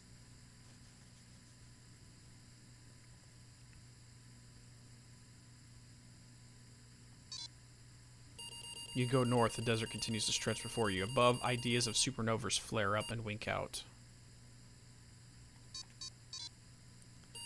You go east, sand slipping beneath your feet, sweat beads in your forehead. Above, galaxies spiral endlessly. You go south. The footprints behind you are evidence of your progress, but the desert seems to continue forever above strange constellations. As you wander, you start to lose all sense of time and place. Just when you're about to lose all hope, you think you see something glimmering in the east. You go east. You approach what you saw, hopeful and desperate. There's nothing there. It was a mirage. Your strength fails and you fall to your knees. Growing weaker, you crawl slowly east. You are parched and starving. Dimly, you realize you are close to dying. You are lying on the ground. You strain to clear your murky head, willing the universe to show its secrets to you. Suddenly, out of a blinding light, a silhouette of a man appears. He looks like you, but the way he carries himself and the glint of deep wisdom in his eyes tells you that this is you from the future. He offers you a seed. You accept the seed the man offers. Then he is gone. Oh, jeez. I have a feeling there's probably like dozens of variations of this whole thing. You feel warmth flooding through your stomach. You feel the seed sprout and begin to grow, filling your insides. You feel the plant grow and rise up into your brain, filling your mind, flowers blooming out of your eyes, branches growing out of your mouth and nostrils and ears. The tree takes root and continues to grow up and around you, cocooning you inside. This is the tree of life. This is the Yggdrasil, the world tree. Become the world tree. Oh, jeez. Oh.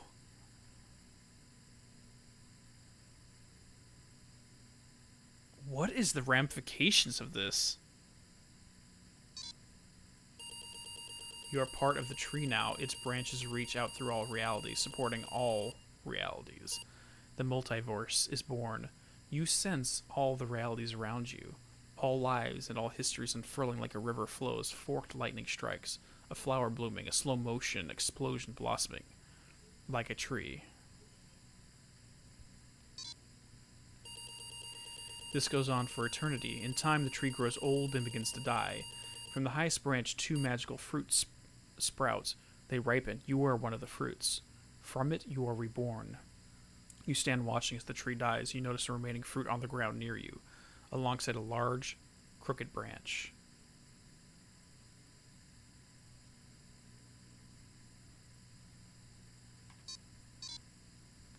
You pick up the crooked branch, tracing its path with your fingers. A distant memory stirs. What was your mission? You have gained so much knowledge that you struggle to remember where you were meant to go.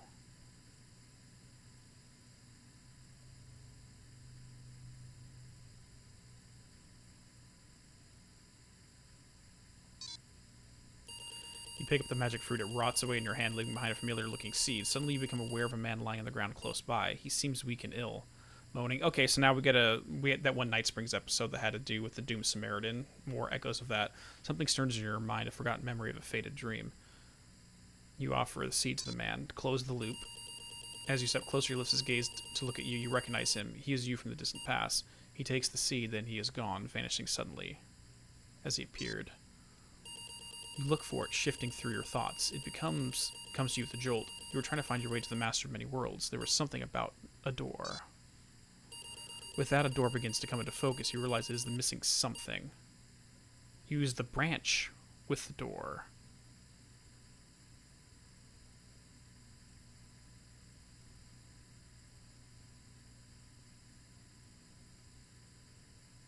Hold on. Hold on.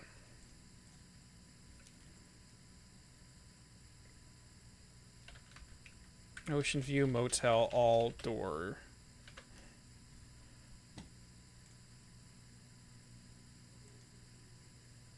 Give me a second. Because I'm looking...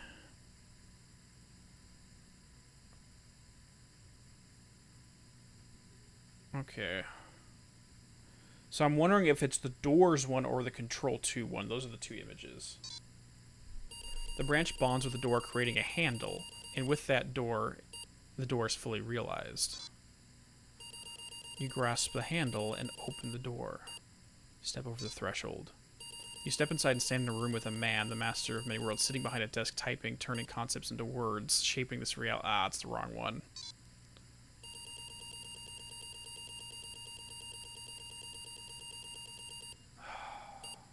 It's Alan again.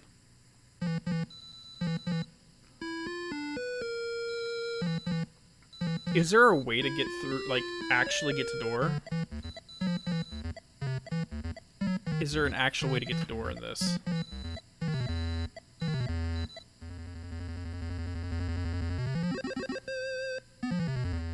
We have witnessed a case of mistaken identity.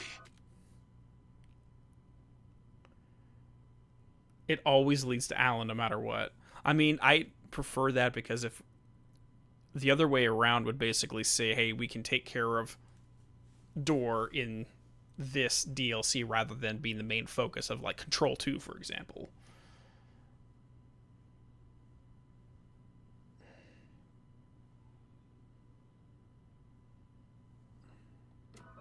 But in the vastness of the multiverse, with an endless number of versions of ourselves, what is identity anyway? Yeah, it ruins the potential for a Can there sequel. be more than one master of many worlds? Or did our hero take a wrong turn somewhere along the way? Was this particular journey precisely what was needed to make him the one he was meant to become? One thing is certain. I am your host. The one and only Warland Door. All right, so I got told that if we follow the T route, it actually follows the plot of this game. Because the coffee leads to remedy, and T leads to poison pill.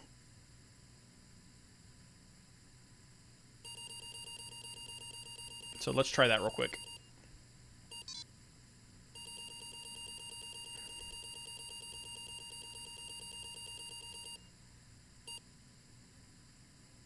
Which begs the question, is this version of Door that is like the ultimate mastermind, evil, killing everyone, is that a Poison Pill universe version of Door and not a Remedy version of Door?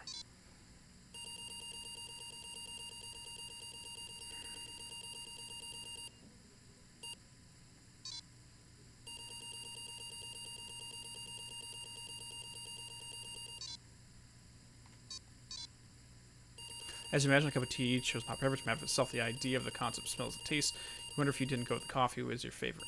You wonder why you didn't go with coffee as it is your favorite drink. You sigh wistfully, imagine, sigh, assess the situation.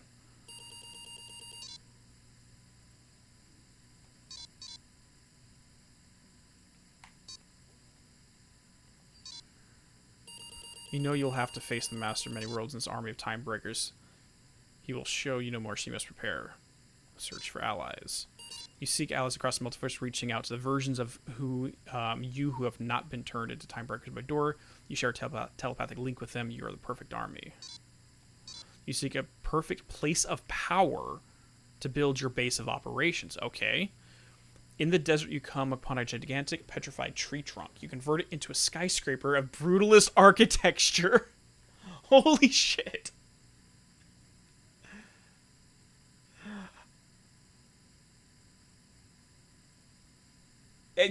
The oldest house. Yeah. You set up an organization, a corporation. Call it the Ripple Effect Corporation. Okay, so this isn't technically the oldest house, but it's the REC, which is the poison pill variant of the FBC. So it's a variant of it, but it's not the exact same. You call it REC Ripple Effect Corporation. The name feels appropriate. You are approached by a version of the redheaded woman. Her name is Jezbet. She doesn't know you, but there is a connection here. You make her the director of your corporation. She carries a powerful weapon that can take many forms. Again, Jesus. Ask Jezbet about the weapon. Trust Jezbet with the weapon. Ask her to give the weapon.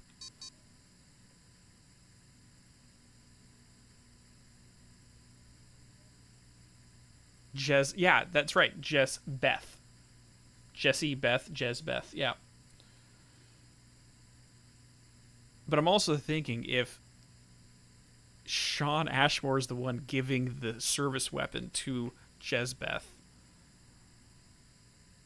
And we know that the board gave the service weapon to Northmore, which is a whole other story.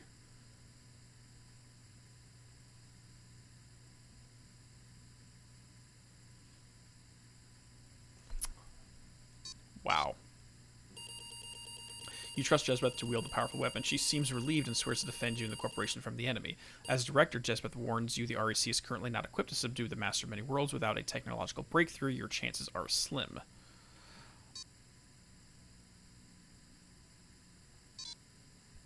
Under your director's leadership, agents of the REC scour the multiverse and encounter many uncontrollable horrors. They are casualties. Finally, the location of reality with a singular alien being of godlike power. It is shaped like a polyhedron, probably Hadron or Polaris. The being has enough power to potentially defeat the Master, but the very sight of it drives any agents who look at it mad. Have it brought to the REC. Oh god. Now we got the Hadron situation. The alien being is shipped to the REC headquarters where it is secured in a containment cell. Not long after the director comes to you with intelligence, the Master of Many Worlds is preparing an all-out attack. The REC is running out of time. Unfortunately, attempts to research the alien being stalls as everyone who is exposed to it goes insane. Given the situation, Jezbeth suggests a desperate plan. Harness the being's power and detonate it as a bomb.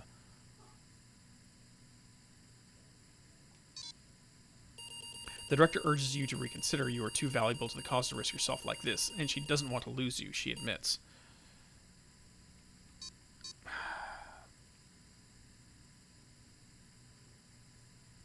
Yeah, we're becoming darling.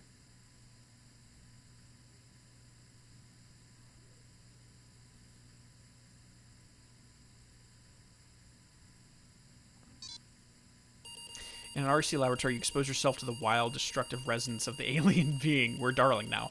It alters you. You feel yourself undergoing a strange metamorphosis. Accept the alien being's power. You feel your consciousness expanding in inhuman ways as you become aware of the unknown planes of existence touching ours. You burn with terrifying, barely contained force. You are no longer a man. You are something else, something more, a being of godlike power. The alien being in the laboratory dies. You have stolen all its power. Trembling, Director Jezbeth shifts her gaze from you. You transform. Your transformation has shaken her. I can finally confront him.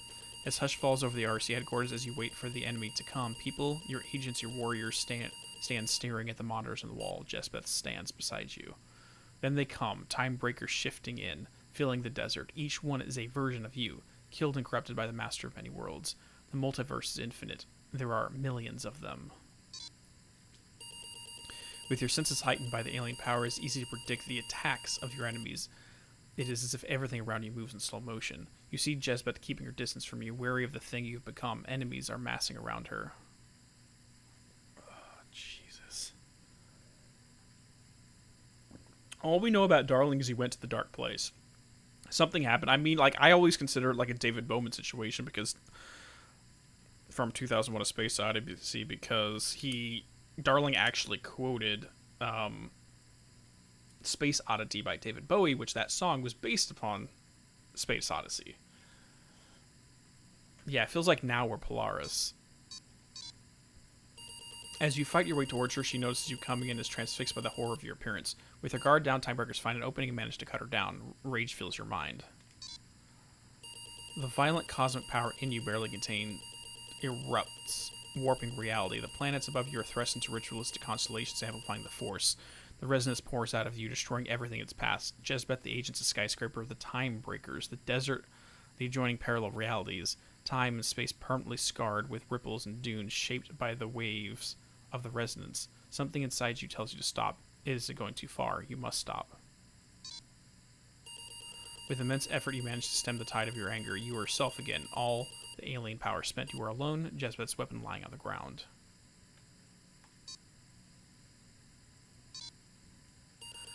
When you pick it up, it turns into a key in your hands.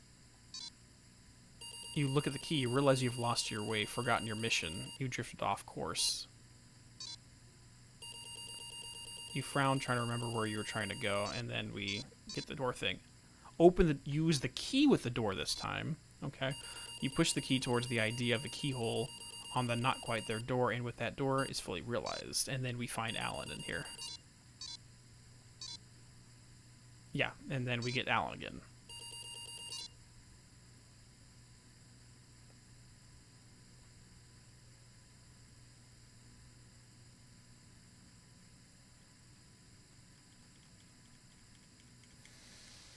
It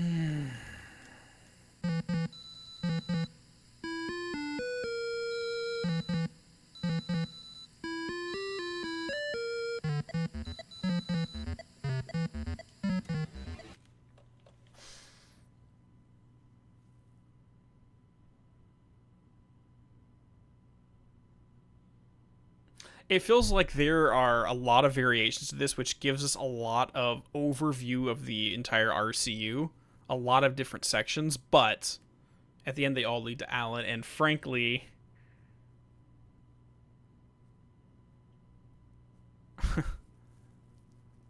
I don't think we should go through every variation of this because we can be here for hours, to be 100% honest.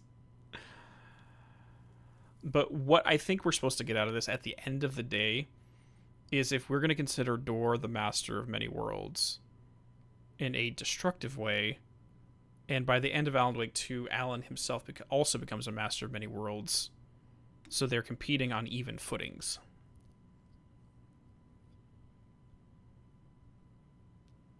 Oh, I know. There are lines after the episode's Rust line. We've already listened to it. This is our third time through this whole section.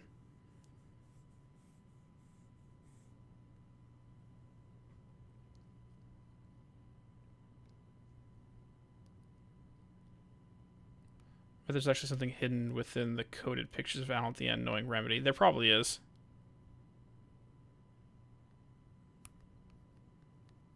Yeah, no, I don't expect us to ever have a different ending than running into Alan, because, again, that destroys sequels. Because the whole, like, it feels like they're moving forward with Door possibly being an antagonist. Tor himself referred to him as a complicated bastard.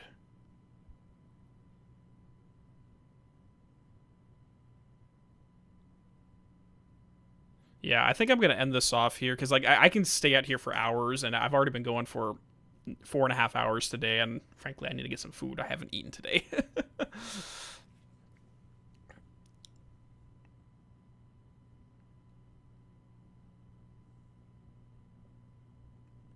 I disagree. I think it's always going to have the exact same ending no matter what we do.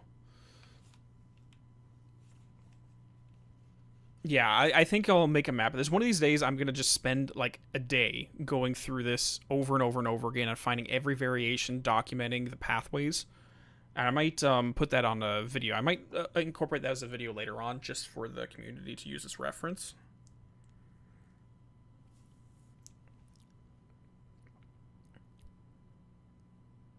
And just so everyone can see what every variation of this is. But this is nuts. This is absolute nuts. I'm going to have to discuss with the community and then check other people's plays of this regarding the implications of the remaining words after universe ends. And what that means in regards to the His Polaris or other resonance-based life forms. Dude, this is absolutely insane. And this is just one. Like, I know everyone is complaining. Like, I saw before the game, the DLC came out, I was like, oh, it's only like 3 hours long. I'm like, dude, do you know how much is in this? Do you guys realize just how much world building is in these 3 hours? Specifically, this last one is freaking insane. Yeah, and what's Ahti doing in the REC? Yeah, it's 3 hours if you're rushing it. And the thing is, I could stay here for another, like, 3 hours going over this.